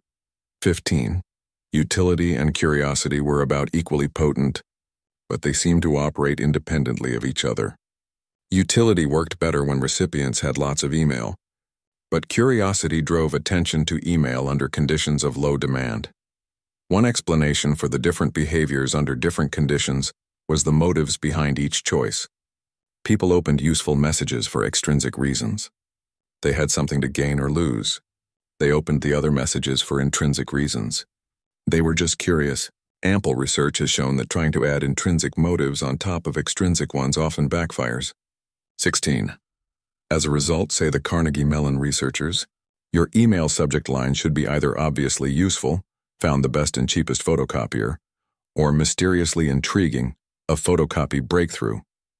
But probably not both. The Canon IR2545 is a photocopy breakthrough. And considering the volume of email most people contend with, usefulness will often trump intrigue, although tapping recipients' inherent curiosity, in the form of a provocative or even blank subject line, can be surprisingly effective in some circumstances. Along with utility and curiosity is a third principle, specificity. Indeed, Brian Clark, founder of the popular copyblogger copywriting website, recommends that subject lines should be ultra-specific. 17. Thus, a mushy subject line like, "Improve your golf swing" achieves less than one offering 4 tips to improve your golf swing this afternoon. Tapping the principles of utility, curiosity, and specificity. If I were to send you an email pitch about the preceding 5 paragraphs, I might use this subject line if I suspected your inbox was jammed. 3 simple but proven ways to get your email opened. But if I thought you had a lighter email load and you already knew me well, I might use some weird things I just learned about email. 5. The Twitter pitch. Each year, the Tippie College of Business at the University of Iowa receives more than 300 applications for roughly 70 spots in the coming year's MBA program. Applicants submit their university grades, scores on the standardized business school admission test, letters of recommendation, and several essays. But in 2011, Tippie added a contest to its process, one intended to test the pitching prowess of the future business leaders it would be educating. The school asked a fairly standard essay question. What makes you an exceptional Tippie full-time MBA candidate and future MBA hire? But it told applicants to respond in the form of a tweet, a micro-message of 140 or fewer characters. 18. Meet the Twitter pitch, which uses Twitter as a platform and its character count as a limit on loquaciousness. One of the pioneers of this form is Stowe Boyd, a programmer, designer, and investor. In 2008, Boyd was heading to a conference and planning to meet with some startup companies. To avoid getting buried beneath a sandstorm of eager entrepreneurs, he required any startup seeking a meeting to send him its pitch via Twitter. This approach, said one commentator, is quick, painless, and to the point. It cuts through the PR babble and forces companies to summarize what they do in 140 characters or less. 19. As Twitter insinuates itself more deeply into our lives, Boyd's twit pitch has become another important tool in everyone's persuasion kit. The mark of an effective tweet, like the mark of any effective pitch, is that it engages recipients and encourages them to take the conversation further. By responding, clicking a link, or sharing the tweet with others, the few scholars who have studied this new medium with any rigor have found that only a small category of tweets actually accomplish those goals. In 2011, 3 computer scientists from Carnegie Mellon, MIT, and Georgia Tech undertook the first systematic look at what they call microblog content value. They set up a website called Who Gives a Tweet and invited Twitter users to rate other people's tweets in exchange for subjecting their own tweets to reader evaluations. After analyzing more than 43,000 ratings, the investigators found a communications medium that a secondary school guidance counselor would say wasn't living up to its potential. Readers rated only 36% of tweets as worth reading, a surprisingly low figure considering that they were evaluating tweets from people they'd chosen to follow. They described 25% as not worth reading at all, and they rated 39% as neutral, which, given the volume of our daily distractions, is tantamount to declaring those two not worth reading at all. Found the types of tweets with the lowest ratings fell into 3 categories. Complaints: my plane is late, again. Me now, I'm about to order a tuna sandwich. And presence maintenance, good morning everyone. 21, but 3 of the categories rated the highest provide some insight on pitching via this new medium. For instance, readers assigned the highest ratings to tweets that asked questions of followers, confirming once again the power of the interrogative to engage and persuade. They prized tweets that provided information and links, especially if the material was fresh and new and offered the sort of clarity discussed in Chapter 6, and they gave high ratings to self-promoting tweets, those ultimate sales pitches, provided that the tweet offered useful information as part of the promotion. 22. Which leads back to the University of Iowa's venture into Twitter self-promotion. The winner of that first contest was John Yates, who crafted his winning entry in the form of a haiku, even including the syllable count of each line, to emphasize his previous work experience in Asia. Globally minded 5, innovative and driven 7. Tippy can sharpen 5. No, it doesn't make one's heart swell, but it's engaging and provides relevant information, and it secured the applicant a spot in Tippy's incoming class, along with a scholarship package worth more than $37,000. Given his ability to earn more than $600 per character and more than $3,000 per syllable, young Mr. Yates might have a future in the new world of selling. 6. The Pixar pitch. 400 miles north of Hollywood, in a small city along the eastern edge of San Francisco Bay, sits the headquarters of an unlikely entertainment colossus. Pixar Animation Studios in Emeryville, California, opened in 1979 as the geeky computer graphics division of Lucasfilm. 35 years later, it's one of the most successful studios in movie history. Starting with Toy Story in 1995, Pixar has produced 13 feature films that together have grossed $7.6 billion worldwide, an astonishing $585 million per movie. 6 Pixar films, Finding Nemo, The Incredibles, Ratatouille, WALL-E, Up, and Toy Story 3, have won the Academy Award for Best Animated Feature. Just a few of the 26 total Oscars the studio has taken home. How does Pixar do it? Success has many parents. The foresight of Steve Jobs, who invested in the company early. The distribution and marketing muscle of the Walt Disney Company, which struck a development deal with the studio early on and acquired it in 2006. The meticulous attention to detail for which Pixar's army of technical and artistic talent is renowned. But an additional reason might be the stories themselves. Emma Coates, a former story artist at the studio, has cracked the Pixar code and in the process created a template for an irresistible new kind of pitch. Coates has argued that every Pixar film shares the same narrative DNA, a deep structure of storytelling that involves 6 sequential sentences. Once upon a time. Every day. One day, Kankwam. Because of that, Kayurianda. Because of that. Until finally. Take, for example, the plot of Finding Nemo. Once upon a time, there was a widowed fish named Marlin who was extremely protective of his only son, Nemo. Every day, Marlin warned Nemo of the ocean's dangers and implored him not to swim far away. One day, in an act of defiance, Nemo ignores his father's warnings and swims into the open water. Because of that, he is captured by a diver and ends up as a pet in the fish tank of a dentist in Sydney. Because of that, Marlin sets off on a journey to recover Nemo, enlisting the help of other sea creatures along the way. until finally Marlin and Nemo find each other, reunite, and learn that love depends on trust. 24. This 6-sentence format is both appealing and supple. It allows pitchers to take advantage of the well-documented persuasive force of stories. 25. But T within a framework that forces conciseness and discipline. Imagine you're a nonprofit organization that's created a home HIV test and you're looking for funders. Your Pixar pitch could go something like this. Once upon a time, there was a health crisis haunting many parts of Africa. Every day, thousands of people would die of AIDS and HIV-related illness, often because they didn't know they carried the virus. One day, we developed an inexpensive home HIV kit that allowed people to test themselves with a simple saliva swab. Because of that, more people got tested. Because of that, those with the infection sought treatment and took measures to avoid infecting others, until finally this menacing disease slowed its spread and more people lived longer lives. It's even possible to summarize this book with a Pixar pitch. Once upon a time, only some people were in sales. Every day they sold stuff, we did stuff, and everyone was happy. One day everything changed. All of us ended up in sales, and sales changed from a world of caveat emptor to caveat venditor. Because of that, we had to learn the new ABCs, attunement, buoyancy, and clarity. Because of that, we had to learn some new skills, to pitch, to improvise, and to serve. Until finally, we realized that selling isn't some grim accommodation to a brutal marketplace culture. It's part of who we are, and therefore something we can do better by being more human. See each of the 6 pitches in action. Imagine that you live in the fictional town of Beeston. The bridge that spans the nearby Girona River and connects your town to the larger city of Arborville has grown rickety, and you're leading a citizen campaign to replace the structure with a modern 4-lane bridge. You've got many people to persuade: the town government, the citizens of Beeston, maybe even people in Arborville.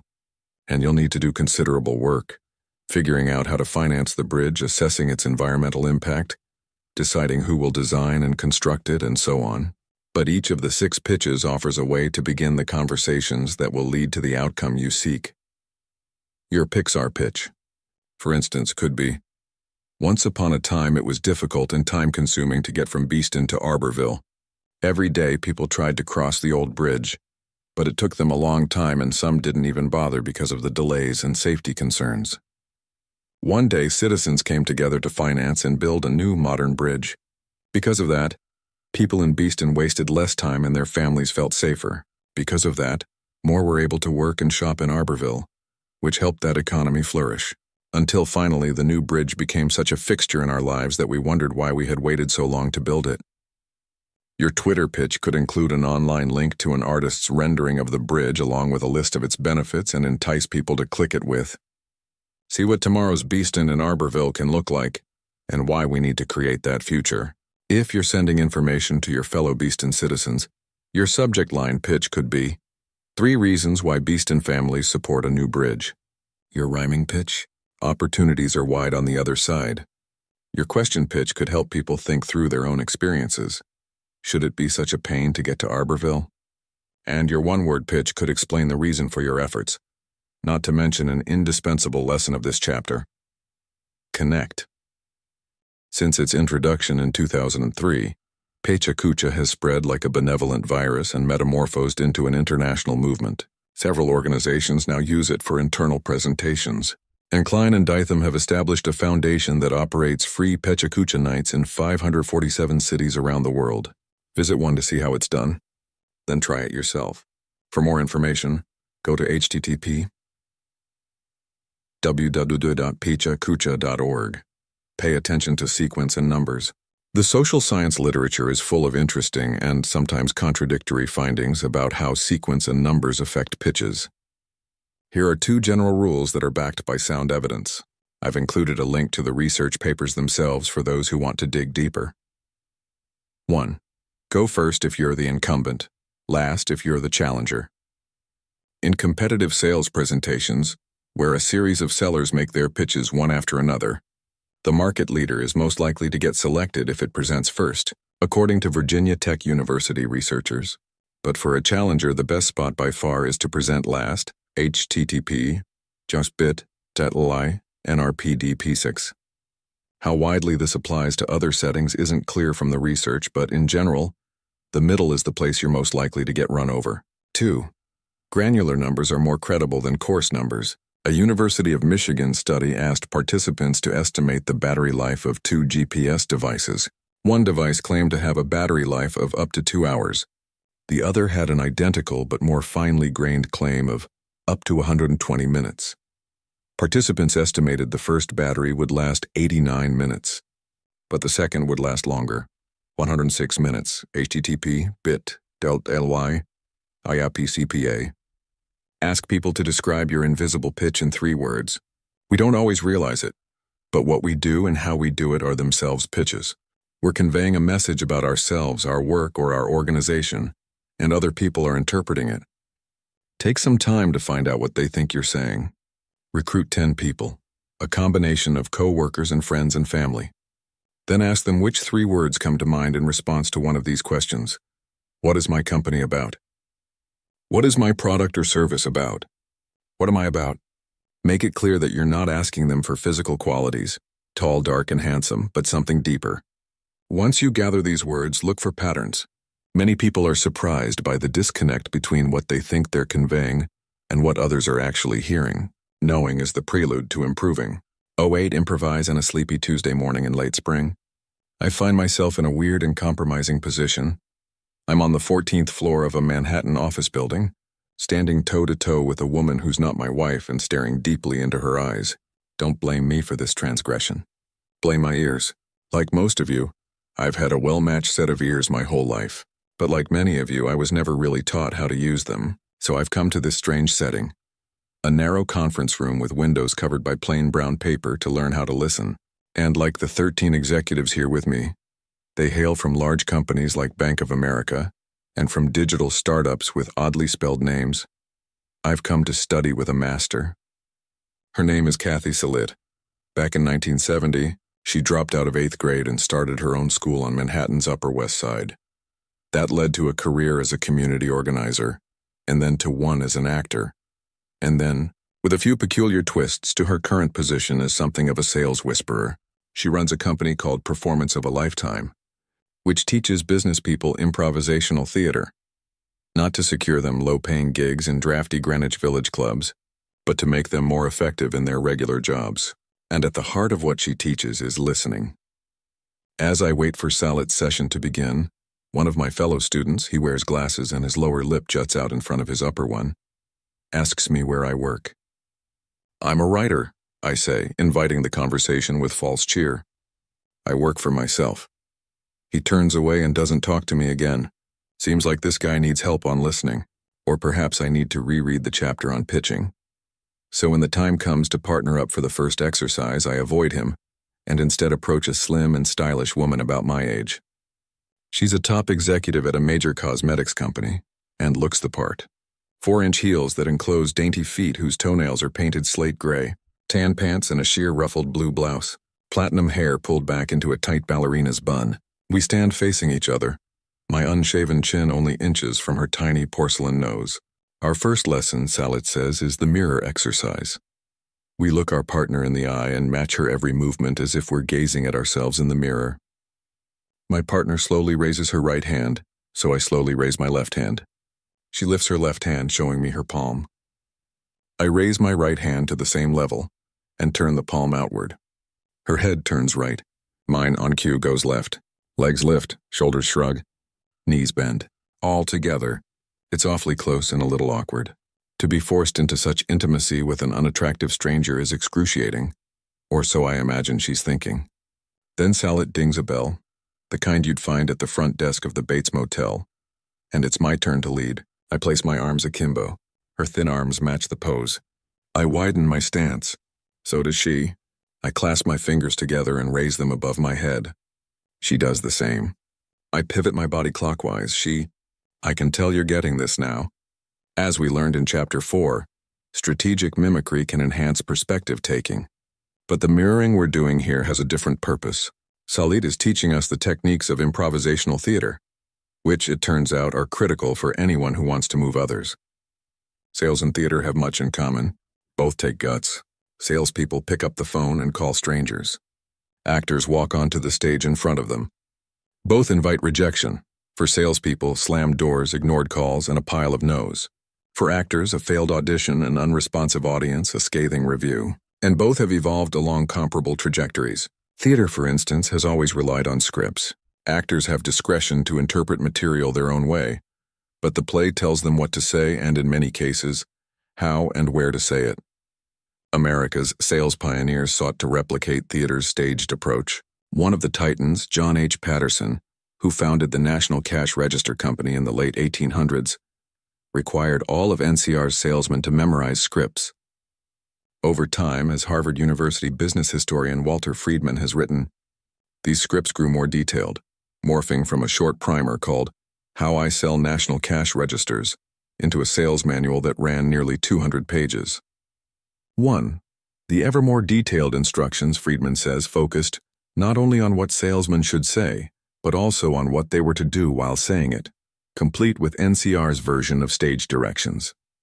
Sprinkled into the company-crafted monologues were asterisks that indicated that the salesman was supposed to point to the item he was referring to, as in, "Now, sir, this register makes the entries." The indication of the transaction shows through this glass. 2. Patterson and his crew even produced a book of arguments so that if customers raised questions or concerns, its salesman could respond with well-rehearsed lines.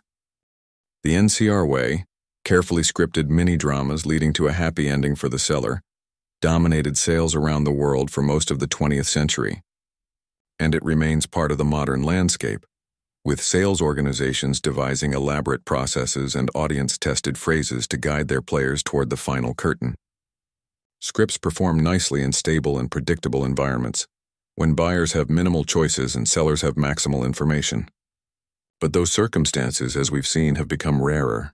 A memorized book of arguments is less valuable when the company already provides a list of frequently asked questions on its website, and when, in any event, customers can discover the ground truth from their social networks. Here, theater offers some instruction on what comes next. For hundreds of years, except for the occasional clown or mime, most stage performances relied on actors reciting memorized lines written by someone else. Indeed, until 1968, the Lord Chamberlain's office in the United Kingdom had to read and approve every play before it could be performed in the UK and sent monitors to watch the plays to ensure performers were sticking to the approved text. But about 50 years ago, two innovators began to challenge the single-minded reliance on scripts. The first was Viola Spolin, an American who in the 1940s and 1950s developed a set of games, first for children, then for professional actors, centered on improvising characters, speeches, and scenes. In 1963, she wrote a book, Improvisation for the Theater, that encapsulated these exercises and quickly became a mainstay of theater programs. Thanks to her son, Paul Sills, who took up the family trade, her ideas eventually gave rise to the now legendary Second City Troupe, whose alumni, from John Belushi to Stephen Colbert to Tina Fey, have shaped American popular entertainment with their mastery of off-script, real-time comedic performance. The second innovator was Keith Johnstone, a Brit who worked for years at London's Royal Court Theatre. As he grew weary of conventional theatre, he too began devising his own set of looser, less traditional performance techniques. And in 1979, he wrote what many consider the seminal work in the field, Improvisation in the Theatre. The founders of Palantir, a company I mentioned in Chapter 2, ask all employees to read Impro before starting their jobs. By encouraging directors and performers to recognize the virtues of breaking with the script, Spolin and Johnstone helped make improv a mainstream form of entertainment. Sales and non-sales selling are developing along a similar path, because the stable, simple, and certain conditions that favored scripts have now given way to the dynamic, complex, and unpredictable conditions that favor improvisation. Beneath the apparent chaos of improvisation is a light structure that allows it to work. Understanding that structure can help you move others, especially when your astute perspective-taking, infectious positivity, and brilliant framing don't deliver the results you seek. In those circumstances and many others, you'll do better if you follow 3 essential rules of improvisational theater. 1. Hear offers. 2. Say yes and. 3. Make your partner look good. 1. Hear offers. Theatrical improvisation is not a complete alien on the planet of business. Scholars such as Keith Sawyer at Washington University, Mary Crossan at the University of Western Ontario, and Patricia Ryan Madsen, who taught at Stanford University, have studied its dimensions and applied its concepts to management, innovation, and design. But most experts haven't looked at improv in the realm of sales. Even though, as one young scholar says, salespeople adept at improvising can generate ideas, incorporate changes quickly and easily, and communicate effectively and convincingly during sales presentations. 5. One reason for the oversight might be a legacy of 100+ years of sales training. Since the days of NCR's carefully plotted scripts, salespeople have been taught to overcome objections. If the customer doesn't want to buy, your job is to turn her around, to convince her that the problems she's raising either don't exist or don't matter. Overcoming objections is a stage in every formal sales process, one that usually follows prospecting for leads, qualifying leads, and making the presentation, and that stands just before closing. But now that sales has changed dramatically, the very idea of turning people around might be less valuable, and perhaps less possible than it's ever been. Improvisational theater has no room for overcoming objections, because it's built on a diametrically opposite principle. The bread and butter of improv, says Salit, is hearing offers.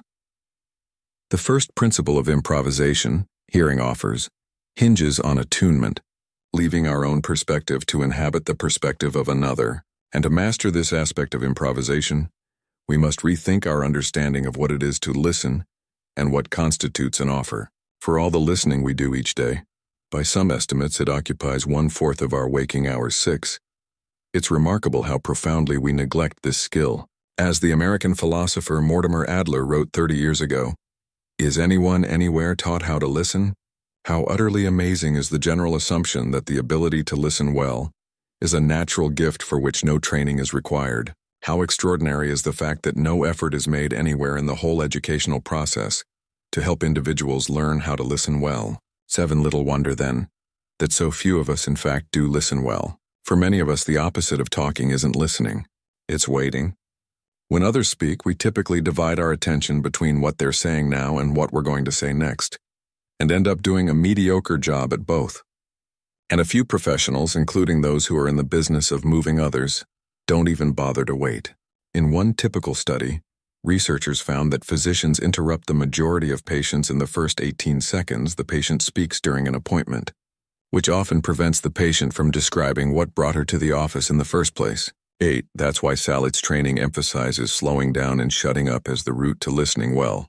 We learn this in another exercise called Amazing Silence, where I'm paired with a top television executive about 10 years my senior. The rules: one person has to reveal to the other something important to him. The other person, who must make eye contact the entire time, then responds, but he must wait 15 seconds before uttering a word. The executive opens his heart more than I expect. He tells me that after 32 years of demanding work, he's questioning whether what he's doing now is what he should be doing forever, and whether it's time to leave the jackal-eat-jackal savanna of New York media. His eyes water a bit as he speaks, which makes me even more uncomfortable than I was doing the vertical bebop with the high-heeled cosmetics vice president. When he's finished, I have to respond. But not yet. I begin counting down the seconds in my head. 15, 14, 13, no breaking eye contact. 12, 11. This is agonizing. 10.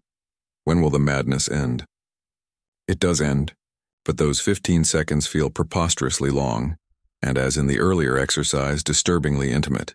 And that's what Salit wants. Listening without some degree of intimacy isn't really listening. It's passive and transactional rather than active and engaged. Genuine listening is a bit like driving on a rain-slicked highway. Speed kills. If you want to get to your destination, you're better off decelerating and occasionally hitting the brake. The ultimate idea, she says, uncorking a small bottle of Zen in the cramped conference room when the session is over, is to listen without listening for anything. This is what makes improvisational theater work. Imagine a scene with 2 actors. The first, sitting in a chair, his hands perched on an invisible steering wheel, says to his partner, "Be sure to lock the door." The second actor hasn't been listening for anything. She's just been listening. Her job in that situation, Salit tells us, is to take in anything and everything someone says as an offer you can do something with. The invisible steering wheel and the directive, "Be sure to lock the door," constitute an offer. The second actor must accept it and build on it. Maybe she's a passenger in a taxi. Maybe she's a kid in the backseat of the family car. Maybe she has a broken arm and can't reach the lock. But her ability to listen without listening for is what allows the scene to move forward. Once we listen in this new, more intimate way, we begin hearing things we might have missed. And if we listen this way during our efforts to move others, we quickly realize that what seem outwardly like objections are often offers in disguise. Take a simple example. Suppose you're raising money for a charity, and you ask your brother-in-law to contribute $200.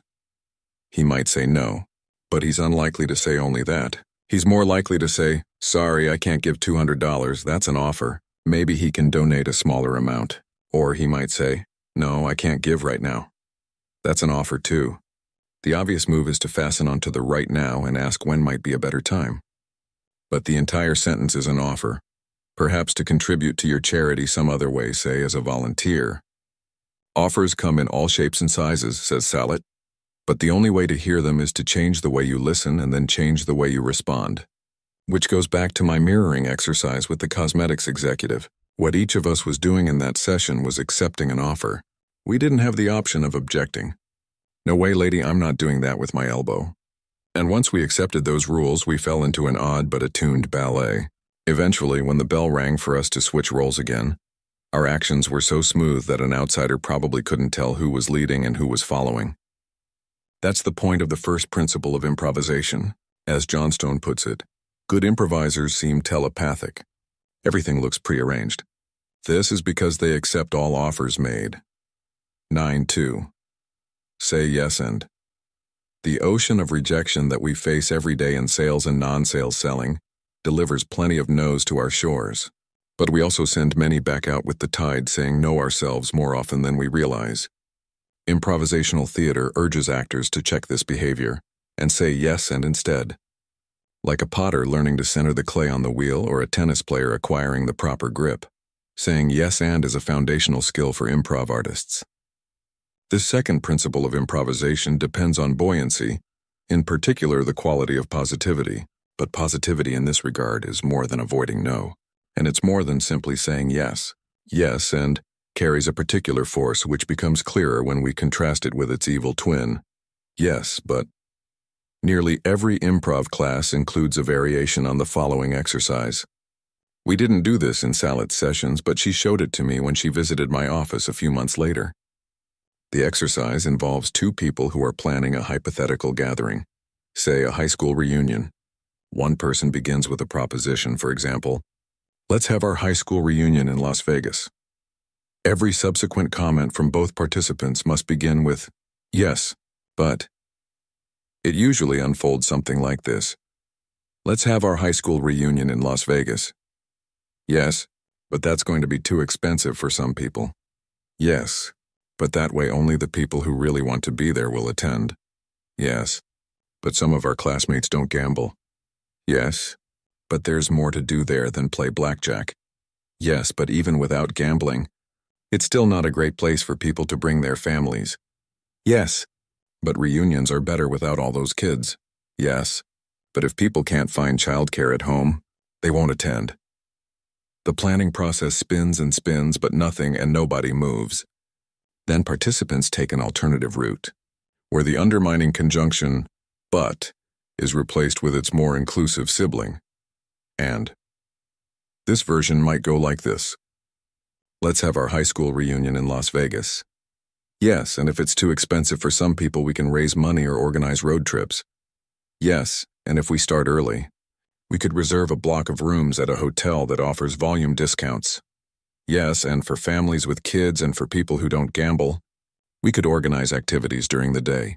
"Yes, and if we have enough people, we might be able to pool our resources to pay for babysitters so one night some parents can go out on their own." "Yes, and those who wanted to could all go to a show together." Instead of swirling downward into frustration, yes and spirals upward toward possibility. When you stop, you've got a set of options, not a sense of futility. There are certainly plenty of times in life to say no.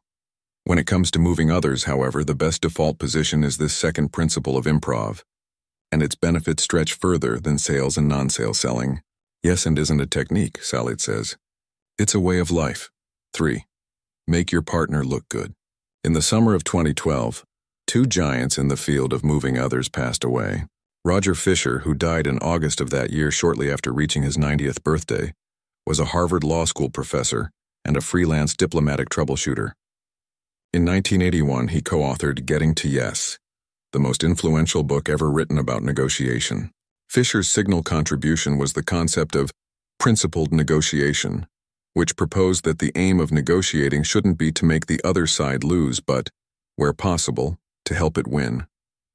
This idea, which quickly became shorthanded as win-win, transformed business and legal education. Until then, many viewed negotiation as a zero-sum game where parties vied for the largest share of a fixed pie. But Fisher's work urged young business students and law students, and less young people inside organizations, to reframe these encounters as positive-sum games where one person's victory didn't depend on another's defeat. If each party looks past the other party's position to its actual interests and invents options for mutual gain, negotiations could end with both sides better off than when they began. The second giant, who died just 6 weeks before Fisher at the age of 79, took the core of Fisher's idea to an even larger audience. In 1989, Stephen R. Covey wrote The 7 Habits of Highly Effective People, which went on to sell more than 25 million copies. Habit 4 on Covey's list is Think Win-Win.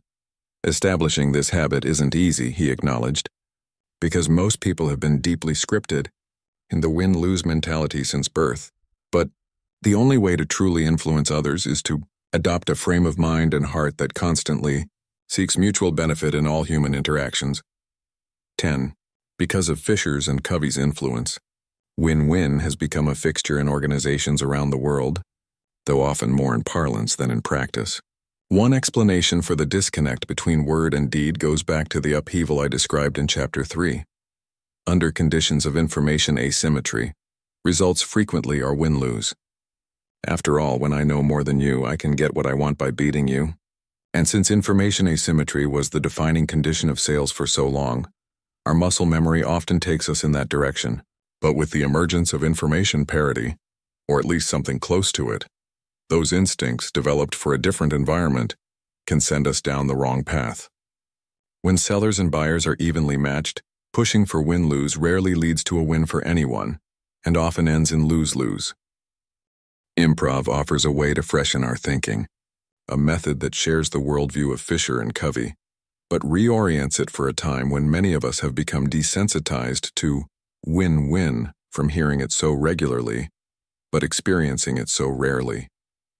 In Kathy Salit and Second City's brand of theater, performers must follow this rule: make your partner look good. Improv artists have long understood that helping your fellow performer shine helps you both create a better scene. Making your partner look good doesn't make you look worse. It actually makes you look better. It shatters the binary either-or zero-sum frame of mind and replaces it with a culture of generosity, creativity, and possibility. This third principle of improv, make your partner look good, calls for and enables clarity, the capacity to develop solutions that nobody previously imagined. To illustrate this principle, Salit tells us to find new partners.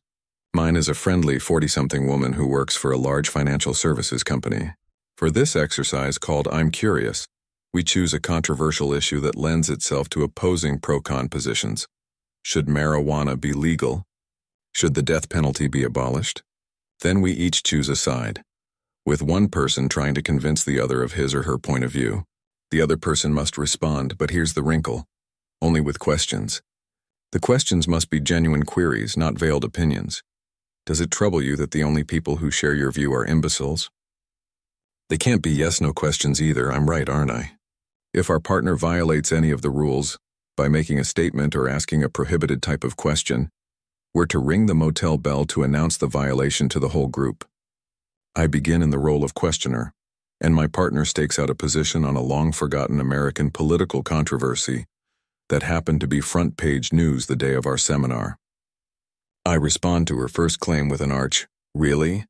which is technically a question but not one exactly true to the spirit of the exercise, so I gather myself and ask a real question. She answers and expands her argument. Trying to remember the importance of slowing down, I pause, take a breath, and begin my question with, "But what about a little better?" Then she moves to another line of reasoning. Without waiting, without even realizing what I'm saying, I gasp, "You've got to be kidding!" Ding. 4 minutes into the game, I've ended up in the penalty box. Now it's her turn in the questioner role. Maybe because she's seen how poorly I did, she performs more nimbly. Whenever I set out an argument, her first response every single time is, "That's so interesting." The maneuver gives her time to conjure a question, but it also spins the weather vane in a friendlier direction. And when she poses a question, I have to stop a moment, think, and offer an intelligent answer. The idea here isn't to win, it's to learn. And when both parties view their encounters as opportunities to learn, the desire to defeat the other side struggles to find the oxygen it needs. Questions, whose potency we've seen in both interrogative self-talk and in pitching effectively, change the rules of engagement and therefore the nature of the interaction itself. The conversation becomes more of a dance and less of a wrestling match. That's something that Fuller Brush founder Alfred Fuller intuited years before improv was ever invented. "Never argue," he wrote. "To win an argument is to lose a sale." 11. Making your partner, the person you're selling to, look good has become even more critical than it was in Fuller's day. Back then, unscrupulous sellers didn't have to worry so much about making buyers look bad. Buyers often had nowhere else to go and nobody to tell. Today, if you make people look bad, they can tell the world. But if you make people look good, they can also tell the world. In improv, you never try to get someone to do something. That's coercion, not creativity, Salit says. You make offers, you accept offers, and a conversation, a relationship, a scene, and other possibilities emerge. As goes improv, so go sales and non-sales selling. If you train your ears to hear offers, if you respond to others with yes and if you always try to make your counterpart look good, possibilities will emerge. Sample case improvised, take 5. 19 centuries ago, the Greek Stoic philosopher Epictetus said, "Nature hath given men one tongue but 2 ears, that we may hear from others twice as much as we speak." Unfortunately, not many people listen to him. You can avoid their mistake by taking Epictetus's counsel seriously. One of the simplest ways to do that, to reduce your ratio of talking to listening, is simply to slow down. Designate one day this week to be your slow day. Then when you have a conversation, take 5 seconds before responding. Seriously, every time. It will seem odd at first, and your conversation partner might wonder if you were recently bonked on the head. But pausing a few additional seconds to respond can hone your listening skills in much the same way that savoring a piece of chocolate, instead of wolfing it down, can improve your palate.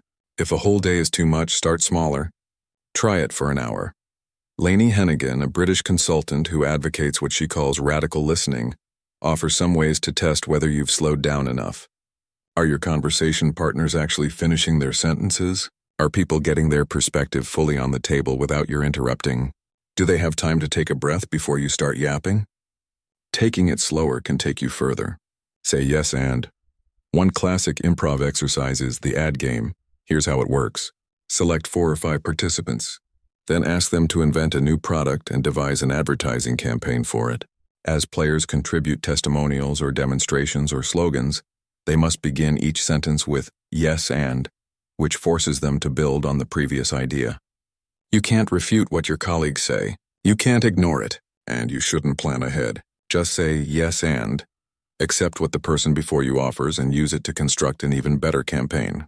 There are people who prefer to say yes, and there are people who prefer to say no, Keith Johnstone writes. Those who say yes are rewarded by the adventures they have. Those who say no are rewarded by the safety they attain. Play word at a time. This is another classic improv game that has spawned lots of variations, though I like Johnstone's version best. The rules are simple. 6 to 8 people sit in a circle and collectively craft a story. The hitch: each person can add only 1 word and only when it's his turn. In improv for storytellers, Johnstone describes one session with 2 partners helping him create. He began with the word Sally, and what followed was this. Was. Going. It's my turn again, and I stir things up. Mad. Because her father wanted her to put his horse into her stable. Johnstone says, some of these stories fizzle out after 1 sentence, but some may complete themselves. However the tales unfold, This exercise is great for helping you to think quickly and to tune your ears to offers. Enlist the power of questions. One of the solid session exercises I enjoyed the most, I'm curious, is worth replicating on your own. Find a partner. Then choose a controversial issue that has two distinct and opposed sides. Before you begin, have your partner decide her position on the issue. Then you take the opposite stance. She then makes her case, but you can reply only with questions, not with statements, counterarguments, or insults. These questions must also abide by 3 rules. 1. You cannot ask yes-no questions. 2. Your questions cannot be veiled opinions. 3. Your partner must answer each question. This is tougher than it sounds. But with practice, you'll learn to use the interrogative to elevate and engage both your partner and yourself. Read these books. Impro, Improvisation and the Theater by Keith Johnstone. If improvisational theater has a Lenin, a well-spoken revolutionary who provides a movement its intellectual underpinnings, that person is Johnstone. His book isn't always easy reading. It's as much a philosophical tract as the guidebook it purports to be, but it's an excellent primer for grasping the underlying principles of improvisation. Improvisation for the Theater by Viola Spolin. If improvisational theater has an Eve, someone who was present at the creation, though in this case didn't need an Adam and didn't fall to temptation, it's Viola Spolin. This book, which came out 50 years ago but whose updated edition remains a brisk seller, collects more than 200 of Spolin's improv exercises. Creating Conversations, Improvisation in Everyday Discourse by R. Keith Sawyer. Sawyer is a leading scholar of creativity. In this 2001 book, he zeroes in on our everyday conversations and shows how much these quotidian exchanges have in common with jazz, children's play, and improvisational theater. Also worth looking at is Sawyer's group genius, The Creative Power of Collaboration. Improv Wisdom, Don't Prepare, Just Show Up by Patricia Ryan Madsen. Madsen, who taught drama at Stanford University until 2005, serves up 13 maxims drawn from improv that readers can apply to their work and life. The Second City Almanac of Improvisation by Ann Libera, 1 part entertainment history, another part improv guidebook. This almanac charts the rise of the Second City improv juggernaut. It's sprinkled with interesting exercises, provocative quotations on the craft, and lots of photos of well-known comedians when they were very young. Use your thumbs. This is a group activity that you can use to make a memorable point. Along with yourself, you'll need at least 2 more people as participants. Have everyone assemble themselves into pairs. Then ask each pair to hook the fingers of your right hands and raise your thumbs. Then give the sole instruction. Now get your partner's thumb down. Remain silent and allow the pairs to finish the task. Most participants will assume that your instructions mean for them to thumb wrestle. However, there are many other ways that they could get their partner's thumb down. They could ask nicely. They could unhook their own fingers and put their own thumb down, and so on. The lesson here is that too often our starting point is competition, a win-lose, zero-sum approach rather than the win-win, positive-sum approach of improvisation. In most circumstances that involve moving others, we have several ways to accomplish a task, most of which can make our partners look good in the process. Serve if you want to travel from one town to another in Kenya. You'll probably have to step into a matatu, a small bus or 14-seat minivan that constitutes the country's main form of long-distance transportation. And if you do board one, prepare to be terrified. A young male behind the wheel of a fast-moving vehicle can be perilous in any country, but Kenyans say matatu drivers are especially unhinged. Like something out of The Strange Case of Dr. Jekyll and Mr. Hyde. Otherwise kind and even-tempered Kenyan men become wild-eyed, speed limit crushing demons who put their passengers' lives and their own in danger. Partly as a consequence, Kenya has one of the highest per capita rates of traffic deaths in the world. 1. In developing countries, road accidents now kill the same number of people as does malaria. Across the globe, nearly 1.3 million people die in traffic accidents each year, making traffic injuries the world's 9th leading cause of death. The World Health Organization projects that by 2030, they will be the 5th largest killer, ahead of HIV, AIDS, diabetes, and war and violence. 2 countries like Kenya call on a number of remedies for this problem. They can decrease speed limits, repair hazardous and damaged roads, encourage seatbelt use, install speed bumps, and crack down on drunk driving. Many of these measures can reduce the grisly toll, but all require public money or vigilant enforcement, both of which are in short supply. So in an ingenious field study, two Georgetown University economists, James Habyarimana and William Jack, devised a method to change the behavior of Kenya's daredevil drivers. Working with the cooperatives that own the vehicles, Habyarimana and Jack recruited 2,276 Matatu drivers. They divided everyone into two groups. Drivers with vehicles whose license plates ended in an even number became the control group. Those with an odd final digit on their license plates took part in a unique intervention. Inside each of these Matatus, researchers placed 5 stickers in both English and Kiswahili, Kenya's national language. Some of the stickers included only words, like the ones below. Others featured text accompanied by explicit and gruesome images of severed body parts. 4. But all urged passengers to take action, to implore their driver to slow down, to complain loudly when he attempted breakneck maneuvers, and to browbeat him until he operated the Matatu more like mild-mannered Dr. Jekyll than maniacal Mr. Hyde. The researchers dubbed their strategy Heckle and Chide.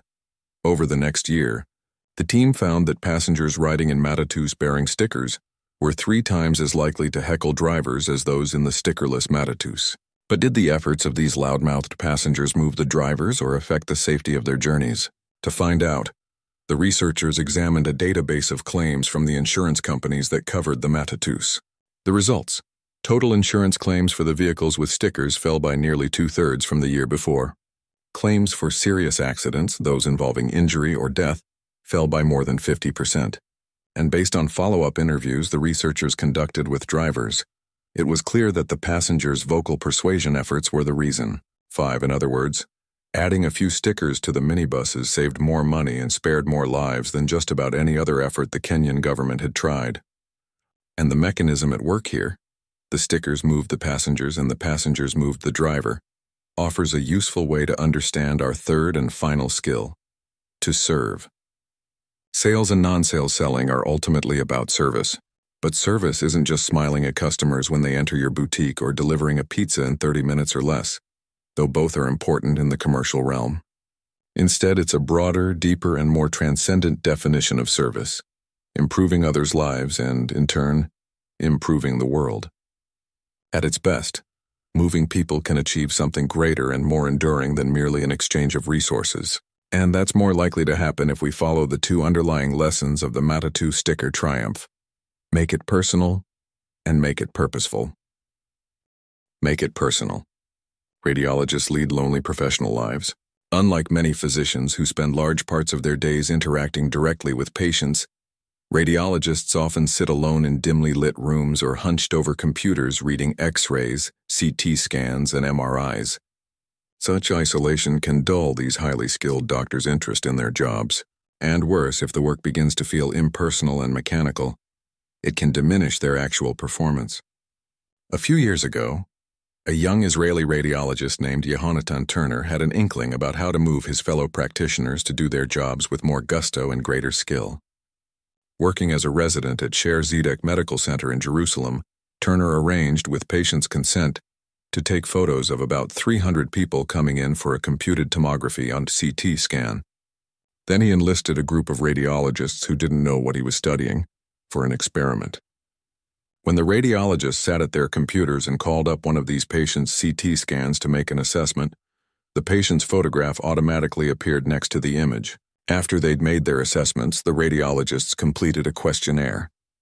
All of them reported feeling more empathy to the patients after seeing the photograph and being more meticulous in the way they examined the scan. 6.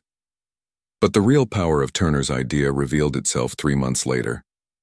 One of the skills that separate outstanding radiologists from average ones is their ability to identify what are called incidental findings, abnormalities, on a scan that the physician wasn't looking for and that aren't related to the ailment for which the patient is being treated. For example, suppose I suspect that I've broken my arm and I go to the hospital for an X-ray. The doctor's main job is to see if my ulna is fractured, but if she also spots an unrelated cyst near my elbow, that's an incidental finding. Turner selected 81 of the photo-accompanied scans in which his radiologists had found incidental findings and presented them again to the same group of radiologists.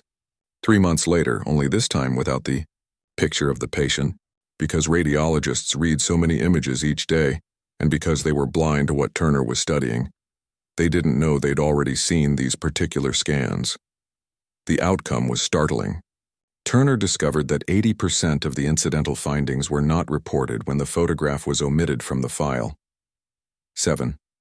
Even though the physicians were looking at precisely the same image they had scrutinized 90 days earlier, this time they were far less meticulous and far less accurate. Our study emphasizes approaching the patient as a human being and not as an anonymous case study, Turner told Science Daily. 8 physicians, like all the rest of us, are in the moving business. But in order for them to do their jobs well, that is, to move people from sickness and injury to health and well-being, doctors fare better when they make it personal. Instead of seeing patients as duffel bags of symptoms, viewing them as full-fledged human beings helps physicians in their work and patients in their treatment. This doesn't mean doctors and nurses should abandon checklists and protocols. 9. But it does mean that a single-minded reliance on processes and algorithms that obscure the human being on the other side of the transaction is akin to a clinical error. As Turner's study shows, and because of his work, photographs are now being added to Pap smear specimens, blood tests, and other diagnostics. 10. Injecting the personal into the professional can boost performance and increase quality of care. And what's true for doctors is true for the rest of us. Every circumstance in which we try to move others by definition involves another human being.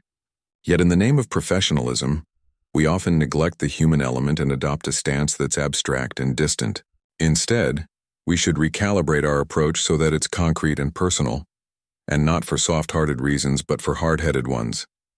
The general problem of road safety in Kenya is abstract and distant. Equipping individual passengers to influence their very own matatu driver while he is driving them makes it concrete and personal. Reading a CT scan alone in a room is abstract and distant. Reading a CT scan when a photograph of the patient is staring back at you makes it concrete and personal. In both traditional sales and non-sales selling, we do better when we move beyond solving a puzzle to serving a person. But the value of making it personal has 2 sides. One is recognizing the person you're trying to serve, as in remembering the individual human being behind the CT scan. The other is putting yourself personally behind whatever it is that you're trying to sell. I've seen this flip side in action not in the pages of a social science journal or the corridors of a radiology lab, but on the walls of a pizzeria in Washington, D.C. One Saturday night last year, my wife and 2 of our 3 kids decided to try a new restaurant, Il Canale, an inexpensive Italian place that had been recommended by friends from Italy. We had to wait a few minutes before being seated, and since I suffer from inveterate pacing disorder, I did a few laps inside the small front lobby, but I halted when I saw this framed sign with a photograph of the restaurant's owner, Giuseppe Farruggio. Farruggio, who came to the United States from Sicily when he was 17, is in sales, of course. He's selling fresh antipasti, linguine alle vongole, and certified Neapolitan pizza to hungry families. But with this sign, he's transforming his offering from distant and abstract. Washington, D.C. is not short on places that serve pizza and pasta, to concrete and personal. And he's doing it in an especially audacious way. For Farruggio, service isn't about delivering a calzone in 29 minutes. For him, service is about literally being at the call of his customers. When I talked with him a few weeks later about the response he'd gotten, Farruggio said that in the first 18 months he posted the sign, he received a total of only 8 calls. 6 were from people offering praise or perhaps testing if the promise was for real. 2 came from customers with complaints, which Farruggio used to improve his service. Dear reader, please do not call Mr. Farruggio's mobile phone unless you have a bad meal at Il Canale, which in my experience occurs roughly never. But the importance of what he's doing isn't the calls he's receiving from customers. It's what he's communicating to them, namely that there's a person behind the pizza and that person cares about whether his guests are happy. Just as putting a photograph alongside the CT scan changes the way radiologists do their jobs, putting his own smiling face and phone number above the front cash register changes the way customers experience Farruggio's restaurant. Many of us like to say, "I'm accountable" or "I care." Few of us are so deeply committed to serving others that we're willing to say, "Call my cell." Ferruggio's style of making it personal is characteristic of many of the most successful sellers. Brett Boll, who runs Scrubadoo.com, which sells medical scrubs, sends a handwritten note to every single customer who buys one of his products. 11. Tammy Darvish, the car dealer we met in Chapter 3, gives her home email address to all of her customers, telling them, "If you have any questions or concerns, contact me personally." They do. And when she responds, they know she's there to serve. Make it purposeful. American hospitals aren't as dangerous as Kenyan Matatus, but they're far less safe than you'd think. Each year, about 1 out of every 20 hospitalized patients contracts an infection in a U.S. hospital, and the resulting toll is staggering. 99,000 annual deaths and a yearly cost of upward of $40 billion. 12. The most cost-effective way to prevent these infections is for doctors, nurses, and other healthcare professionals to regularly wash their hands. But the frequency of hand washing in U.S. hospitals is astonishingly low, and many of the efforts to get more people scrubbing their hands more often have been sadly ineffective. Adam Grant, the Wharton professor whose research on ambiversion I discussed in Chapter 4, decided to see if he could find a better way to move those working inside hospitals to change their behavior. In research he conducted with David Hoffman of the University of North Carolina, Grant tried out 3 different approaches to this non-sales selling challenge. The 2 researchers went to a U.S. hospital and obtained permission to post signs next to 66 of the hospital's soap and hand sanitizing gel dispensers for 2 weeks. 1/3 of those signs appealed to the healthcare professional's self-interest. Hand hygiene prevents you from catching diseases. 1/3 emphasized the consequences for patients, that is, the purpose of the hospital's work. Hand hygiene prevents patients from catching diseases. The final 1/3 of the signs included a snappy slogan and served as the control condition: gel in, wash out. The researchers weighed the bags of soap and gel at the beginning of the 2-week period and weighed them again at the end to see how much the employees actually used. And when they tabulated the results, they found that the most effective sign, by far, was the second one. The amount of hand hygiene product used from dispensers with the patient consequences sign was significantly greater than the amount used from dispensers with the personal consequences sign, or the control sign, Grant and Hoffman wrote. 13. Intrigued by the results, the researchers decided to test the robustness of their findings 9 months later in different units of the same hospital. This time they used only 2 signs: the personal consequences version, hand hygiene prevents you from catching diseases, and the patient consequences 1, hand hygiene prevents patients from catching diseases. And instead of weighing bags of soap and sanitizer, they recruited hospital personnel to be their hand-washing spies. Over a 2-week period, these recruits, who weren't told the nature of the study, covertly recorded when doctors, nurses, and other healthcare staff faced a hand hygiene opportunity, and whether these employees actually hygiened their hands when the opportunity arose. Once again, the personal consequences sign had 0 effect, but the sign appealing to purpose boosted hand washing by 10% overall, and significantly more for the physicians. 14 clever signs alone won't eliminate hospital-acquired infections. As surgeon Atul Gawande has observed, checklists and other processes can be highly effective on this front. But Grant and Hoffman reveal something equally crucial. Our findings suggest that health and safety messages should focus not on the self, but rather on the target group that is perceived as most vulnerable. 16. Raising the salience of purpose is one of the most potent and most overlooked methods of moving others. While we often assume that human beings are motivated mainly by self-interest, a stack of research has shown that all of us also do things for what social scientists call pro-social or self-transcending reasons. 17. That means that not only should we ourselves be serving, but we should also be tapping others' innate desire to serve. Making it personal works better when we also make it purposeful. To take just one example from the research, a team of British and New Zealand scholars recently conducted a pair of clever experiments in another non-sales selling context. They randomly assigned their participants to 3 groups. One group read information about why car sharing is good for the environment. Researchers dubbed these folks the self-transcending group. One read about why car sharing can save people money. This was the self-interested group. The third, the control group, read general information about car travel. Then the participants filled out a few unrelated questionnaires to occupy their time. When they were done, they were dismissed and told to discard any remaining papers they still had. And to do that, they had two choices: a clearly marked bin for regular waste and a clearly marked bin for recycling. About half of the people in the second and third groups, the self-interested and control groups, recycled their papers.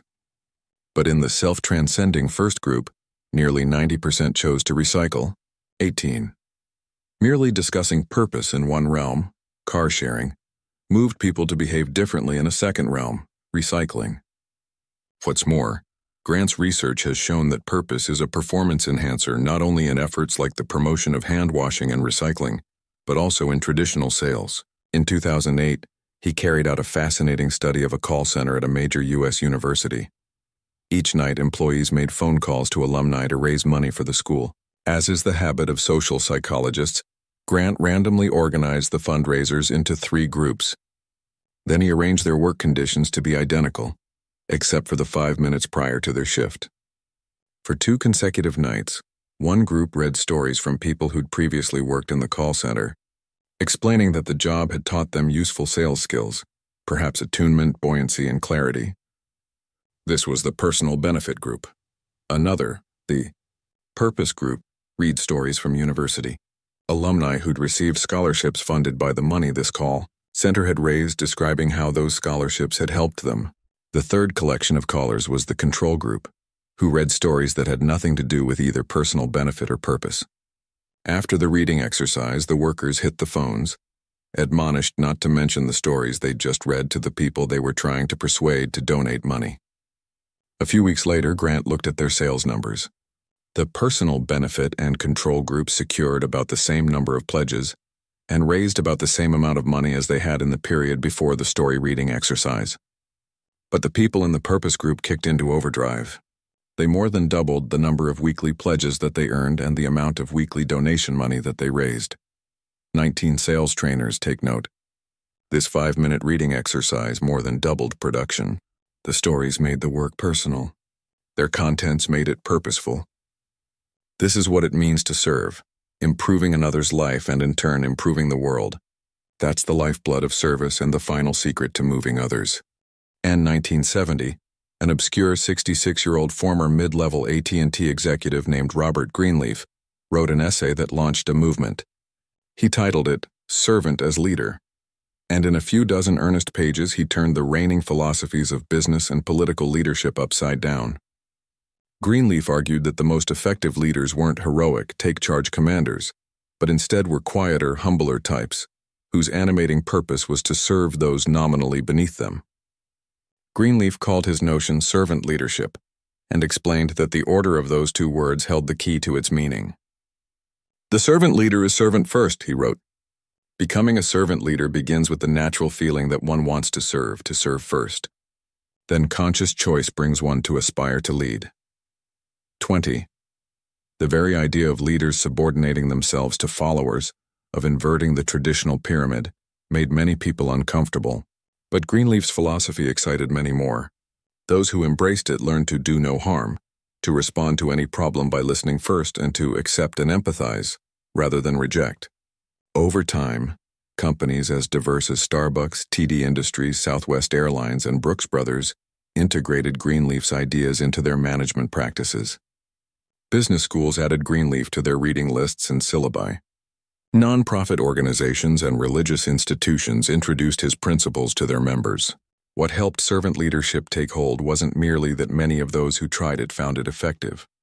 It was also that the approach gave voice to their latent beliefs about other people and their deeper aspirations for themselves. Greenleaf's way of leading was more difficult, but it was also more transformative. As he wrote, "The best test and the most difficult to administer is this. Do those served grow as persons? Do they, while being served, become healthier, wiser, freer, more autonomous, more likely themselves to become servants?" 21. The time is ripe for the sales version of Greenleaf's philosophy. Call it servant selling. It begins with the idea that those who move others aren't manipulators but servants. They serve first and sell later. And the test, which like Greenleaf's is the best and the most difficult to administer, is this. If the person you're selling to agrees to buy, will his or her life improve? When your interaction is over, will the world be a better place than when you began? Servant selling is the essence of moving others today, but in some sense it has always been present in those who've granted sales its proper respect.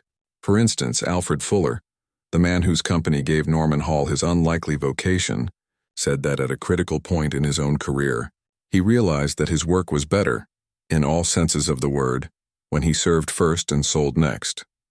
He began thinking of himself as a civic reformer, a benefactor to families, and a crusader against unsanitary kitchens and inadequately cleaned homes. It seemed a bit silly, he admitted, but the successful seller must feel some commitment that his product offers mankind as much altruistic benefit as it yields the seller in money. An effective seller isn't a huckster who is just out for profit, he said. The true salesman is an idealist and an artist. 22. So too is the true person. Among the things that distinguish our species from others is our combination of idealism and artistry. Our desire both to improve the world and to provide that world with something it didn't know it was missing. Moving others doesn't require that we neglect these nobler aspects of our nature. Today it demands that we embrace them. It begins and ends by remembering that to sell is human. Sample case serve move from upselling to upserving. 1. Of the most detestable words in the lexicon of sales is upselling. You go to the sporting goods store for basic running shoes and the salesperson tries to get you to buy the priciest pair on the shelf. You purchase a camera and the guy behind the counter presses you to buy a kit that's no good, accessories you don't want, and an extended warranty you don't need. Once, when ordering something online before I was able to check out, the site pelted me with about half a dozen add-ons in which I had no interest, and when I looked at the web address, it read http://nameofthecompany.com upsell. I quit the transaction there and never bought anything from that operation again. Sadly, many traditional sales training programs still teach people to upsell. But if they were smarter, they'd banish both the concept and the word, and replace it with a far friendlier, and demonstrably more effective, alternative. Upserve. Upserving means doing more for the other person than he expects or you initially intended, taking the extra steps that transform a mundane interaction into a memorable experience. This simple move, from upselling to upserving, has the obvious advantage of being the right thing to do. But it also carries the hidden advantage of being extraordinarily effective. Anytime you're tempted to upsell someone else, stop what you're doing and upserve instead. Don't try to increase what they can do for you. Elevate what you can do for them. Rethink sales commissions. Even after reading this book, you might still believe that traditional salespeople just aren't like the rest of us. You and I have a mix of motives, many of them high-minded, but not those folks who sell household appliances or home security systems. They're different. They are, and here's an adjective I hear a lot, coin-operated. Slip a quarter in their slot and they'll do a little dance. When time runs out, insert another coin or they'll stop dancing. That's why we usually rely on sales commissions to motivate and compensate people in traditional sales. It's the best, perhaps the only way to get them to move. But what if we're wrong? What if we offer commissions largely because, well, we've always offered commissions? What if the practice has so cemented into orthodoxy that it ceased being an actual decision? And what if it actually stands in the way of the ability to serve? That's what Microchip Technology, a $6.5 billion American semiconductor company, suspected. It once paid its sales force in accordance with the industry standard, 60% base salary, 40% commissions. But 13 years ago, Microchip abolished that scheme and replaced it with a package of 90% base salary and 10% variable compensation tied to company growth. What happened? Total sales increased. The cost of sales stayed the same. Attrition dropped. And Microchip has rung up profits every quarter since, in one of the most brutally competitive industries around. From giant multinationals like GlaxoSmithKline, to small insurance companies in Oregon to software startups in Cambridge, England, many companies are questioning this long-established practice, implementing new strategies and seeing great results. They're finding that paying their sales force in other ways has many virtues. It eliminates the problem of people gaming the system for their own advantage. It promotes collaboration. If I get paid only for what I sell, why should I help you? It spares managers the time and burden of resolving endless compensation disputes. Most of all, It can make salespeople the agents of their customers rather than their adversaries, removing a barrier to serving them thoroughly and authentically. Should every company forsake sales commissions? No, but simply challenging the orthodoxy can be healthy. As Microchip's vice president of sales told me, salespeople are no different from engineers, architects, or accountants. Really good salespeople want to solve problems and serve customers. They want to be part of something larger than themselves.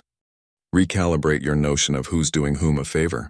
Seth Godin, the marketing guru and one of the most creative people I know, has a great way of explaining how we categorize our sales and non-sales selling transactions.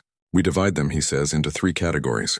We think, I'm doing you a favor, bud, or hey, this guy is doing me a favor, or this is a favorless transaction. Problems arise, Godin says, when one party in the transaction thinks he's doing the other guy a favor, but the other guy doesn't act that way in return. The remedy for this is simple, and it's one we can use in our efforts to move others. Why not always act as if the other guy is doing the favor? This approach connects to the quality of attunement, in particular the finding that lowering your status can enhance your powers of perspective taking.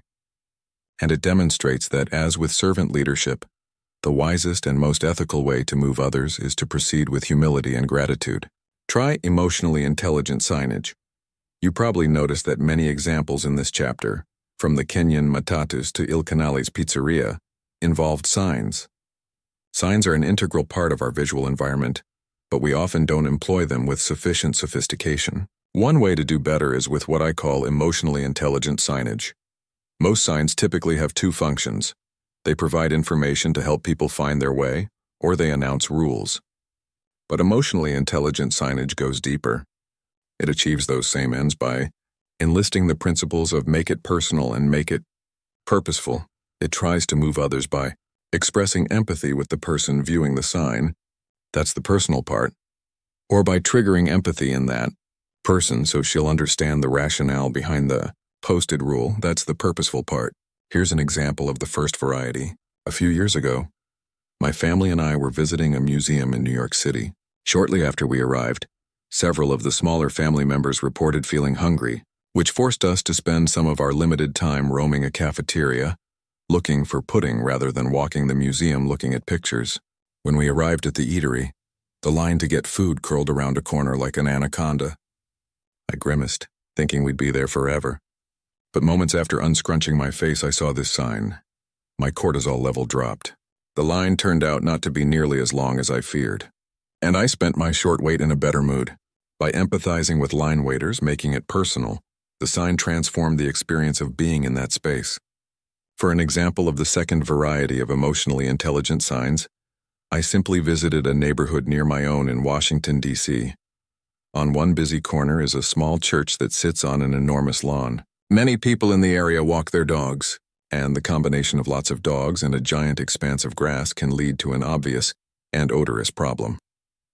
To avert that problem, that is, to move dog walkers to change their behavior, the church could have posted a sign that merely announced its rules. Something like this, for instance, which I've doctored a bit from the original. However, the church took a different approach and posted the following sign instead. By reminding people of the reason for the rule and trying to trigger empathy on the part of those dog walkers, making it purposeful, the sign makers increased the likelihood that people would behave as the sign directed. Now your assignment. Take one of the signs you now use or see in your workplace or community and recast it so it's more emotionally intelligent. By making it personal or making it purposeful, you'll make it better. Treat everybody as you would your grandmother. Yehonatan Turner, the Israeli radiologist who led the photo study, told the New York Times that the way he first dealt with the impersonal nature of his job was to imagine that every scan he looked at was his father's. You can borrow from his insight with this simple technique for moving others. In every encounter, imagine that the person you're dealing with is your grandmother. This is the ultimate way to make it personal. How would you behave if the person walking into your car lot wasn't a stranger, but instead was grandma? What changes would you make if the employee you're about to ask to take on an unpleasant assignment wasn't a seemingly disposable new hire, but was the woman who gave birth to one of your parents? How honest and ethical would you be if the person you're corresponding with via email wasn't a one-time collaborator, but was the nice lady who still sends you birthday cards with a $5 bill tucked inside? By removing the cloak of anonymity and replacing it with this form of personal connection, you're more likely to genuinely serve, which over the long haul will redound to everyone's benefit. And if you're skeptical, try this variation. Treat everyone as you'd treat your grandmother, but assume that grandma has 80,000 Twitter followers. Always ask and answer these two questions. Finally, at every opportunity you have to move someone, from traditional sales, like convincing a prospect to buy a new computer system, to non-sales selling, like persuading your daughter to do her homework, be sure you can answer the two questions at the core of genuine service. 1. If the person you're selling to agrees to buy, will his or her life improve? 2. When your interaction is over, will the world be a better place than when you began? If the answer to either of these questions is no, you're doing something wrong.